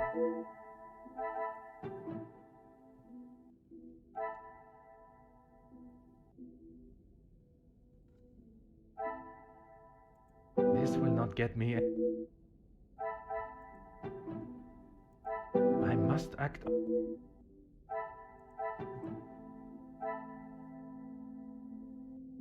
Order and method.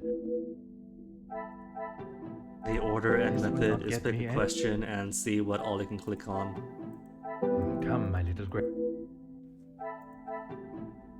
Order and method. Interest rate on the loan is astonishing. Was a major in such a financial state that it offered such a high rate that accept it?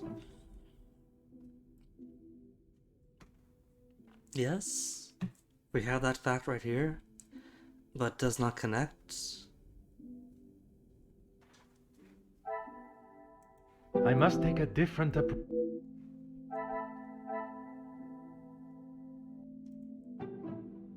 I cannot see the logic.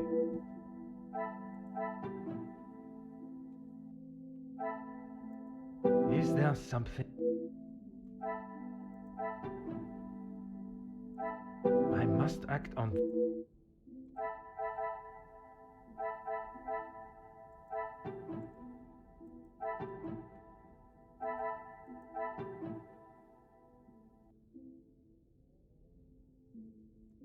Request of Archibald.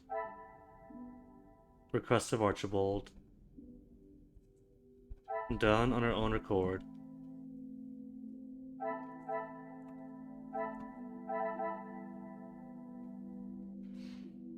Archibald, access to the safe.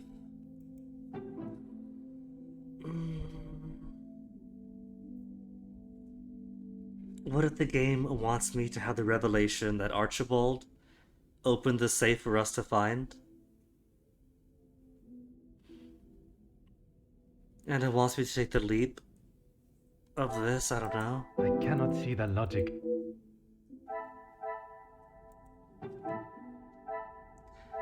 Archibald is a copy of the major safe key. Raise us with him, we never do.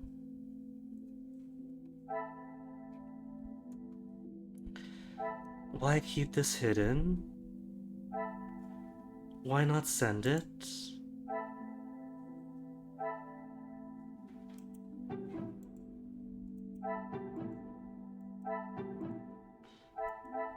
There are so many things I want to connect. Cassandra and the Major's relationship issues? Everything logical isn't cleared. Is there something? Angeline questions Cassandra's reasoning. Does Cassandra know something she does not? That he tears papers. I must take a different Goes to absolutely nothing. This will not get me.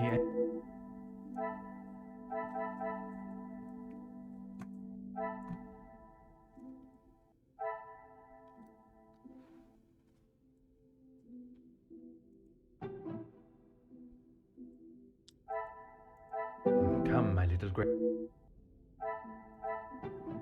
Order and method. I'd be so upset That is if it was letters addressed to the Major. Suspects Hugo because they had an argument, and Hugo wrote a letter. Are these more letters from Hugo?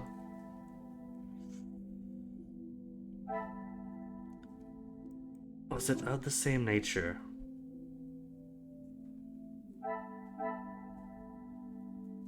I must act on.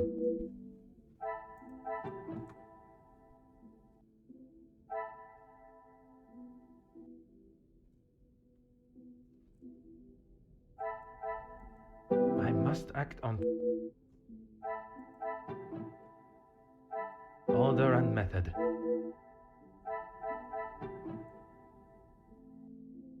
Or photograph wouldn't be. She's been with the family for years. You'd think she knows about the Viscount I stuff? must take a different.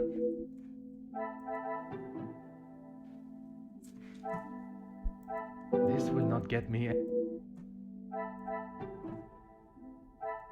Is there something? I cannot see the logic.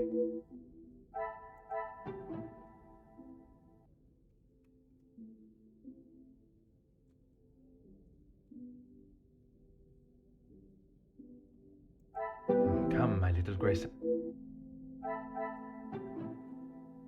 I must act on.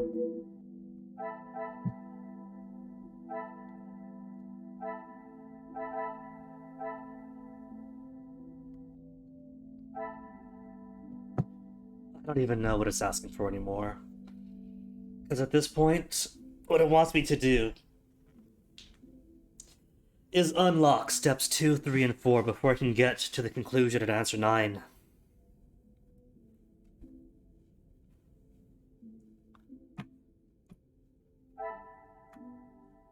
Alright. Let's just turn on. Turn on the help then. Deduction hint. Because whatever it is isn't very obvious at all. And I've done every other logical connection.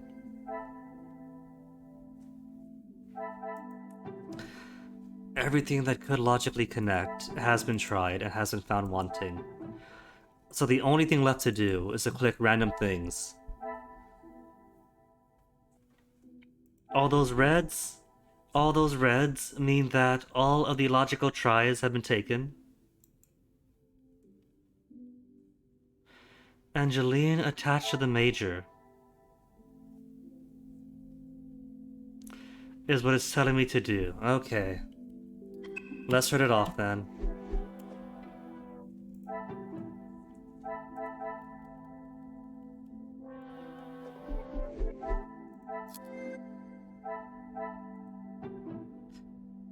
One can't be surprised with Angelina Felix's bond. He's been a father figure for so long. Does that go to the photograph? Why keep this hidden? Things are beginning to become clearer. The hidden photos of them, along with Angelina's attachment to him, cares deeply for them. Okay, you want your one specific route and answer. The Major cared about Cassandra and Angeline, and so pay the ransom. Is there something? There's still a +1, so it relates to this. cared about them because you loved them all. Come, my little You cared about them but kept it hidden. I must take a different... Cared about them.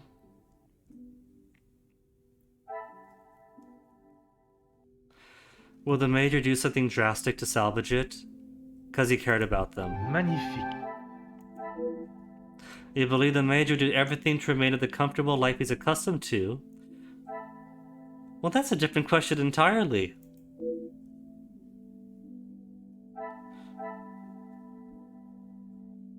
This is asked about salvaging the relationship, not about maintaining his comfortable lifestyle. Come on, Scott, you speak English. You know the language. So how come the answer is different from the question? Major faked the blackmail question mark? The Major would do everything to remain in the comfortable life he's accustomed to, but would he stoop so low to fake the blackmail letter? You see, with stuff like this, right, I've been wondering if there's going to be like opportunities to throw myself down the wrong path and make the wrong connections and implicate the wrong person, let's say. But because the line of reasoning is so specific, so incredibly specific, that if you have 15 good possibilities, you gotta find the non sequitur connection and leave that instead. I don't see this having multiple outcomes. I think the entire game is going to be as linear as a movie or a TV show.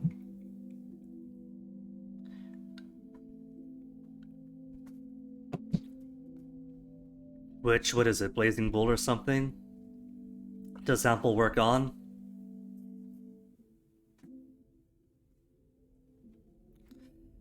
So, could be less a mystery, forcing me to analyze the clues to come to a conclusion, and hopefully get the answer right or wrong, if my thinking's correct, but more of a TV series in video game form.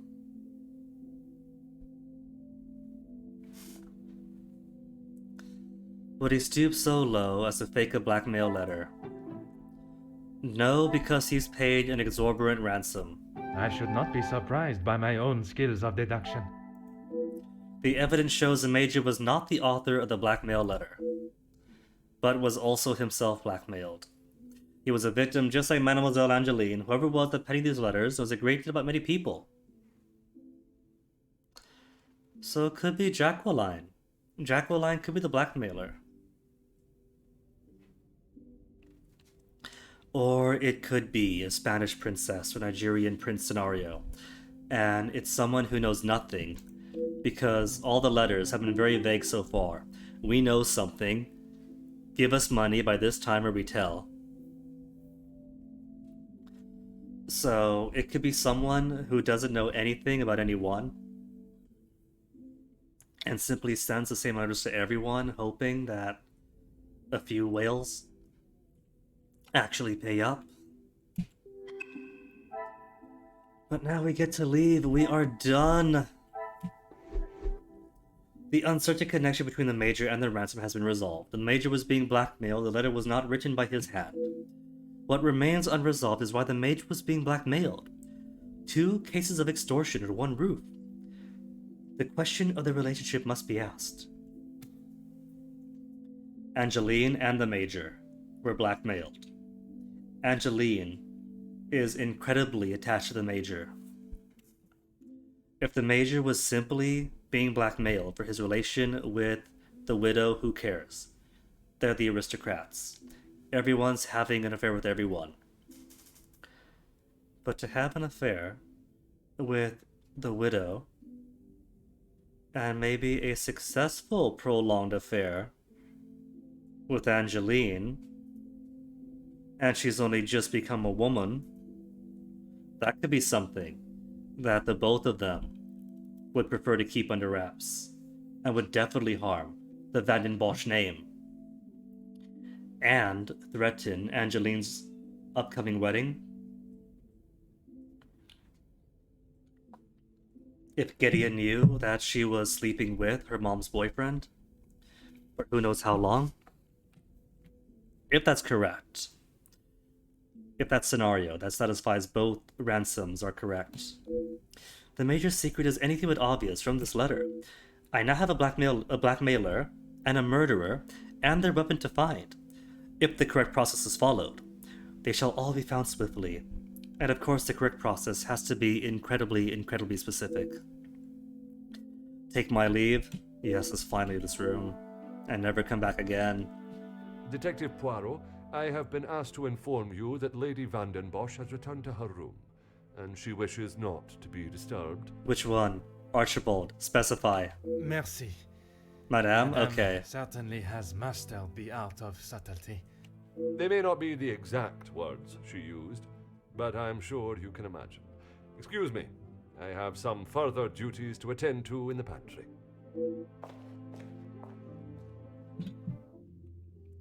Take this opportunity to search the top floor. Okay. And the storage room? Alright. Well, let's do top floor. I want to confirm that the Major was so full of himself as to take the room that should have the central saint. Oh. Where am I? Is this the top floor? This must be. Ground floor below, first floor above that.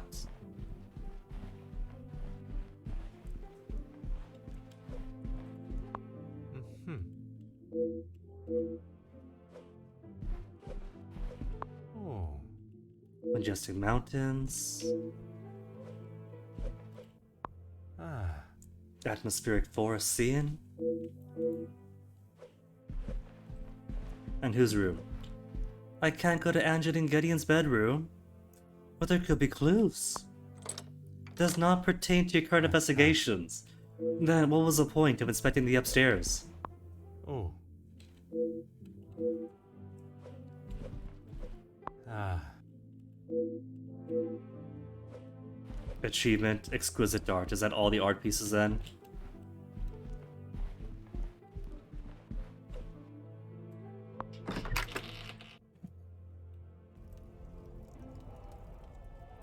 Oh, you aren't here. Well, don't mind me then.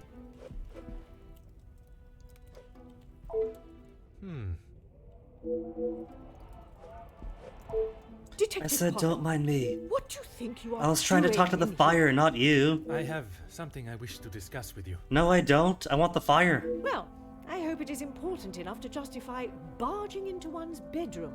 I assure you it is. Good, because I can understand if I... Alright, was not aware that the Major has been so close to your daughter. The letter found in your Major's study? Letter first. Then implicate the pseudo-incest. I'm sure he has hundreds of letters in there. And the Major is also close to your We daughter. met before Andrew. And The late Viscount and the Major were surely friends then? And I think... Okay, what did she say? Oh well, must not have been important then.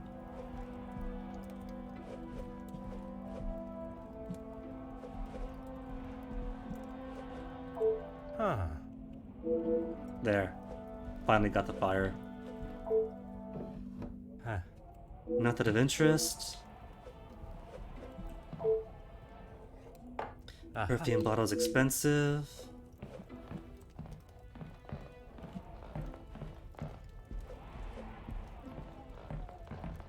And that's that. So there was no reason to come here after all? Okay. Didn't she say she had her own study? She heard the argument with Hugo and Felix from her study, but her study might have been Felix's study. Mage's bedroom can't go in? The bedroom doesn't pertain? Okay, Perroy, you're the detective.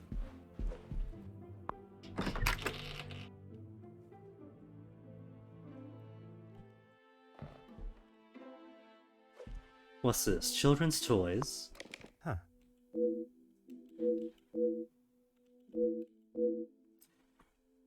surprised they have some. Because they were what? Angeline was like a late teenager in the old house. And so there wouldn't have been any kids in this one. Oh. A lone storybook rests here.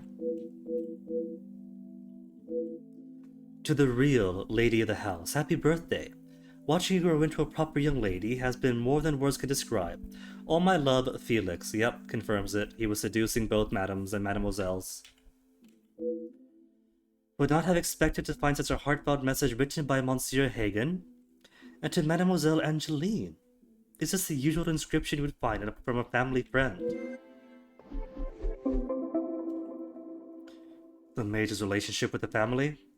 We already know it's leechy and parasitic. Cannot seem to get a straight answer from anyone regarding the major. I know he has been friends with Madame Van den Bosch for some years, but must find out if it was anything more. Poirot, you're still asking, after a letter of his declaration of ongoing romance, mutual. No, they were just friends. The brilliant detective. Okay, so what did Cassandra say? I was too pissy to pay attention. Major returned after the Viscount's death.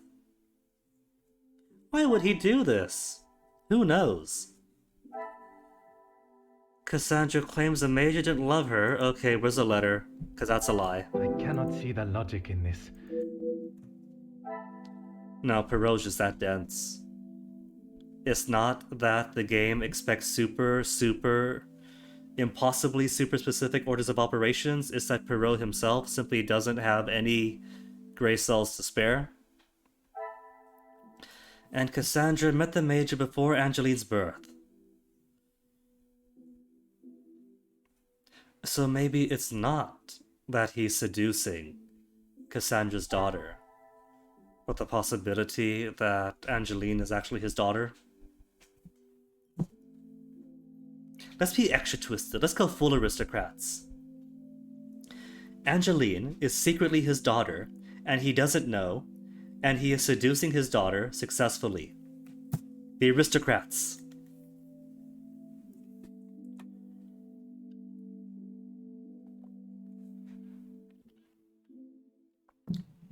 Claims the Major didn't love her, but confessing the love is incorrect. Because they only want one very specific answer that you have to build up after putting all sorts of struts and buttresses.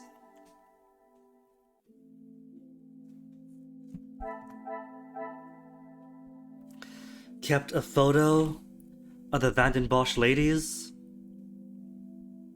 because he did love her after all, as the letter says, but you want this. Things are beginning to become clearer. They've been clear, Poirot. It's obvious that the Major cared for Cassandra, as his letter stated. Then talk to Cassandra. If we gotta. What else can we find? Attached to the Major. And the Major was at the family for a long time. Is that why they're attached? Order and method. Okay, no small triangle. You never know. You never know. Sometimes it is. Major is innocent? No. No, he's not. He's not the blackmailer, but he's not innocent. The Major cared about Cassandra and Angeline?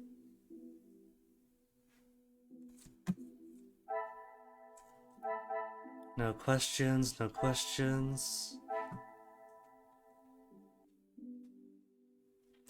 Was the Major in such a financial state to be offered such a high rate to accept it?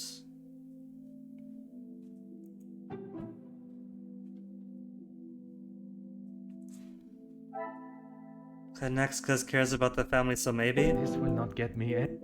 Okay. What about up here? We got children's toys that have been well kept. And antiques.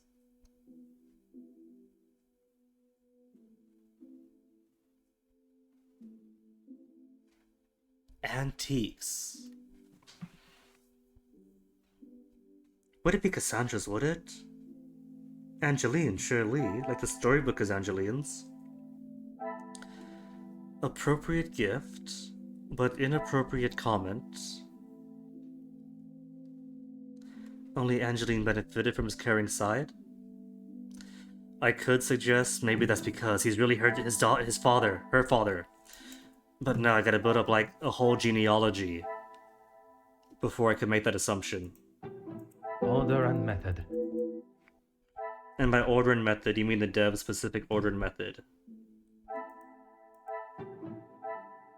I must take a different... No questions.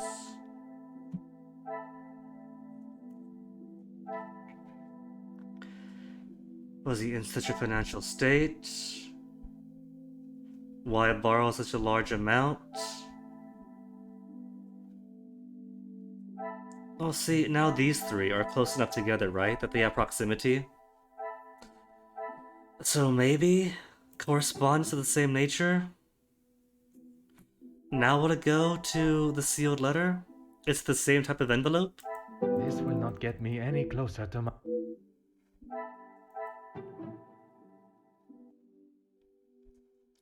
Receive some correspondence.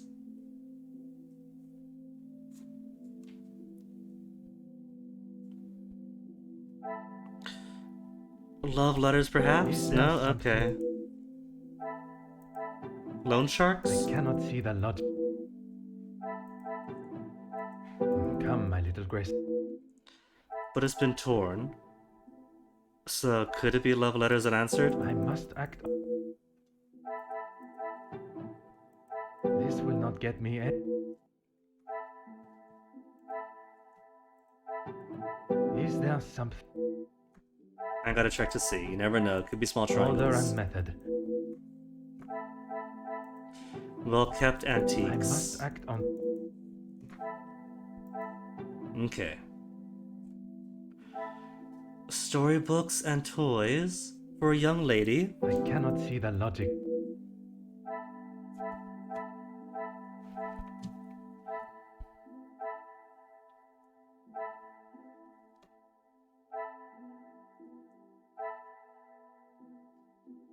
Major returned after the Viscount's death. Because he loved her. Come, my little... Because he loved her. I must take a different... Because he loved her. I must act on... Because he loved her. Come, my little... Met the Major before Angeline's birth?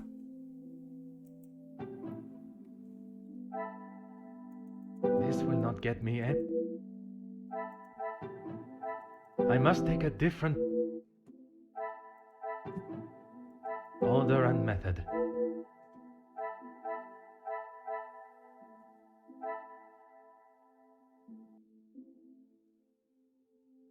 To return and comfort Cassandra, why? Clearly not out of love, not out of caring for Angelina Cassandra. I cannot see the logic. So the game just told me it's not out of love, nor because he cares about either woman. There is no love or care. Since love and caring did not answer it. So they could be safely discounted. He loathes these women then.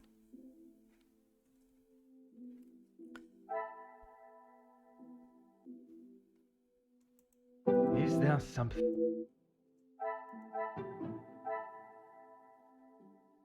Order and method.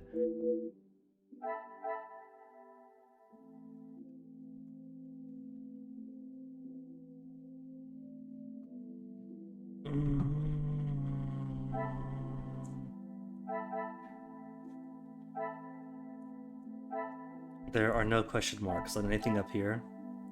So, if it turns out the twist is connecting with no question marks,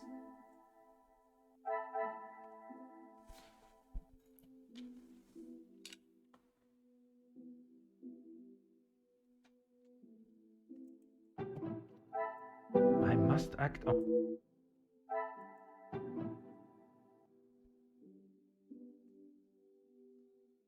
Was the Major in such a financial state that he would be offered such a high rate and accept?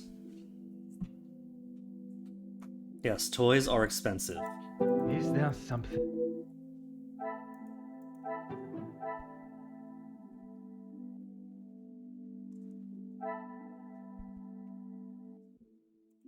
What a revelation!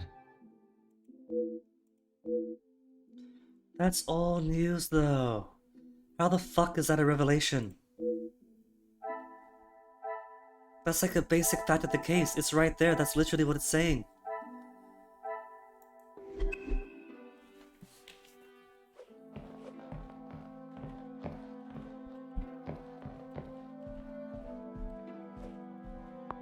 Aha.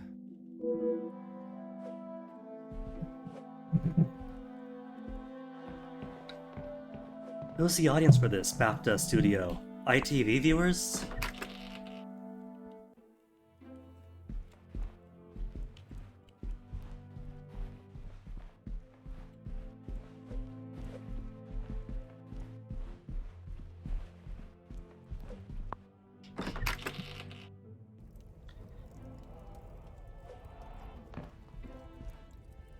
Is this really? Yeah, madam, I feel exactly the same way. If you are correct, and Major had no romantic feelings towards you, why keep a photograph of you and Mademoiselle? And why have a letter that talks of your ongoing relationship that you were fully aware of?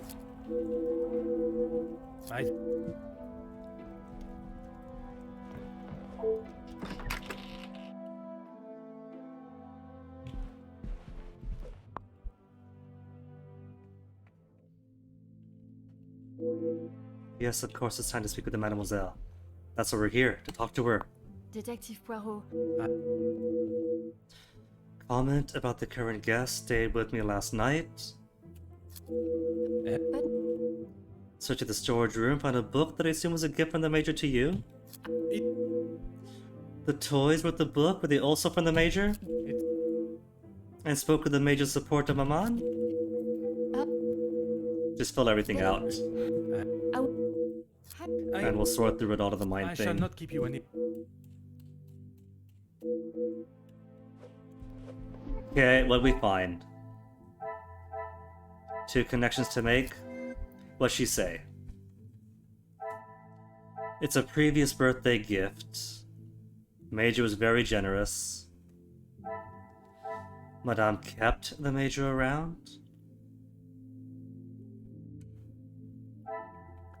Major hasn't helped the house financially.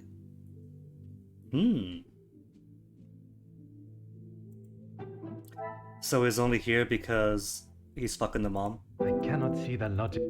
I can't see it either, Perot, but that's the game we have. Cassandra has no romantic feelings? Set my eyes on you. Kept the photo of us together at the lake. I don't know. I'm thinking it was mutual.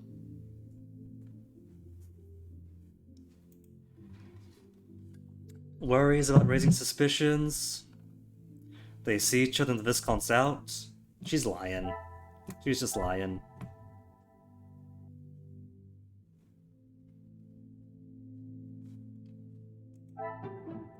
This will not get me. Moreau, you are ignoring so many obvious leads and connections.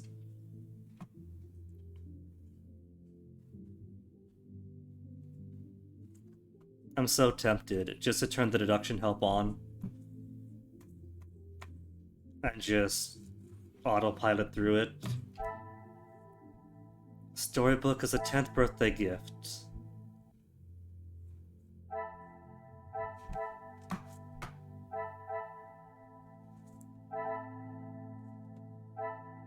I can't even be bothered to think logically about this because logic doesn't play any part anymore.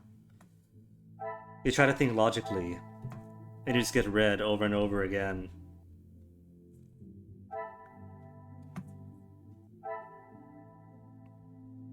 Could I have missed a sign of her commitment to the Major? She keeps him around. I must take a different... Another success. I wouldn't have linked those two, but heck. Whatever you gotta do to find the obvious answers we all knew since yesterday.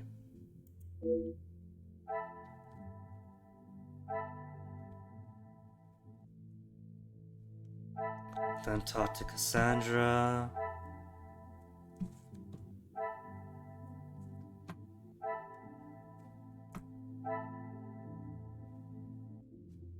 This is so vague that who knows? Who knows? What else is new to satisfy the one new connection? Attach the Major. Major is very generous to Angeline. Returned for the daughter, perhaps? Magnifique. Acted as a father figure. But what's blackmailable? That you are actually the father? Or that he stepped up to seduce you while grooming you?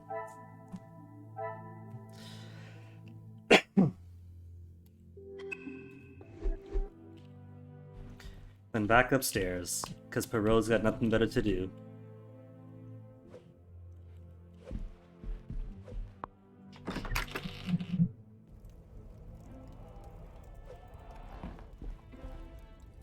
Is this really necessary? Push on why Cassandra had housed the mayor for so Do long. I allow in my Major. house? Have all the evidence we need to confront Madame Van den Bosch. It is my approach to the questions I must consider. Does it have to give me the answers every time? Cause this would be a neat minigame to put my detective skills to the test.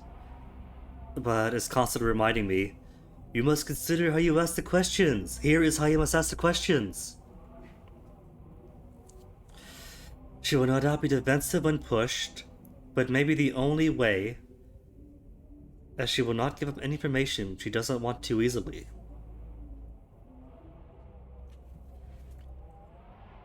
Why is it you protect the name of Monsieur Hagen so resolutely? And you allow the Major to reside here without contributing?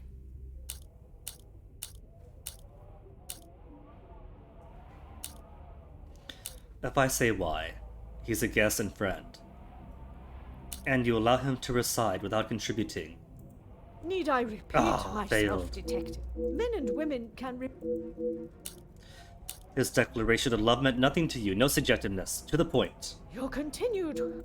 There is nothing I can tell you. Direct or forceful. There is something about your relationship you're refusing to elaborate on, love letters, the housing. Continued reluctance to answer questions, and defensive nature suggests there was more of a shared love.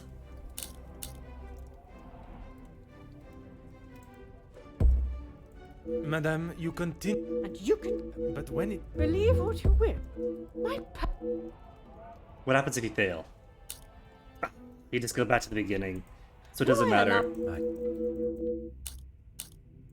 He was a That. Declaration of love? Judging by his words of the letter, it was not one-sided. How many?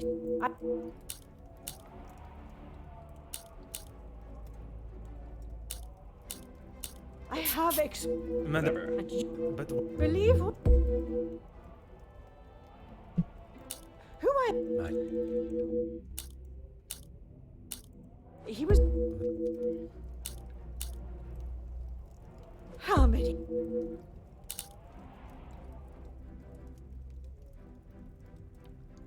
To even remember what I chose last time.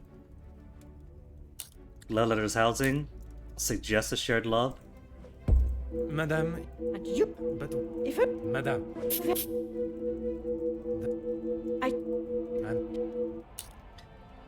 Alright, give me more lore dumps for more clues. I mean.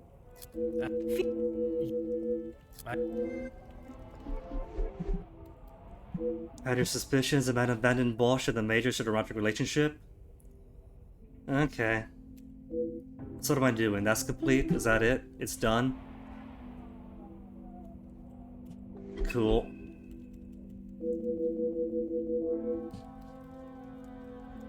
So what's left then? Involvement with the blackmail is complete.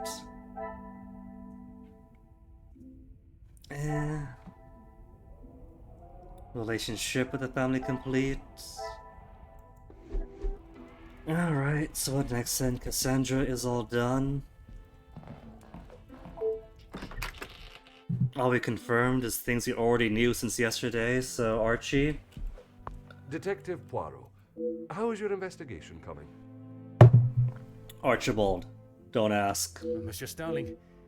You'll be wrapping the case up soon. I wish. It's only taken one day to reduce me from this is cool to... And not even one day, just a past thing. One has never finished learning, monsieur. It might help to vocalize your thinking. I'm all ears. Tell him nothing. This man's been shady from the start. He's telling guests to handle the body, he's got access to the safe, and now he's asking for information? Hush up, Poirot.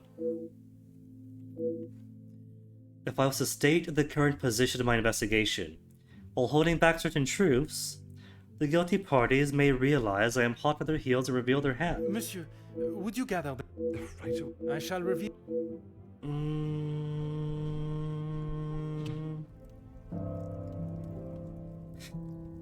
Okay, new chapter, right? New chapter, so let's try it with a fresh mind. We shall permit the NPCs to speak. Detective, what is the meaning of all this? Madame, I ask that you all lend me your ears for only a few moments. What I have to say is of great significance to everyone. You are all invited here to celebrate the engagement of Mademoiselle Angeline van den Bosch and Monsieur Gédéon Demire, the coming together of two prevalent families. But the celebrations were short-lived, as Major Felix Egan was found dead in his study by a young servant of the house. It then became my responsibility and obligation as a detective to uncover the truth behind his demise. My initial examination of his study exposed a number of things I did not expect to find. Things I have no desire to divulge at this time, but what I can say is this. It was no simple murder. A letter demanding ransom for a continued silence confirmed this. I am sure some, if not all of you, have heard whispers of a series of blackmails that have plagued the social elite in recent weeks.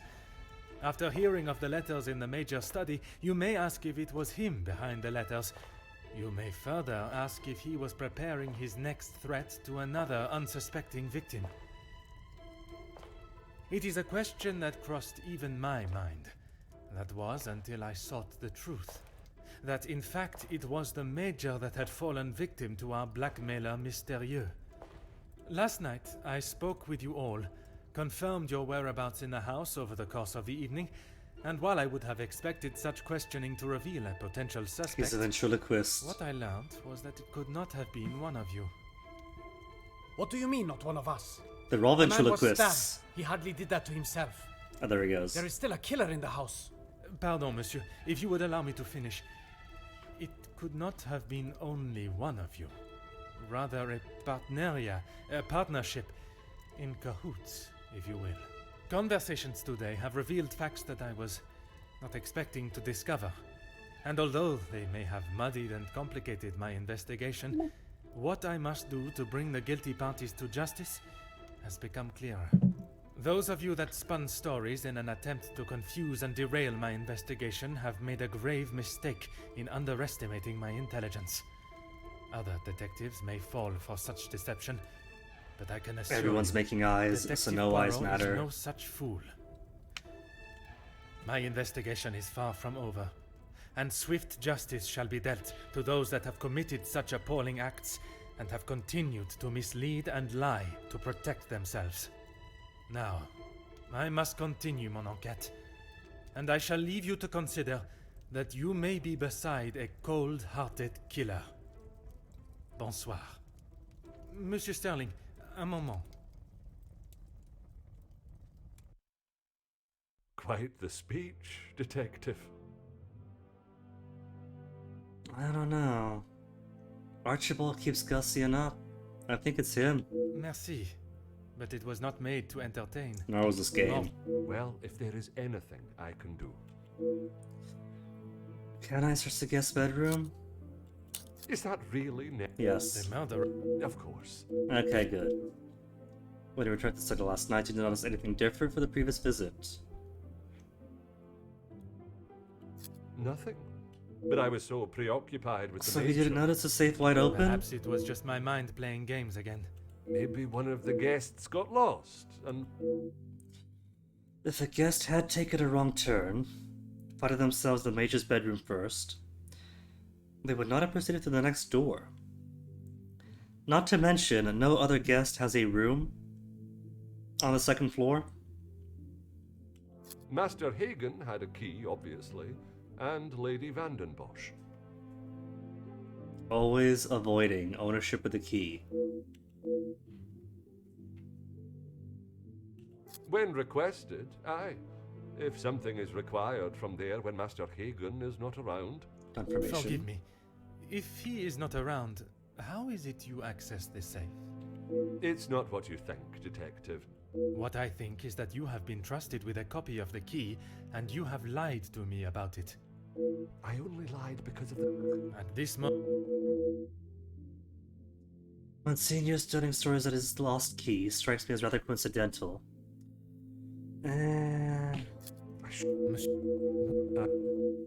It's all fluff. It's all fluff anyway. There is no game here. This whole thing is just a presentation.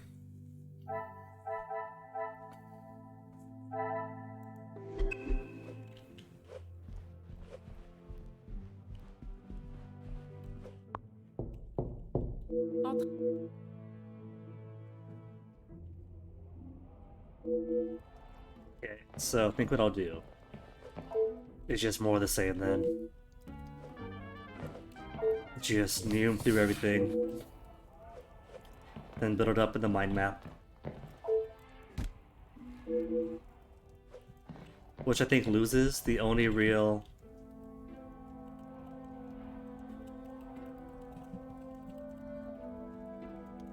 I have to hold Perrault's hand to do basic conversation and super basic assumptions before having another brilliant basic first grade idea, and then I get to look at this obvious box. Okay. Aha. Oh.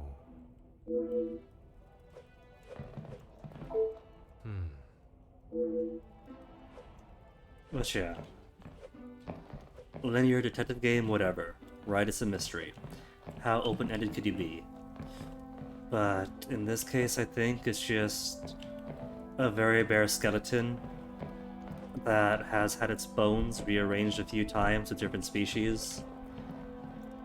But it doesn't matter, because it's mostly an excuse for the skin, and the skin is, I don't know, did you call it the story? The voice acting? The stage play? The stage play. A stage play pretending to be a game. Detective. Just filled out my list of clues to ponder on.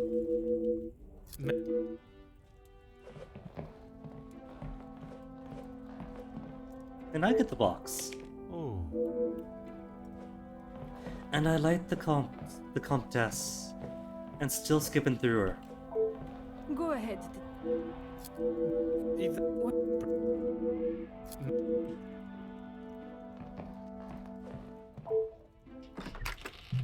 I should hope that's everything there, because I am not coming back.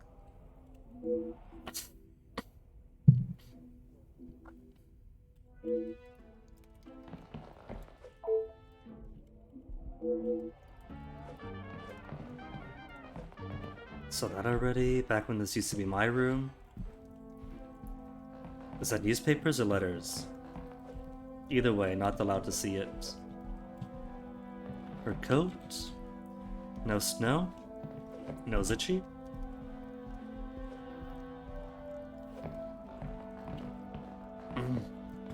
Must be because I'm allergic to being grumpy. Detective, what if it... Look, you don't... And... You're... Well...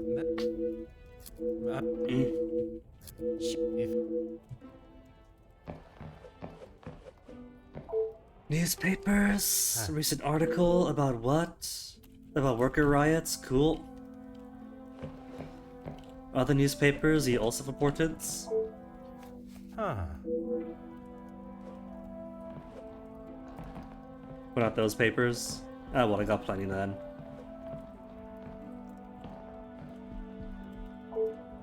Go right... I guess she's supposed to be American, but she's just out.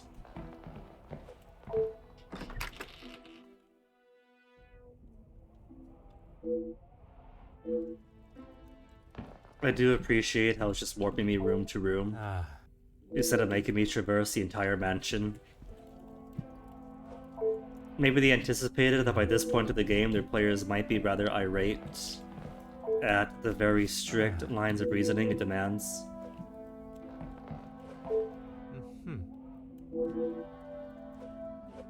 Man, I hope this means we're at the end game. You know, this typical, right, for all the really impressive and well-made together stuff between the front end and for the back to be sloppy. So hopefully this is just a very sloppy final part. And I can be done with it. Oh.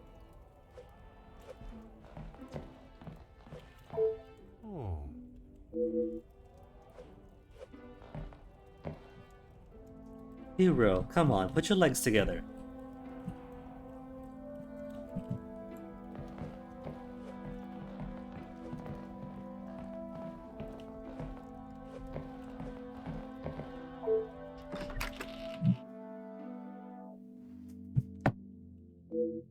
All the West guest room searched.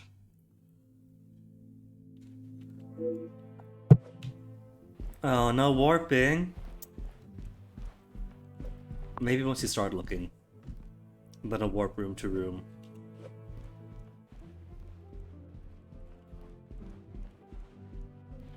Who's this? Inge? Inge, do you have information for me? Fill in my mind map with useless trivia, only some of which may connect. Map. A new map! Inge may seem nothing more than a young innocent maid, but there's something she's withholding.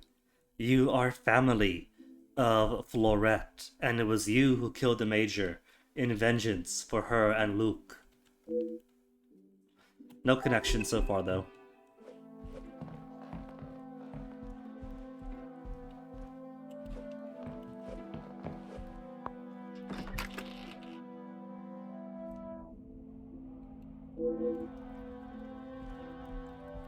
How's Zach doing? Probably can't investigate anything till we talk to him.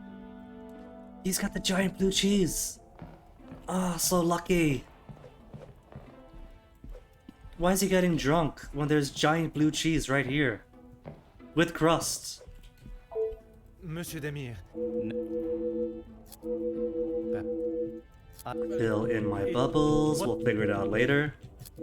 It was...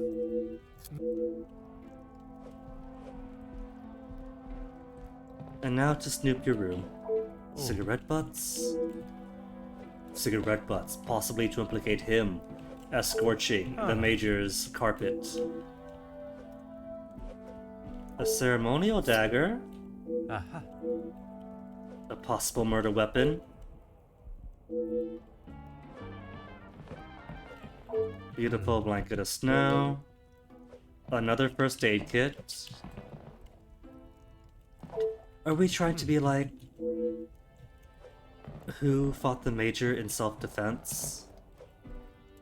And so we had the Comtesse with the first aid kit and another one here in Zach's room.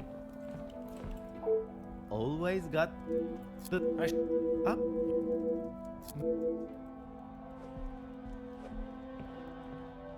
Is that not visible? And is that a military-style backpack and boots? Why are you still keeping military stuff with you? Boots and backpack in particular. Leaving means freedom from the rucksack and keeping prim boots, doesn't it?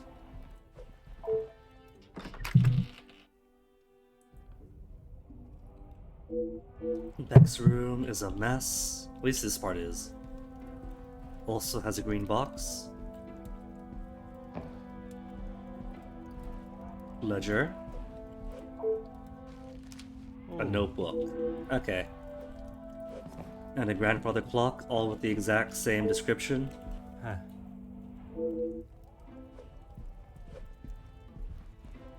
Poirot is a man of few thoughts repeated often. He really is, considering the nature of the deductions and connections that he makes. There is a lot of repetition and a lot of really dragging your poor brain over the cheese grater to get dust at a time.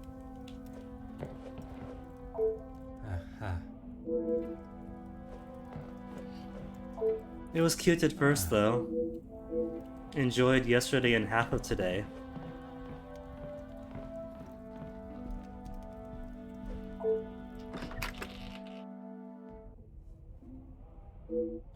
Business-minded Monsieur de Silva. What if I try to leave? It doesn't let me. So I guess if I can leave, then all the clues have been gotten. Monsieur de Silva. No.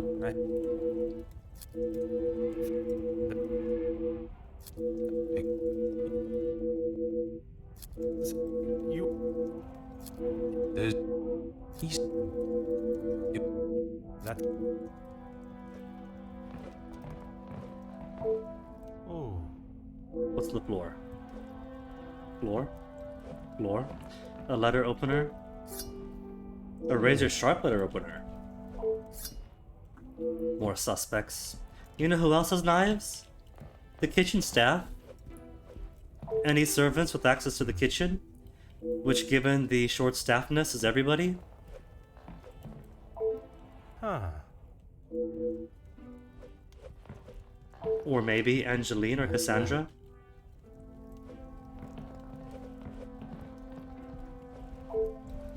What? Oh, okay. We're doing one of these things. Monsieur de Silva's blunt. Act as courteous and empathetic. A reason you thought justified hiding it. You don't have to enjoy it, Monsieur, but you must answer to it. Even no, if didn't work. I will be. I trust. Yeah. I. It is. If that. You. Okay, straightforward then. I Straightforward, then sympathetic. Concerned. That, and it.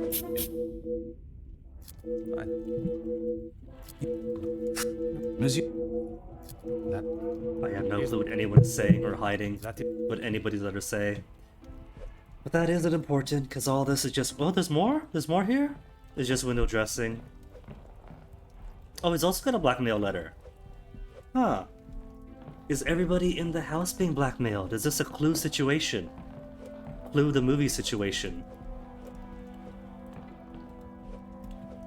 I can't leave. He's got no more conversation. I've seen everything. But the door won't open. Okay, now for the parts that the window dressing represents. 1, 0, 0, and 2. We'll do the 1 then, for the blackmail. So who said what? We got lots of new stuff, right? So there are suspects. Major possibly involved. Major may know the family secret. How staff know the blackmail reason. Staff family is hiding something.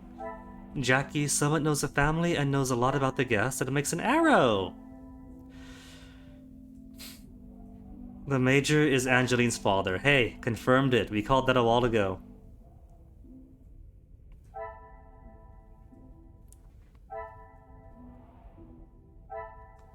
Major is Angeline's father. Instruments. Have a blackmail letter. The same Lexus, very fancy Scotland. Letter saying the blackmailer would reveal information of his questionable business dealings. That Ernesto mistreated his employees. And so they deserve to unionize. So the what is the blackmail stuff? The why, the blackmailer wishes the family to suffer. Motive? Wishes the family to leave the manor. We have Angeline's letter to request my help and police orders. The when is over previous weeks. Means Inge got her job from Margot. Oh.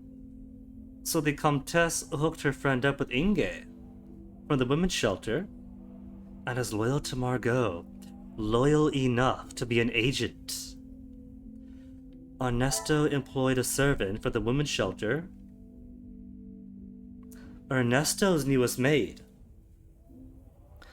So, Margot has invisible people working in the houses of two notable families. The pieces of the puzzle are finally coming together. Margot is making her shelter girls do her dirty work, finding dirt on members of the social elite. Now the game is interesting again. Not interesting enough to care about listening through all the performances. But for the mystery, just give me the what do you call it? The fluff. Give me the fluff, and I'll sift through it. So that makes it pretty possible then that it's Margot then, yeah? If this is the how, if that's the means, she's getting dirt on everyone, and the servants know lots of everything. Items in the safe. Major confessed his love for Cassandra. Evidence of possible collusion. And see, Poirot really is an idiot. If the servants are just as invisible to him as they are to everybody else in the house. Okay, so who said what? Gideon? You have a photo of you and your brother? They used to be closer. Recent behavior could be a facade. Possible collaboration. And his room is pristine? Was that a question? Could it be possible to collaborate? Room is littered with mess, cigarette butts by the ashtray. Zachariah not keen to speak with his brother. Something holds him back. Hesitant to reconcile. So likely has not collaborated. Some would say a lucky guess. The Demir brothers' strange relationship is enough to suggest they would not have worked together, despite being close in the past. He has a dagger, but everyone's gonna have a weapon. We're in full-on Clue mode. The dagger was a gift for Gideon. Aww.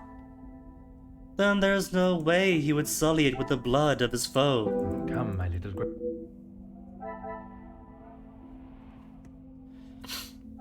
Gideon was polite to Margot. Well, Gideon's a nice person, though. He was violent, only to the Major, but even in his threatening letter to the Major, he was polite. So that's not too surprising. Margot helped Ernesto find a maid. Aha. Margot came prepared. Merely prepared must be quite a task carrying around all that equipment. What equipment? With first aid kit. For the medical equipment, bandages, plasters, antiseptics, pair of scissors. That's just basic. That's basic travel stuff. Helped Inge get hired, and Ernesto find a maid.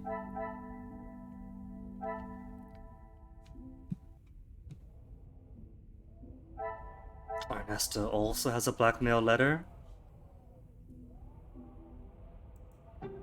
And you've also Got one of Margot's maids. Will not get me. So, clearly, blackmailer, very heaviest possibility for Margot. As nice as she is, I still like her. And he was a maid from Margot's shelter, another young woman, given a deserved second chance. Letter opener, unwilling to pay though. Partially signed contracts between Ernesto and Hugo. Only missing Hugo's signature.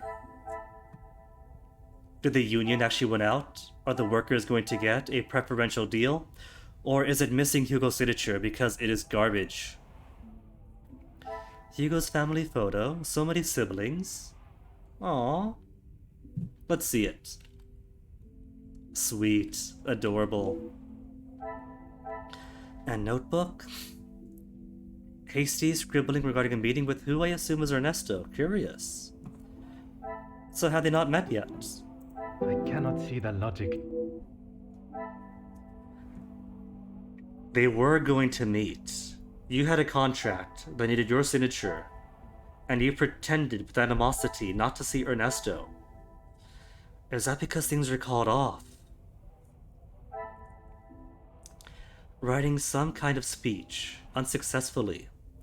Does this fit a pattern of behavior with Hugo?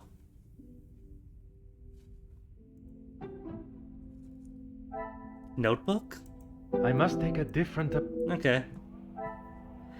And Jacqueline, what information are you bringing to the table?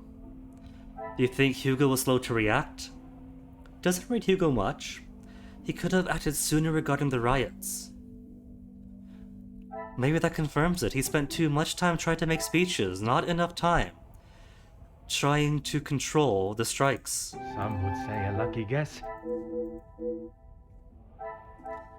Unlikely to collaborate with Hugo. Are we gonna make a great big circle to say there was no collaboration between anyone, with Archie in the middle, to put things back onto the servants like I've been saying? Jackie's notebook, made a good name for herself, stack of newspapers, a recent article by Jackie about the riots in Ernesto's factory.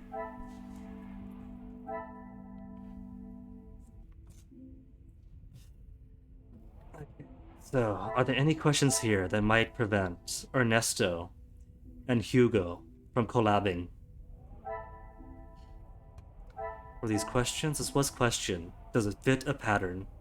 Yes. Couldn't be them.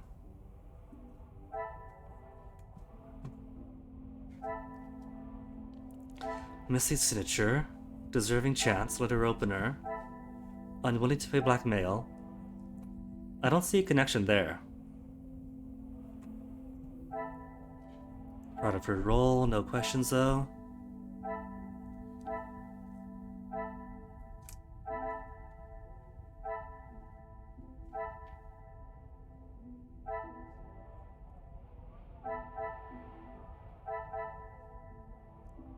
The Major tried to pay Jackie off. Well, that's new. Blackmail seems to be a common theme amongst the upper classes. Jackie wasn't keen on Felix's offer. And the Major only cared about money and didn't care about much else?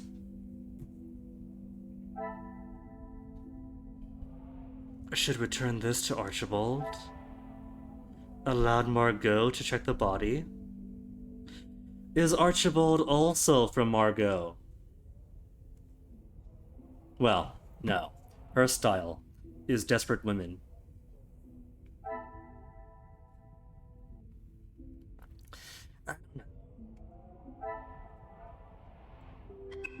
It's only this one, right? This one last connection? 000s. So, it's not a question thing. So it's not a question thing, because nothing else is question things. In Jackie's opinion, she doesn't value Hugo particularly highly. Would he collaborate with anybody else? With Ernesto, if they have a partially signed contract? I must act on thought. With Ernesto? If you were going to meet with him? I should not be surprised. Is there anything else leaking? The contract? What? What a revelation! I am doubtful this duo would collaborate. Would Ernesto deal with another member of the house? With another member of the house? Someone who has never confirmed his alibi.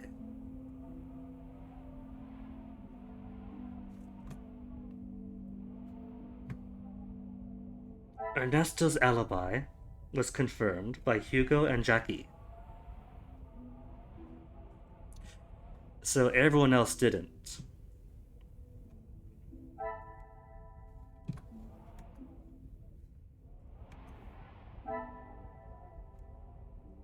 The maid is from Margot's shelter.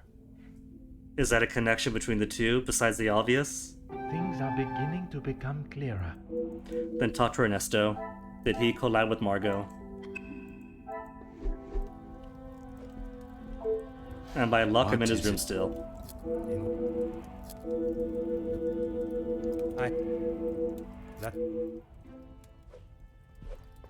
And that's it then, right? Cool. So, what did he say? Margot approached Ernesto to offer help? Something perturbs me about this Margot's forceful nature. This reminds me of another incident. What could it be? The blackmail? Order and method. Does it remind you of blackmail? Is there something? This offer to help reminds you of how she offers to help with the women's shelter. Come, my little Grace. Reminds you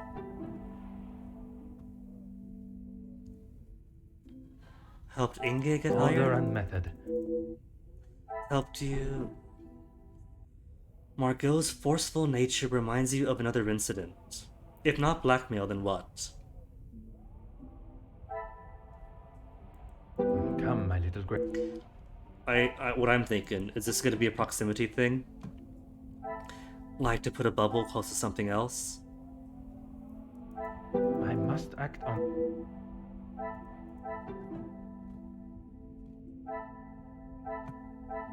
If for Gideon? Gideon polite to Margot? I must take a different...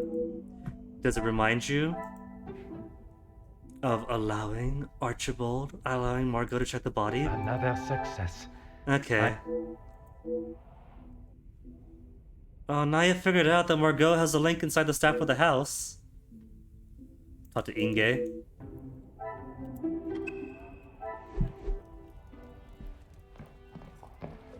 Where was Inge? Second floor, right?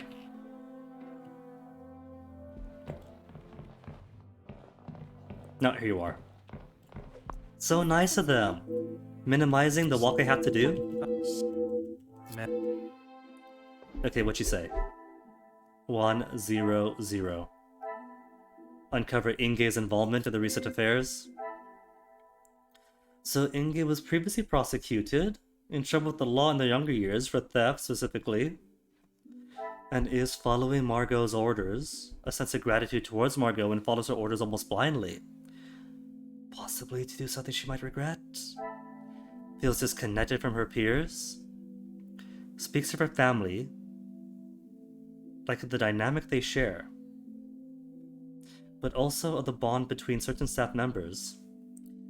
Confirms she found the body. Job for Margot, and nothing else new. So let's see. Could this lead her to do something she may later regret?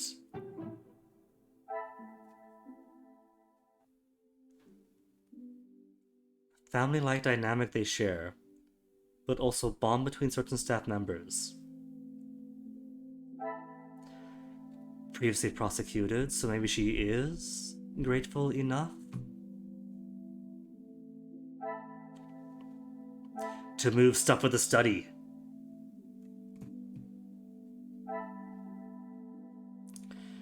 Found the corpse. Why does this seem significant is also a question. Is there something? This will not get me any closer. Is it the prosecution? She was previously prosecuted, so might be blindly loyal? Magnifique. It is. Assisting with thefts.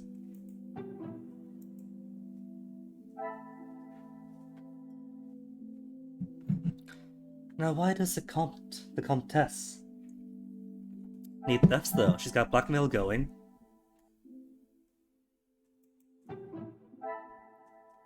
I cannot see the logic in this. Is there something? Okay, so what is this? Talk to Inge? Talk to Inge.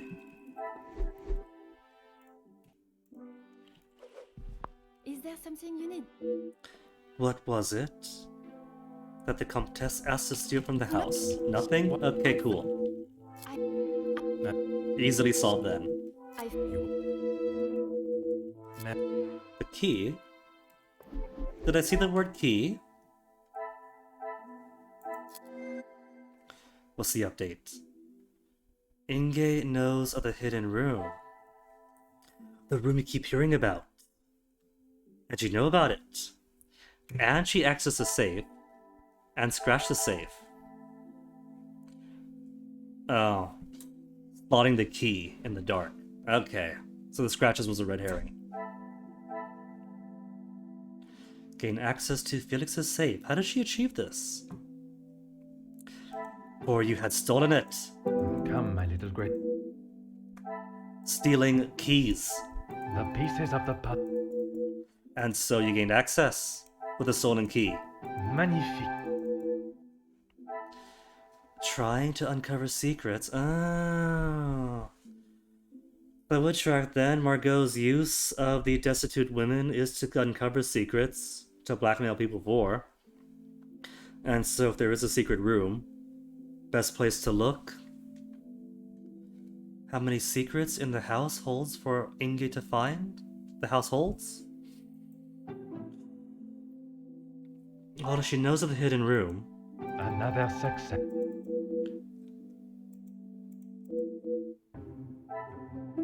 Abandoned Bosch secrets and the hidden... Well, yeah, obviously. That's like from chapter 2.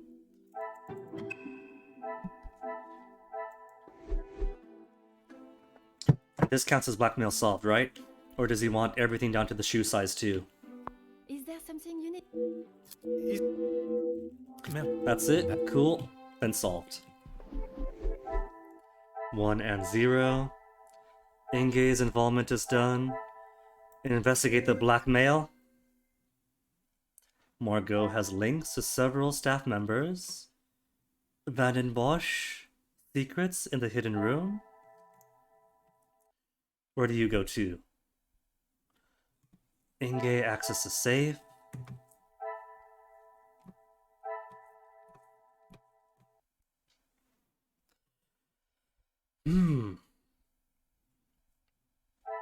House staff may know the blackmail reason. Okay, where's the question? Give me a question.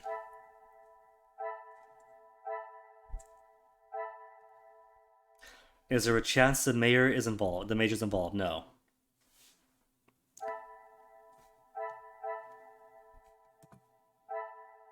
Who is the culprit? Where's Margot? Major confesses love. How did she achieve accessing the safe? That's already answered. Isn't answered here. What am I looking for? One of these then?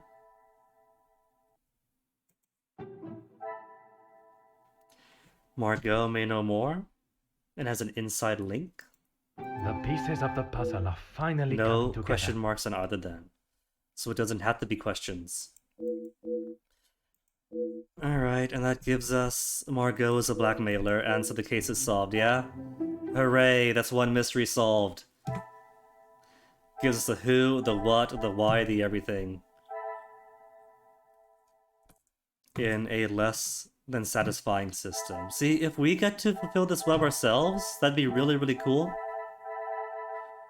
But all of this was automatic. I just put two things together and that was it. So I've gone from, oh man, oh this looks exciting, I should fill all this out. No, there's gotta be like multiple cases, right? It'd be such a tragic shame for this cool system to only be for one case. That was it.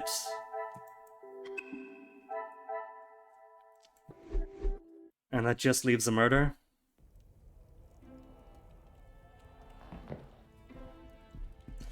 Well, good news, Angeline. It turns out it was Margot all along. Mademoiselle, merci for coming. Not the murderer, but you haven't got to worry financial stuff anymore.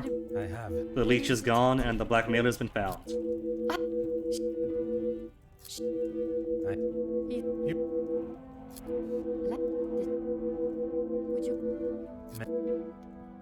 Achievement unlocked. The search, you see, it's all automatic. You breathe, you get an achievement. You get an achievement for doing stuff with the guests and everyone, but it's all required stuff anyway. Dig deeper into Archibald and Rehenna's suspicious actions? Well, now we're getting somewhere. Been begging to do servant stuff from the start.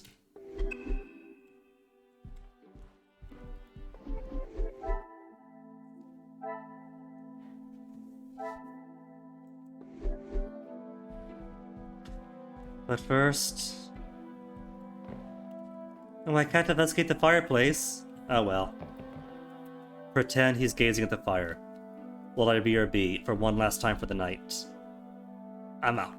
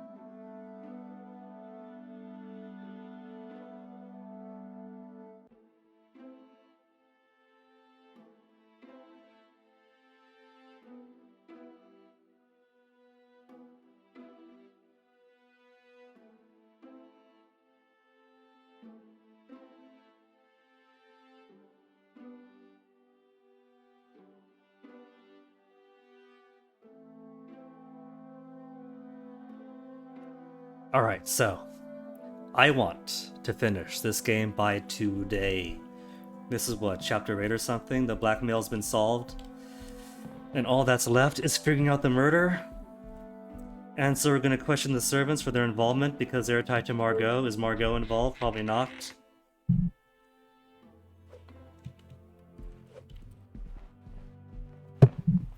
And so what have they been up to? It's only 3:52, right? Which is pretty late for me. And normally by this time I wind down. But I'm hoping this game is so vapid that if I just skip through everything, that I can get through everything. And then we'll be done with it all.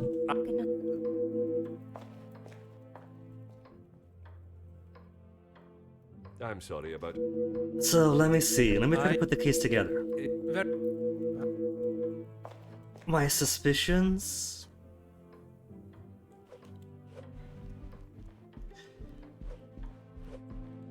If Margot hadn't tampered with things too much at the crime scene and isn't covering anyone, isn't covering for anyone that it could possibly be, I can't go downstairs or up? Where am I going then? What am I doing? Talk to Hugo?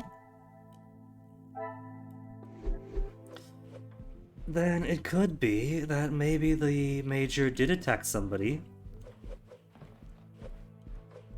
A servant in his study. In relation to the blackmail.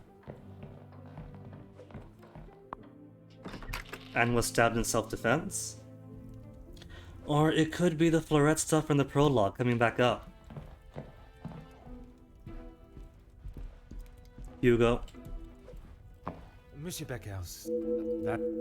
I'm going to assume that this is going to be one chapter, then a secret room chapter, then a final chapter, and then end. So all I need to do... Certainly. But she did not... Me? Allow him to speak up and open his mouth too much. Many persuaded by her feminine prowess, she was able to convince you not to sign a deal? Perhaps some. Wrong one. Antagonistic you were used. Excuse me? You had the... Every... You... And I...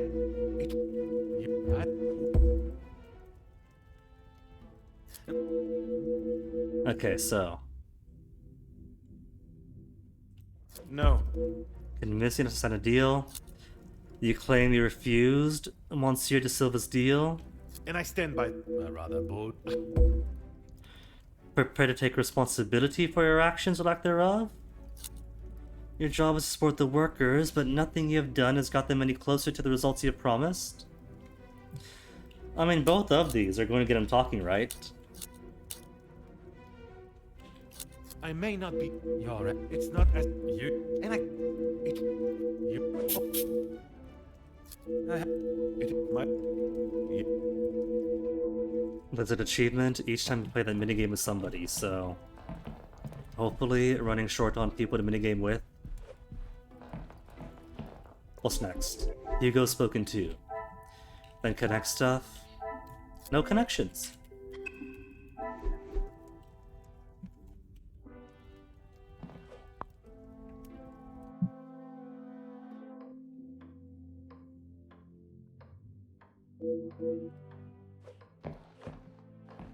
Okay, so with the non sequitur out of the way, where are people for me? Inspect the staff quarters. That's downstairs beyond the butler pantry. I kept thinking bandit for whatever reason. The bandit pantry.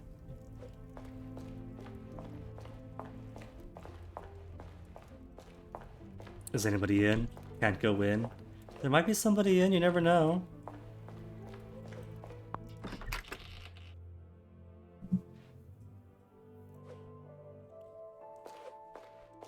Zoom out. There you go. Okay, you've got logs. An orb to ponder. Huh. Old newspapers. Well, they've been stoned in at least a day, so... Could be they only get the Sunday pages. They like the cartoons.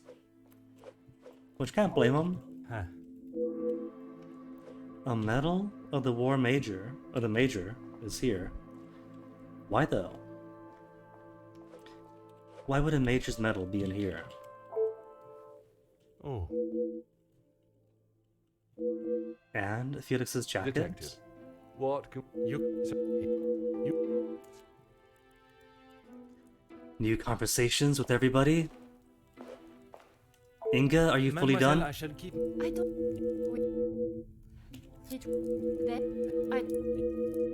All very insightful, I'm sure.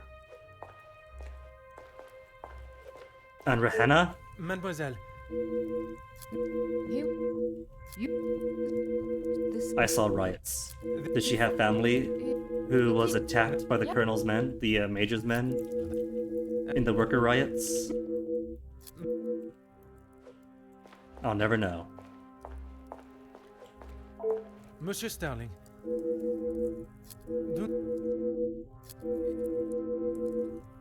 If it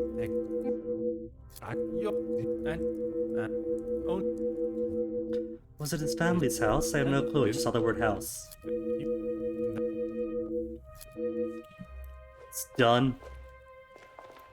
And nobody else has new conversations. Good. Now let's piece this together. Archibald and Rehenna's suspicions has 4. So who said what? Staff may be involved in the murder. It took him long enough. Perrault was so stubborn. The guests all have airtight alibis? Then it must mean they cooperated. What? They have airtight alibis? And nobody could have cooperated? Well, that makes no sense. But wait, 50 hours later, what if it was a servant? Would they dare attack their betters? Hugo saw the major outside, smoking a cigar. Oh, wait a second. So that messes up the timeline. So it could have been anybody smoking outside then, if the servants had the medals and the jackets.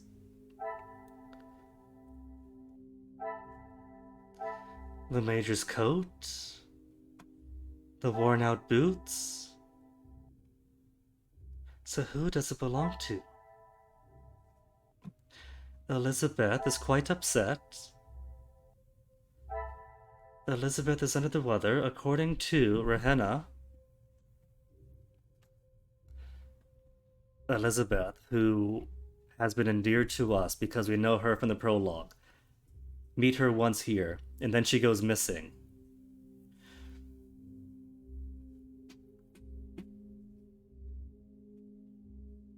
Margot's man on the inside did suggest, or Margot suggested, that the stab wound on the major suggest a defensive action and not an intent to murder. So it could be Elizabeth. Maybe Elizabeth was attacked by the major. I keep promoting in my head. He's not that cool. Attacked by the major. And then she stabbed in self-defense. And then he fell. And then all the servants are banding together to protect their own and waylay suspicion. Archibald says that he stole from the major. Must have had good reason. And hiding in plain sight. Madame pays the staff very little. Not surprising. A war medal that must have belonged to the major. Forgot he took whiskey to the major. And Archibald claims he lost the medal. But the medals are kept in the storage room. Maybe he's lying. 2 different Archibalds. I must take no? a different... Telephone. Archibald staged a phone call. And hadn't noticed a lack of calls. Are there 2 Archers or Archibalds?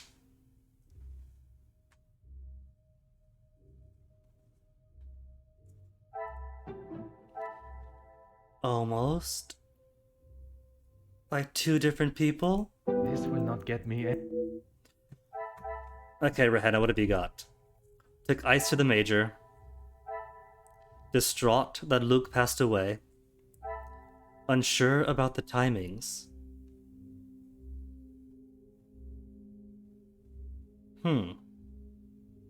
And doesn't believe workers didn't stand a chance. Or believe the workers didn't stand a chance at the riots. And so that was what? Your kin who were attacked by the major's men?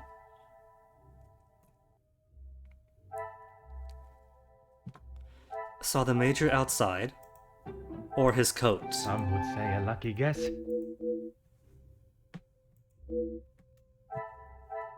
Someone else wore the Major's coat. Someone with worn out boots. I must act on Someone with access to his medal. order and method. That is the... Elizabeth is upset, under the weather. Madame pays very little.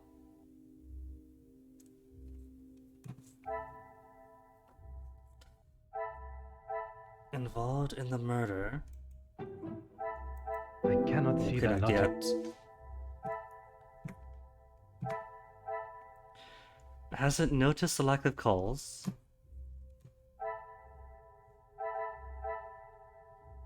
Why is it here to see outside? Any more questions? Who does it belong to? Elizabeth. Come, my little... No, of course not. Archibald stole from the Major. Could it be his boots? Order and method.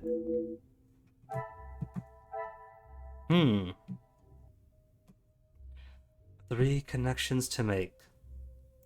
Who could have worn the boots? Staff involved in the murder. I must act on... Who could have worn the boots? Not the Major. Unless the answer is not the Major. Is there Okay, good.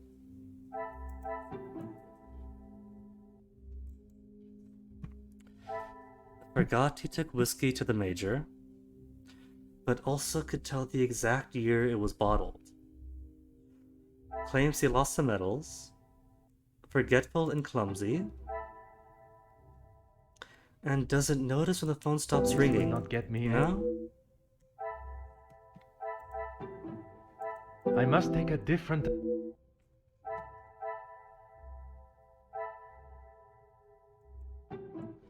Claims he lost the medals, but the medal is here. I cannot see the logic. Claims he lost the medals.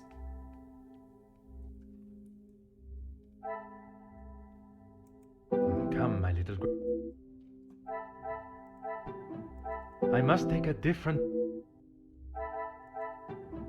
I must act on... I cannot see the logic. Ah, how about this one? Stole from the Major because Madame pays very little. This will not get No? me...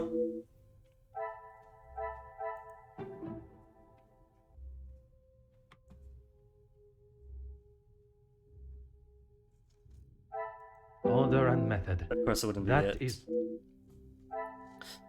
So how about... The workers don't stand a chance, you're distraught about Luke. Basically, you're all about the suffering of the workers. Is there something...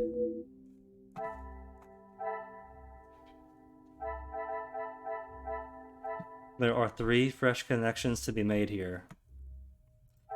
Worn out boots. Is there a way to connect you to Archibald?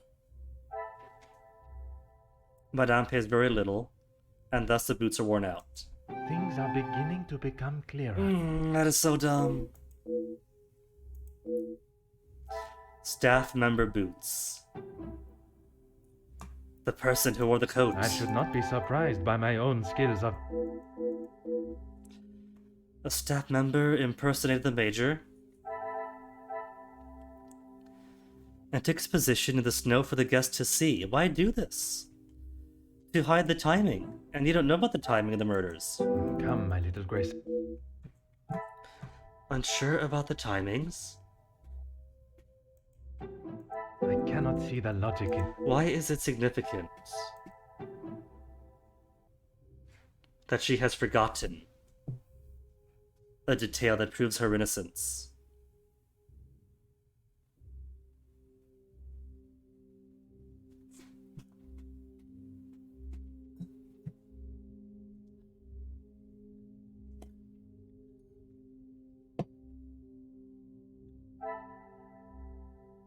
Incredibly busy in the kitchen, but to forget a detail.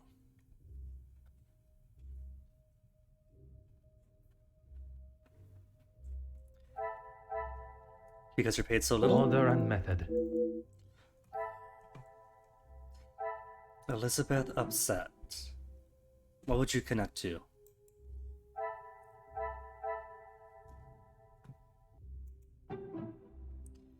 Why do this?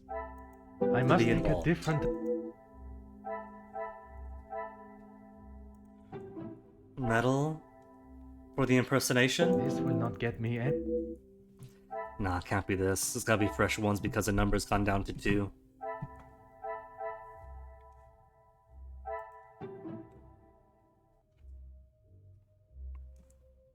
I must act. Is there something? Is there something? Could the stage phone call go to anything?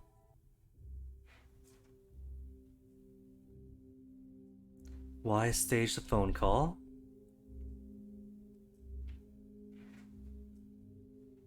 For my benefit, had I known the telephone lines are down at that time, why stage it?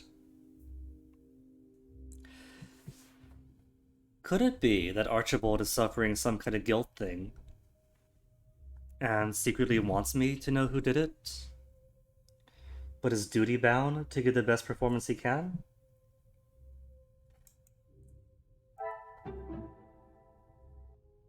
Still confirmed, she took the eyes to the Major in the study following the altercation.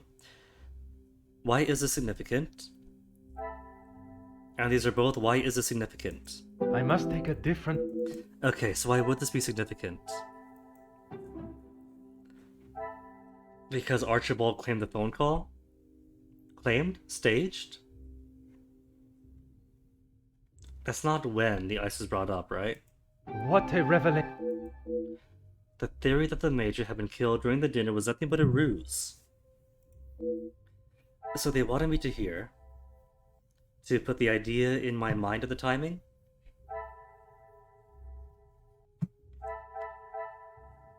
The last question remaining is, why is it significant that she forgot a detail that proves her innocent?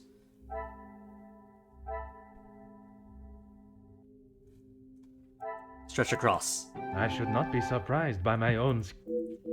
How can either forget from only a day before? Because they're overworked. How can either of them forget something so important? Because they've got the timing wrong in their head between what is real and what is fabricated. Things are beginning to be. They played the parts very well, until they became complacent. Why do staff lie? Why do workers make up stories? Because they may be involved in the murder. I cannot see the logic. Does it tie to impersonating the Major? They've given themselves such a complex story to weave? Magnifique.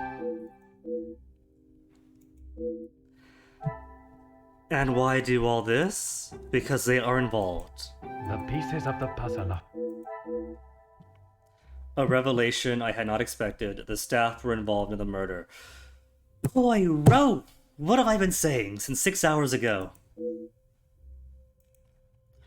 Young Inge is guilty of her own crimes and associates with the blackmail. Monsieur Sterling and Mademoiselle Rehenna that have been an integral part in covering up and obscuring the truth of how the Major was killed. Which is Elizabeth and self-defense.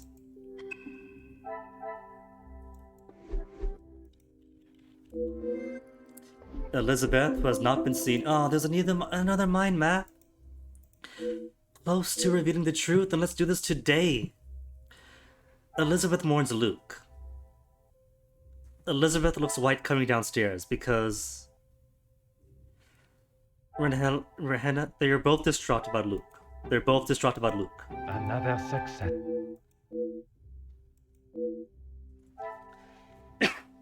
They both grieve for Luke, who was put away thanks to... No, who was murdered. Murdered? No, killed. Whatever. He's lost.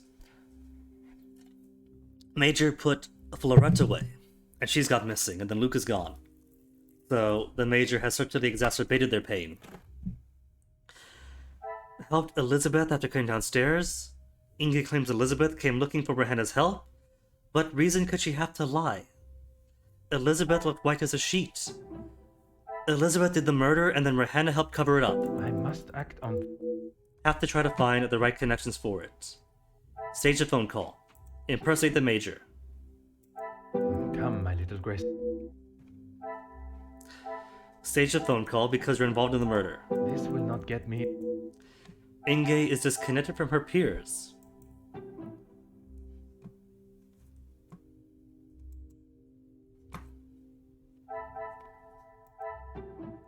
Helped Elizabeth. And staged the phone call. Staff involved in murder. What do you go to? Look white coming down the stairs because of your murder involvement. Some would say Hey. a lucky guess. I would say a moment of genius. Given the weight of Dear Elizabeth from the prologue, Tutorial Elizabeth being the accidental murderer, would have expected this to be buried by like 15 different layers of, okay, how do you connect this synapse to that synapse? Must have found the body, but did she play a part in the murder? Rihanna did help. What a revelation. Rihanna wasn't seen after Elizabeth found the corpse. Because you were impersonating the Major? Another success. And then you staged the call to solidify it? Why feel the need to cover for Elizabeth? Because you're a kindred spirits who both mourn Luke. I must act... Okay. Impersonate the Major was Rihanna's role of the plan. Why was it necessary? Why did she feel the need to cover for Elizabeth? Because the staff is like family. Yeah? Order and method. Staff is involved, and the lower deck watches out for its own. Is there something... What about Archibald? Why stage the phone call? To help the cover? To include Archibald in the cover? Come, my little Grace. Not for the staff. Not for this. For something else, maybe. I cannot Not see yet. the lot. Not yet. Archibald isn't tied in yet.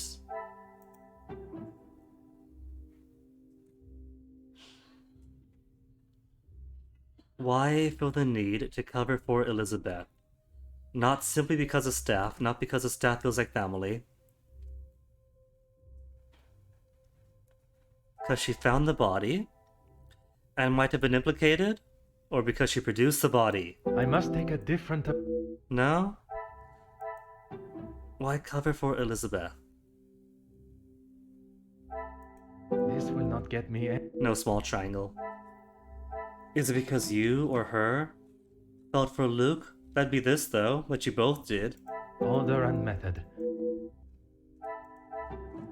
Come, my little Grace.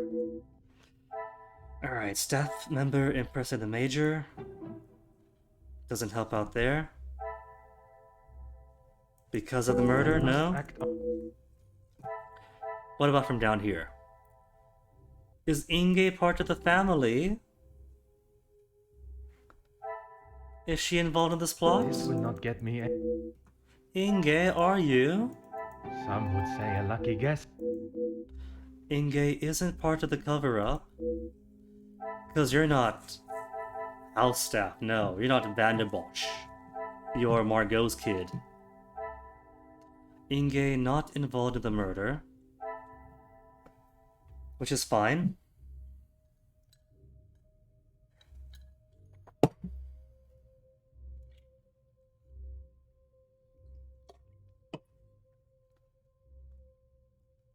And we still haven't found the hidden room. Stage phone call. I must take a different... Okay, so we have a question here. Covering for Elizabeth and why? There is nothing else to connect, really. So later then.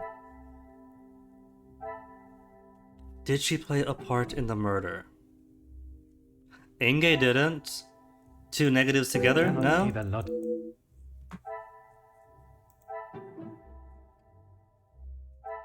Is there something I am not... She grieves for Luke, So maybe it's a joint grieving that could be motive? This will not get me any. Mourns for Luke, so her own motive? I must act on. Well, it can't connect to itself, right? Just to make sure. I must take a different. I cannot Okay, see that good. logic. Doesn't connect to itself. Nor back here. Come, my little. So you connect to nothing. Is there something? Literally to nothing. Okay, so I guess your question does not get answered yet then.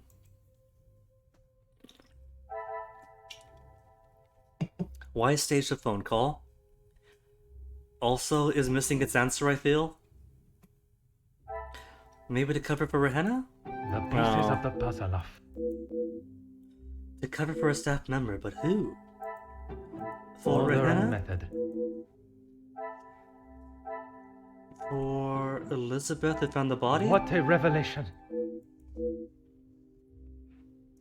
And why cover for Elizabeth?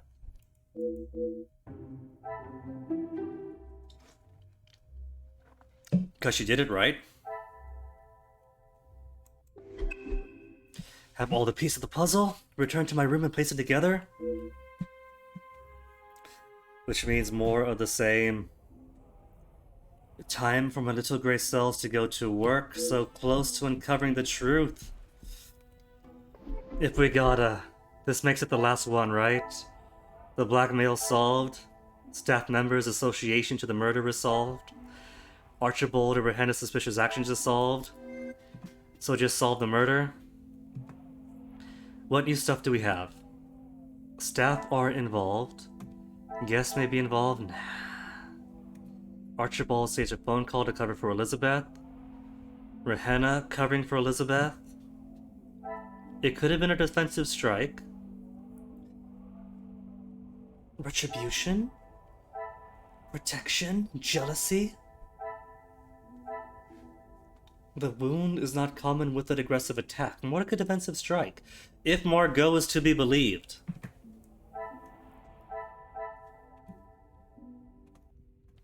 Okay, well, clearly the staff covered for staff. Magnifique. Elizabeth was a murderer. That's it? That's all? Okay. Yay, it's done. Blinded by my own trust. This would have been a lot more impactful if the framework of the game itself did not hold itself back. This game really suffers with answers that are either obvious or that the clever player finds out with their own cleverness, but aren't allowed to take advantage of their answers until they jump through so many hoops that really aren't as apparent.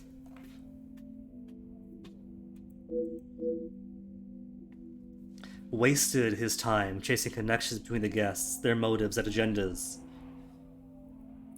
and failed to notice the one absent member. He did! I sure didn't. Oh man, the devs might be Scottish, but Scottish is still British, and British suffers so much from writers that aren't all that clever after all, but want to be. They want to write clever stories. It's my fault all over again.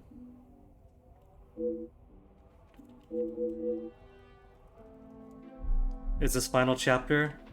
Another chapter? The truth. We got the truth. It was a self-defense attack. There was no real motive.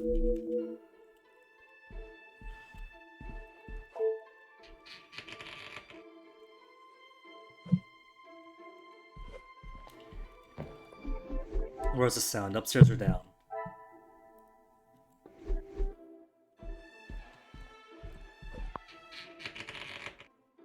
I just want this to be done at this point. I was having so much fun yesterday and half today. And now just racing on through.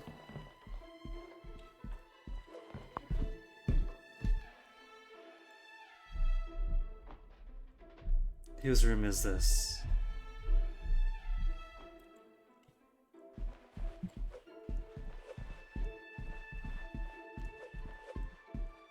Is a secret door finally open? The secret door alluded to the entire game? Storeroom. Oh, cute. They even had the light to show that the cracked door is here.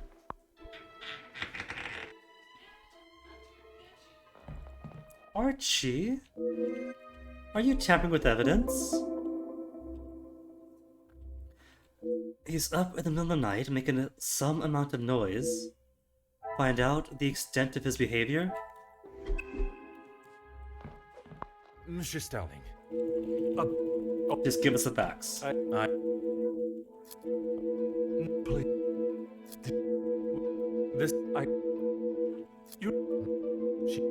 Aw, sad Archie face. And what? I need a moment to suss on through this. Oh, it's all zeros. What am I doing then? There's nothing else in here, right? A detached saint carving. Oh, from where? See, I figured this would be in, like, the upstairs someplace. But is there a hidden door?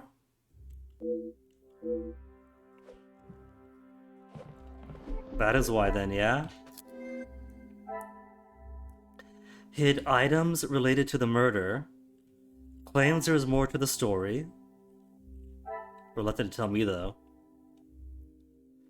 A suitable place to hide the items, a hidden room. Denoted by the detached carving of the saint. I cannot see What? the logic in this. He's leaving the house. I'd missed the cover-up. Was taking medals for extra money. Okay, where to hide it? Yes, the detached saint carving. That denotes the hidden room. Order and method. What? Okay, detached saint carving for hidden room. I should not be surprised by my own. See, we had the right answer, but you gotta jump through hoops. Secret room in the storage room is where he's hiding stuff. Things are beginning to... And then talk to him. The truth is, the hidden room is in here, under the rug. Aha. Nothing here? Is it? Along the wall to the hallway? It is a wall to the hallway. They have their TARDIS space in here. A military knife belongs to the Major. Does that have blood on it? Is that the murder weapon? A letter? Well, in testament to the late Viscount, who truly loved Angeline. I, Viscount Edwin van den Bosch, am of sound mind. Article 1, event of my death, I hereby appoint my wife Cassandra van den Bosch as the executor of the Van den Bosch estate, and leave the remaining wealth in the hands of the Van den Bosch name to my only daughter, Angeline. Any outspoken debts, expenses of my last illness, funeral expense and administrative costs are to be paid for the Van den Bosch account at the National Bank of Belgium. To my daughter Angeline, you are the apple of my eye, blah blah blah blah. To wife Cassandra, thank you for the many joyous years we have laughed, have loved, have brought the most precious gifts into this world together. Alright, just... the best person in the game is a dead man. Who was dead before the game could have studied his name. An expensive lighter. Safe from outside?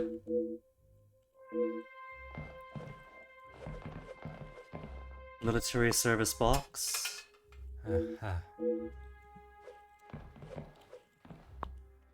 That's everything, right? Did I miss anything? One last look around.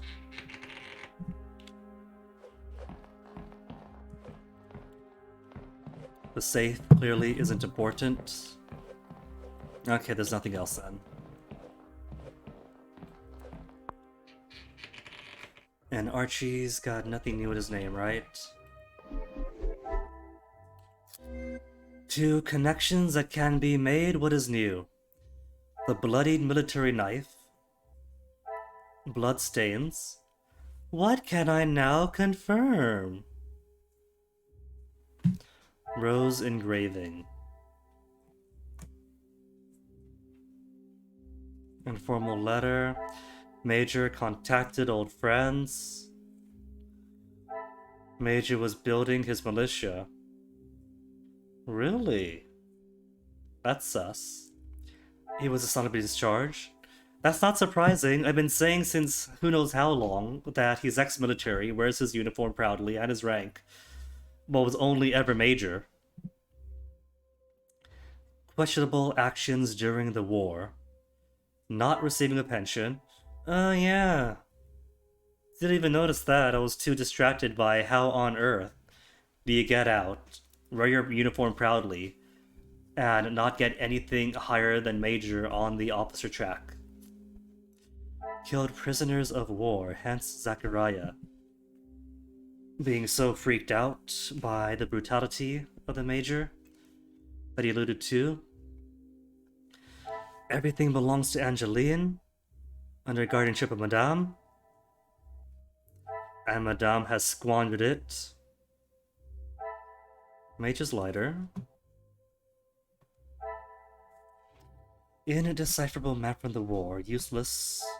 Static military box. Empty canteen. Expensive lighter has an unrecognizable symbol. A red symbol. And a rose engraving. The pieces of the puzzle are fine. Lighter must belong to the major. We've already got a lighter. 2? Where's the thing? 2 lighters? What a revelation! The other is not. It's a fake. Well, use lighter. Potential murder weapon. Blood stains. Another success. Talk to Archibald. Talk to Archibald. Dr. Yard. Alright, Archie. There is no use lying.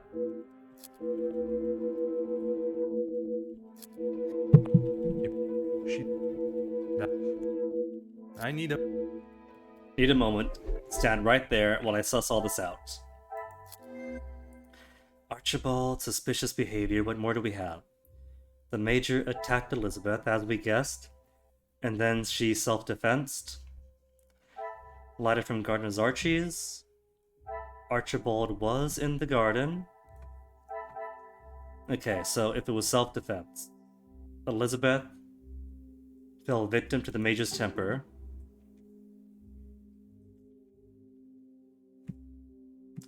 And defensive strike. Is there something I am not seeing? You really want me to pull teeth out for this one?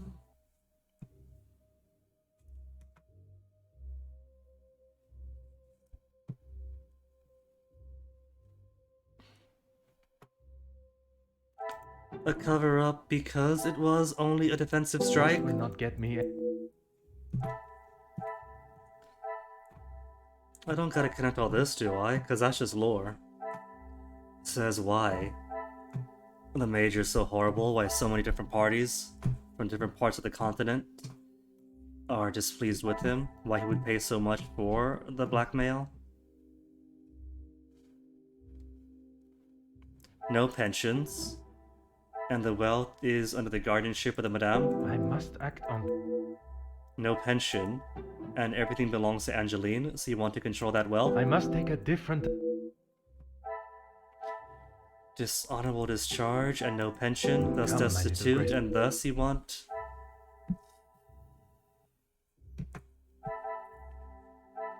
Contacted old friends, building his militia.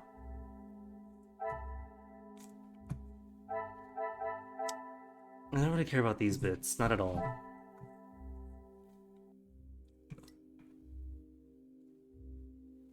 All I care about is building this connection from Archibald claims a major attacked Elizabeth to the murder was self-defense, and the servants just covered up for it because they get it.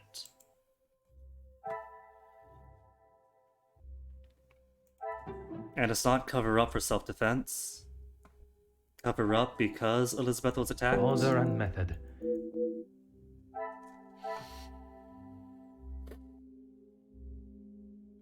Lighter from the garden belonged to Archibald.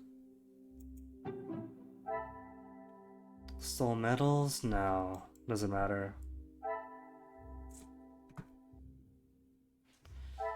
Major's knife is a murder weapon from when he attacked Elizabeth? This will not get me.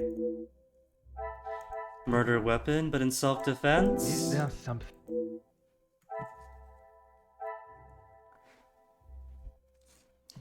Window left open to toss a lighter. And that was this lighter that was tossed. Come, my little.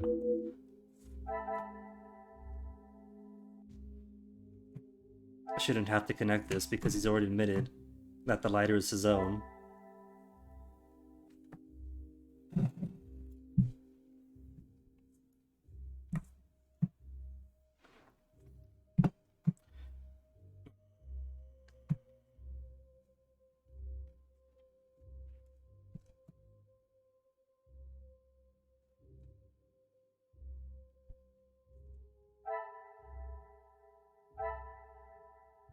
Well-made lighter. Wasn't the Major's. With the insignia of a military regiment, but not the Major's, and was Archibald's. So Archibald, military in the past then? Could possibly suspect then that Archibald was perhaps? That's a red herring. And missed the cover-up. Hence in the garden. Monsieur Sterling in the garden on the night of the murder. Out in the weather to hide or collect something. His lighter? I must take a different. The open window. I should not be surprised by my own. What else did he collect from the garden? Murder weapon, maybe? Things are beginning to become clear. Archibald dropped the murder weapon from the window, collected it, and hid at the secret room. And that's it. And then pulled out more teeth. Before we can talk self-defense and blah blah blah. When you ask... So, and where did... Collecting the item and hiding it to save Elizabeth?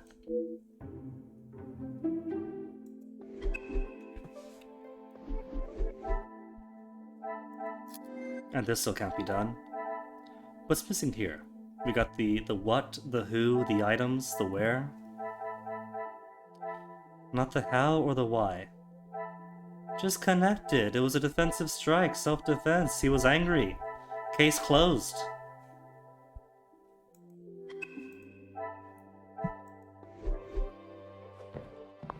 There is no use.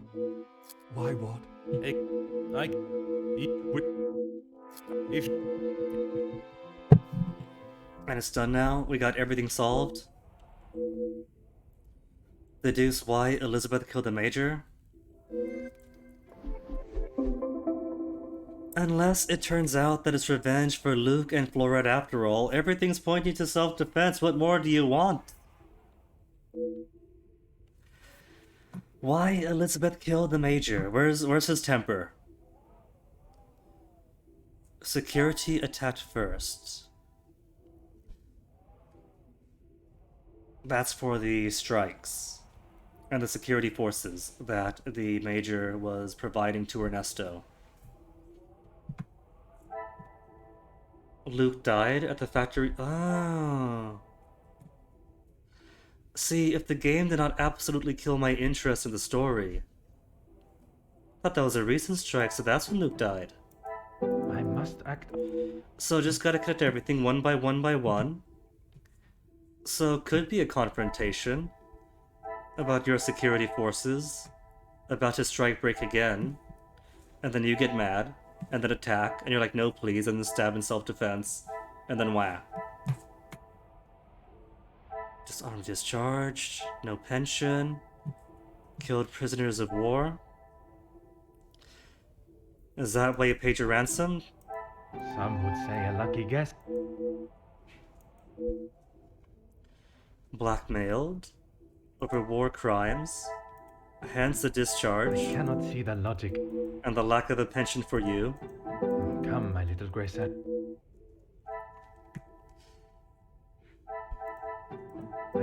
see the logic. A strong motive for blackmail. Military box, canteen, and map. Informal letter, old friends contacted, building a militia. Was it a bad financial state? Because no pension? Magnifique. Who could he have turned to? The wealth under guardianship of Madame. I must act. Turned to Ernesta, who paid well for your goons. Another success. But he also leached to ensure the job was done. What could he do to ensure the job would be complete? Killed strikers. Security attacked first. I should not be surprised by my. Ordered the attack at the strikes. And what were the consequences? Well, dear Luke died for one. Some would say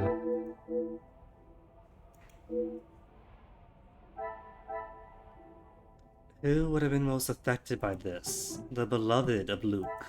Things are beginning to become clearer. Well, that paints it as revenge then. Or as I'm still thinking self-defense. Because it was Margot whose autopsy suggested a defensive strike. If the killer was Inga, then Margot would have reason to lie. But Margot's got no ties to Elizabeth. May have sought revenge? Nonsense. They had an argument. He tried to attack and got a slip between the ribs.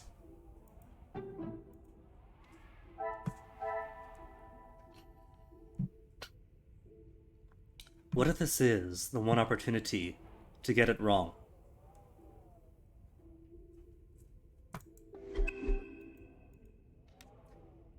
Must be at my best, and my little gray cells at their most alert. There's no more, is there? It's already 4:40, so let it be done. Confront Elizabeth? Cutscene style, right? Detective Poirot. Detective. But Alright, what do we have? Way to speak with Monsieur Sterling, Mademoiselle Savannah, Miss Elizabeth. Were you not awoken last night by the tremendous amount of noise from the storage room? Well, no, that's top floor. She lives downstairs. Wait, no. This is... Never mind. Getting the girls mixed up. I've lost that much care in the story. Were you not awoken? Does Angeline know after all again? I wasn't. It was. She was.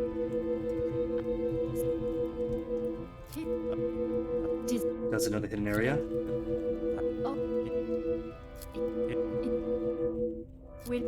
And then confront Elizabeth. Which means this must be it. Blackmail solved, murder solved, mystery room found. Mademoiselle Elizabeth. Now it's just tragic ending. Oh wait, we gotta break down Elizabeth too then, right? In one of those shield droppy games. Tell me what happened with the Major on the evening.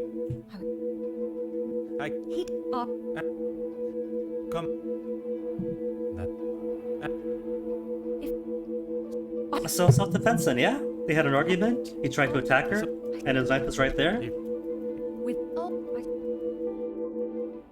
New conversation unlocked, no! Let it end! Oh. The game's over! I need a moment. Yes, of course. Or is this where we go? For the truth, I guess. Where we go from she murdered her to avenge Luke to no, it was self-defense. What's missing? The why. Stab the Major when he wouldn't let her go? Or possibly seeking revenge? Defensive strike. The pieces of the puzzle. You really gotta pull all the teeth with this.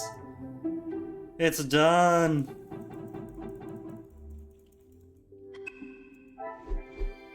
There is nothing left to solve. You struck in self-defense. You were attacked by an evil man. Any court in Belgium would absolve you. Just like they did Florette. If I would You do. There's a chapter 9. No, that's it. There's nothing more to solve. It's just epilogue, right? Denouement? Okay, gonna talk to nobody and just rush outside just as soon as the snow is You have plowed. spent more time making us sit and wait for you than anything else. Madame Van den Bosch, if you think I have spent my time focused on anything besides uncovering the Major's killer, you are sorely mistaken. I'm sure you will be eager to share your findings with us then. All in good time, Madame. Firstly, to understand the truth of what has occurred this weekend, one must know the timeline of events that not only preceded the Major's death, but succeeded. We are all well aware of what happened before, Detective. You can save your breath. You are only aware of what the guilty parties wanted you to believe, but now I shall apprise you to the true events. The reason for us all being here, you know. The altercation between Monsieur Demire and the Major, you know. The body of Monsieur Hagen was found while we were all sat enjoying a most delicious meal. That you also know. But what was kept from us all was that his body lay on the study floor for far longer than was thought. It was that servant. She found him. S'il te plaît, monsieur.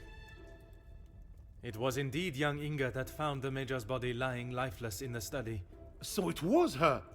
Monsieur, I will not allow for any further interruptions. I return to the Major's body. If we are to believe the scene that we were presented with, the Major must have been killed during the first course of our meal, a meal that none of you left, even for a moment. Speaking in the evening, you all confirmed one another's alibis, and although there was doubt in the validity of some, I confirmed that they were indeed all true. What I could not understand was how a man came to be found dead, and every guest accounted for at the time of death. That is until I questioned the latter. Monsieur Beckers, I shall now allow you to speak. You saw the Major smoking a cigar in the snow. Is that true? It is. False. You saw what you were meant to see. Someone in the Major's coat standing outside, giving the illusion that the Major was still very much alive. Monsieur da Silva, on the afternoon of the Major's death, do you recall hearing a telephone ring? Now that you mention it, I have not heard a single ring all weekend. Correct. The telephone lines have been down for the duration of our stay, meaning the telephone call that was received and promptly directed to the Major's study was yet another act of trickery and deceit. But it did not end there. When I entered the study for the first time, it was obvious someone had already been there and falsified the scene to stage a burglary and clear away important evidence, including the murder weapon. What followed was an investigation that had already been hindered. But even those lengths were not enough to derail me for long. I think we have all had enough of your self-praise, Detective. Perhaps you would like to tell us who killed him now? Madame, as I'm sure you would expect, it is not as simple as that. What many of you do not know is the discussion that was had between the Major and Monsieur Beckers earlier that day. What has that got to do with anything? I told you I didn't kill him. That I know to be true. What you do not know is that it was not only his ears that heard your spoken words. I hope you are not implying I had something to do with it. No, madame, there was another. Mademoiselle Elizabeth. You are all aware that the Major was hired by Monsieur de Silva to front the security during the workers' strikes. What very few of you know is that it was the Major's order that instigated the vicious attacks on those unarmed men and resulted in numerous deaths, including Mademoiselle Elizabeth's fiancé, Luc. Monsieur Beckers confronted the Major, declaring that he was to hand himself in. That is what Mademoiselle Elizabeth overheard. Now, knowing the truth, she waited until the Major was away from his study. After he stepped outside, following the confrontation with Monsieur Demir's fist, it looked to be the perfect opportunity, or so she thought. The Major returned and found her looking for the proof she required to hand him over to the authorities. If the maid bumped him off, why hasn't she been arrested? The events that followed in the study are not those of a cold-blooded murder, but one of a young girl that had no other option but to protect her own life. Sounds to me, Detective, like you have taken a shine to this young girl and would rather protest her innocence than arrest her for murder, the crime she has committed. Jeez, this is gonna make for a juicy story. It's still locked. Mademoiselle, I ask you this. You have seen the Major's anger before, oui? What if I have? How do you think he would have reacted if someone was to find proof that he had committed a terrible act, and that if made public, would surely result in his incarceration? Exactement. Almost. It is quite the story you have told, Detective, but all I have heard is that Elizabeth overheard a conversation blaming the Major for her fiancé's death, and she murdered him in revenge. A servant killing a man that is as revered as he was. She will face the noose. I am not denying that a man But yeah, has lost almost. his life. It's just doing but it is not the crime of murder movie. that you all believe. While the Major did not deserve to die in such a way, it was his actions towards Mademoiselle Elizabeth that drove her to defend herself in any way she could. I didn't even remember, did I? Mademoiselle Elizabeth will be punished. But we will let the law decide the severity of her punishment. She has played you like a fiddle, Detective. Oh, look at you. Now you're the Acting star of the show, innocent Onyx. victim. Say hello, Onyx. She will be arrested and hanged for her crime, like You're every other Onyx? No, you get to be the gamer? Here, Oh, here. yeah. Twitch Give her streamer what she Onyx deserves. time? The girl has got to You don't pay want for them, what Onyx? she's done. Okay, baby. You could just be right here, okay? That is Poirot. He is a famous detective who can't figure out how to tie his shoes unless he connect every single aglet first. I know, Onyx, I know. Oh, he's adorable. He's my son now, Mason. Our. You will have to sign adoption papers to have shared ownership from me now. No, I'm already on his papers. No, no, no. I already adopted him. Mom, baby, now. What you looking for, Onyx? Things to toss off the desk? Well, that water's empty, Onyx. I'm sorry. And coconut is not for kitties.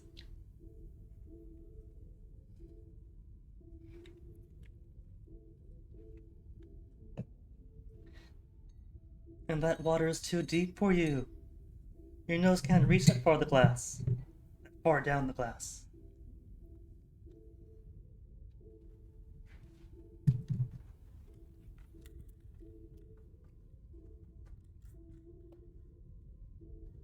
Oh, he's done? He's finally done with his movie? Couldn't have been clearer what occurred to the Major study, and yet those Scots made me pull teeth. Oh, we gotta convince her now? To admit her involvement? She had involvement too? Oh, one final game to play. And then we can be done. At the top of your field now, but tell me, why wasn't you enter the world of journalism? Do almost anything for a headline, n'est-ce pas? There you go, you toss some French at her. And she won't get it because she's American. To uncover truths. Why then? You. Oh, it didn't work. Okay, so neutral didn't work. Used others for an agenda. shame her, doesn't work. You know, Man, I'm sorry. now is. I gotta convince everyone. You know, what if I just feel like Rudo didn't care? Does it fail me if I don't get them both? I gotta convince everybody. Ugh. Everyone? I gotta convince everyone and break everybody's shields? Oh, ho, ho, ho. He's My when I get on with it. if it For what? that oh, you have no right. Well, Maman, it continues even if you botch everything. Have you heard what she has admitted to? She is merely trying to make herself. is what she says true? Felix, he was my father? That is the secret that the letter was talking about, isn't it? You told me that we had nothing to hide. Detective Poirot, were you aware of this? Oui, mademoiselle. But it was not my place to repeat. I don't understand. What about father? Your mama betrayed the love of a good, honest man and played away behind his back and then Where was kept I? it hidden for all these years like a lady of the night with her client list. Don't you say no more. Angeline, I. Did Felix know? This is not an appropriate conversation. He knew, dear girl. He knew the whole time.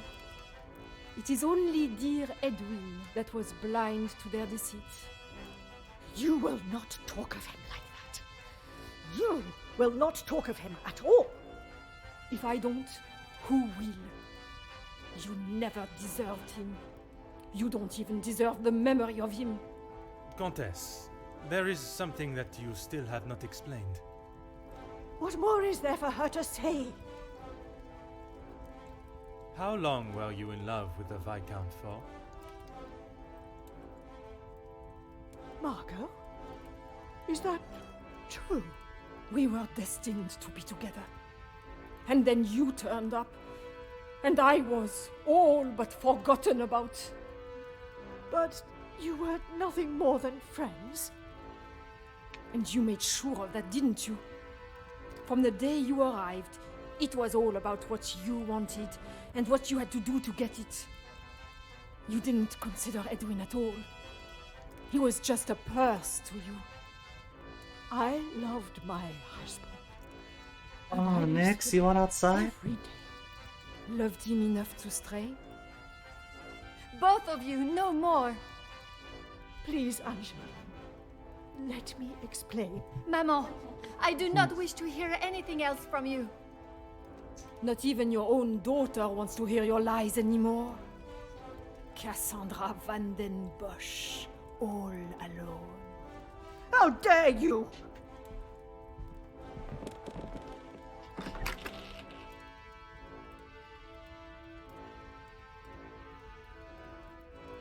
While I feel a sense of satisfaction and pride in solving both cases, there is still a part of me that is reluctant to revel in triumph. I am content with the unmasking of Comtesse de Vos as the blackmailer, and knowing that she will pay for her crimes. But it is the justice for Mademoiselle Elizabeth that worries me. She will stand in a court of law, and I can only hope that they can see she acted in self-defense. I must trust that our legal system and justice will prevail, and a fair sentencing will be given. In protecting her own life, she took the life of another. Perhaps the guilt she must live with is a greater punishment than any sentence she can receive.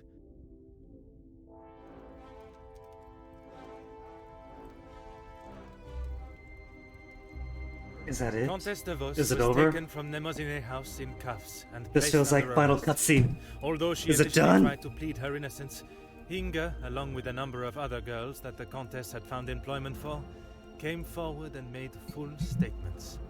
She was charged with 5 counts of blackmail and extortion and sent to a house of corrections, where she will have a new life to become accustomed to.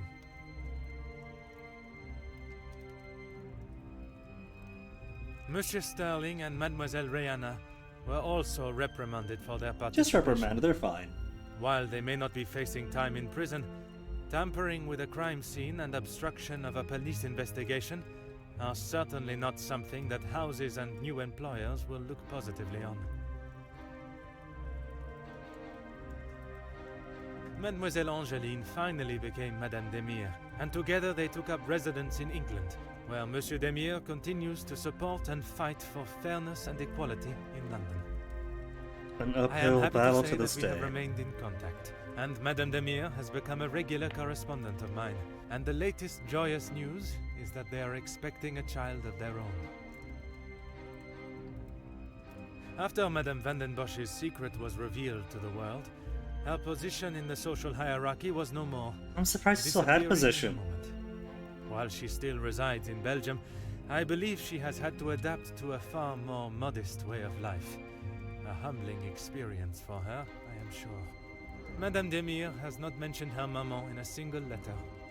After the discovery of her real father and how she had been lied to for so many years, I am not surprised if her departure from Belgium was somewhat an act of separation from her maman.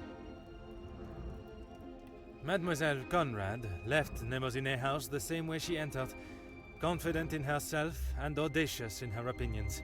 Her report of the Major's murder at the house and the surrounding blackmails became one of the most talked about stories of the year. While there were certain details of her own involvement that did not make it to print, she was really quite complimentary about the detective at the heart of the case.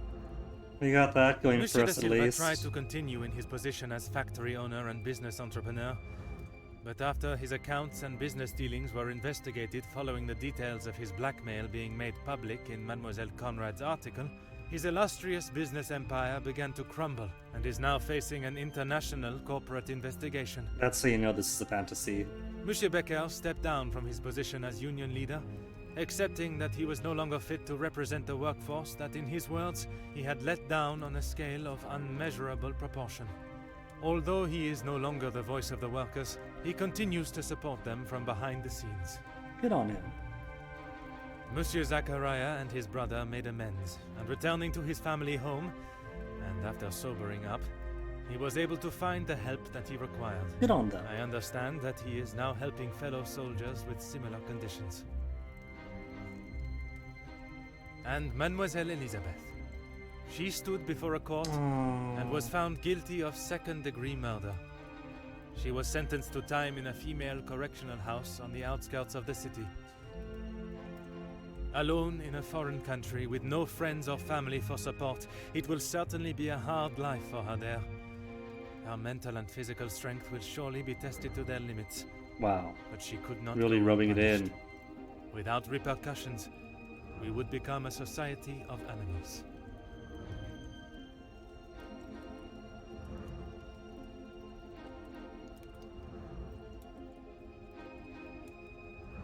The death of Elizabeth's beloved Luc has been at the center of everything. Had those in positions to help not acted with only themselves in mind, perhaps he would still be alive today, and the Major would have paid the price for his own crimes in the eyes of the law, not at the blade of a knife. The blood of Major Felix Egan will remain on Elizabeth's hands. A stain that wherever she is and whatever she may do, she will never be able to wash clean. However, it will remain as a reminder to not only her, but all of us, of what we as human beings are capable of to protect ourselves. We all have something that may be considered shameful or sinful, and it is how we deal with it that shows our true character. Those involved in the riots, the workers' deaths, and the Major's killing believed themselves to be untouchable. Whether it was from their social standing or their confidence in themselves, they learned that everyone is accountable for their actions. There is no exemption because of the suit you wear or the money in your bank account. There is no price to a man's life. It cannot be bought or traded or discarded.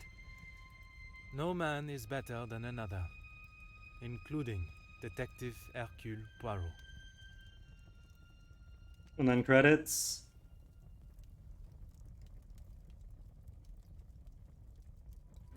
Yay, it is done. I'll be nice to let the credits roll, because it is a game. They worked on it. It might not be to my satisfaction in the end, but they worked hard. Let the names roll. I'll say that I don't mind very linear games. I love me some very, very linear VMs that are so linear that the only input you have is just reading it and pushing the next button. But man,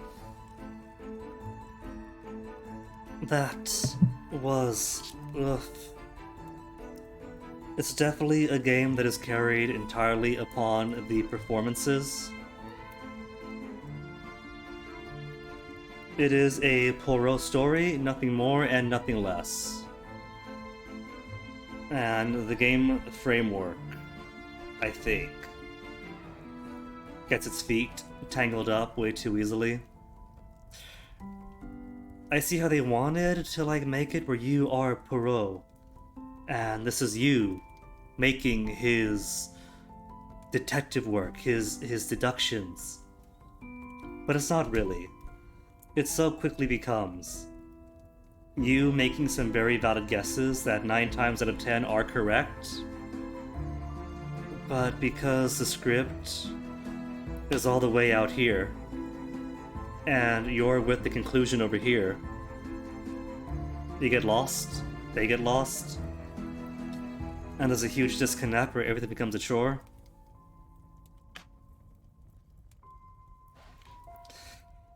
Maybe the best way to play this is just with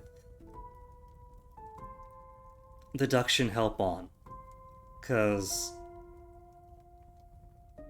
you have to think with clairvoyancy and the mind of the dev to get not just the answers they want, but the work they want. It's like maths, where you have to show your work and go step by step, but unlike maths, there's only one exact route to take.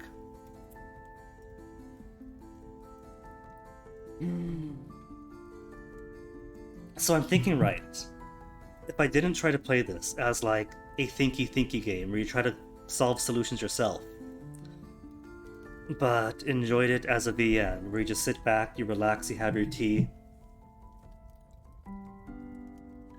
and you wander around at Poirot's leisurely pace to talk to people, enjoy the excellent performances, muse on some light mystery, and just press the buttons it tells you to press when it comes to deductions, it wouldn't be half bad.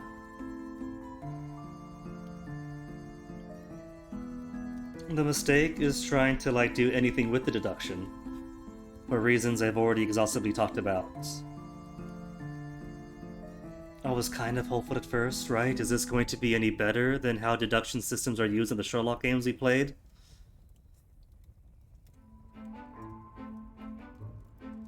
The good news is, it doesn't have the binary. Is it option A or option B? And if so, it can only be conclusion A or B of Sherlock. But it's even stricter. It being a more open deduction system is faked.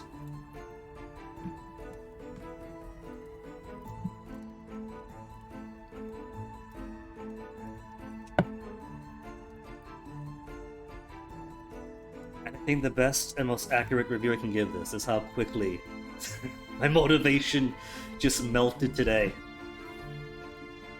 Oh well. I had fun for as long as I had fun. It is technically made. It's a nice production.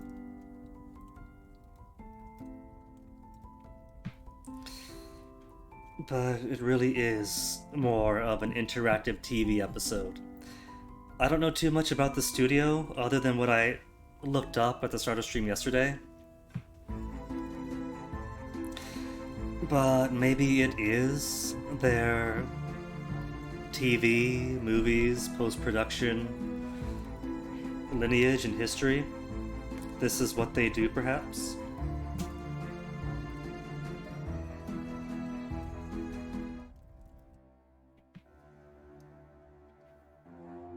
Decent production. Decent game, not so much unless you're playing it in VN mode. In VN mode, I'm sure it'd be a fun, light mystery. Fine-tooth comb. What did I miss? Inspect all items in the prologue! I didn't get everything in the prologue, what? Inspect every window in the game. Stop for a refreshment during a key moment. Return to the scene of the crime alone for a second time. Now that's dirty, because there are so many times that he might want to.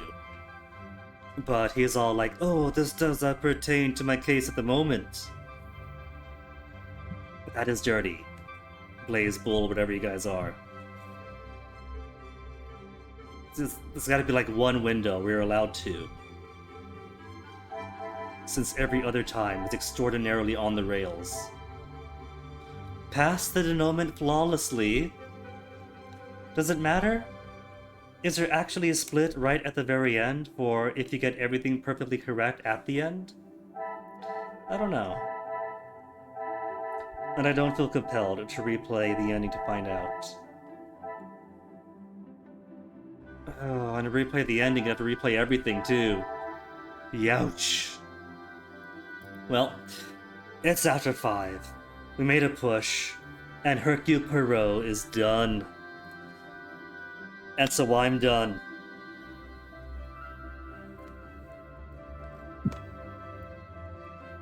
And we shall have this happy, happy music to pretend it was a happy, happy experience.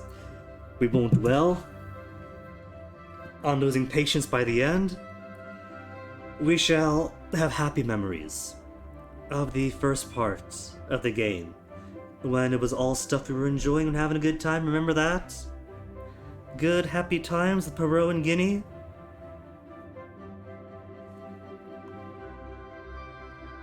Whoops. Pressed the wrong button there. Get rid of that then.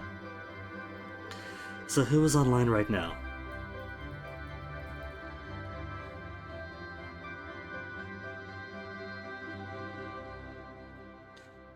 Well, Dr. CDCS just came on. Just came on? How long has it been?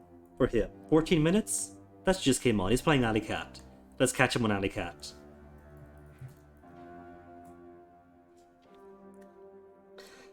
So, folks, thanks for hanging.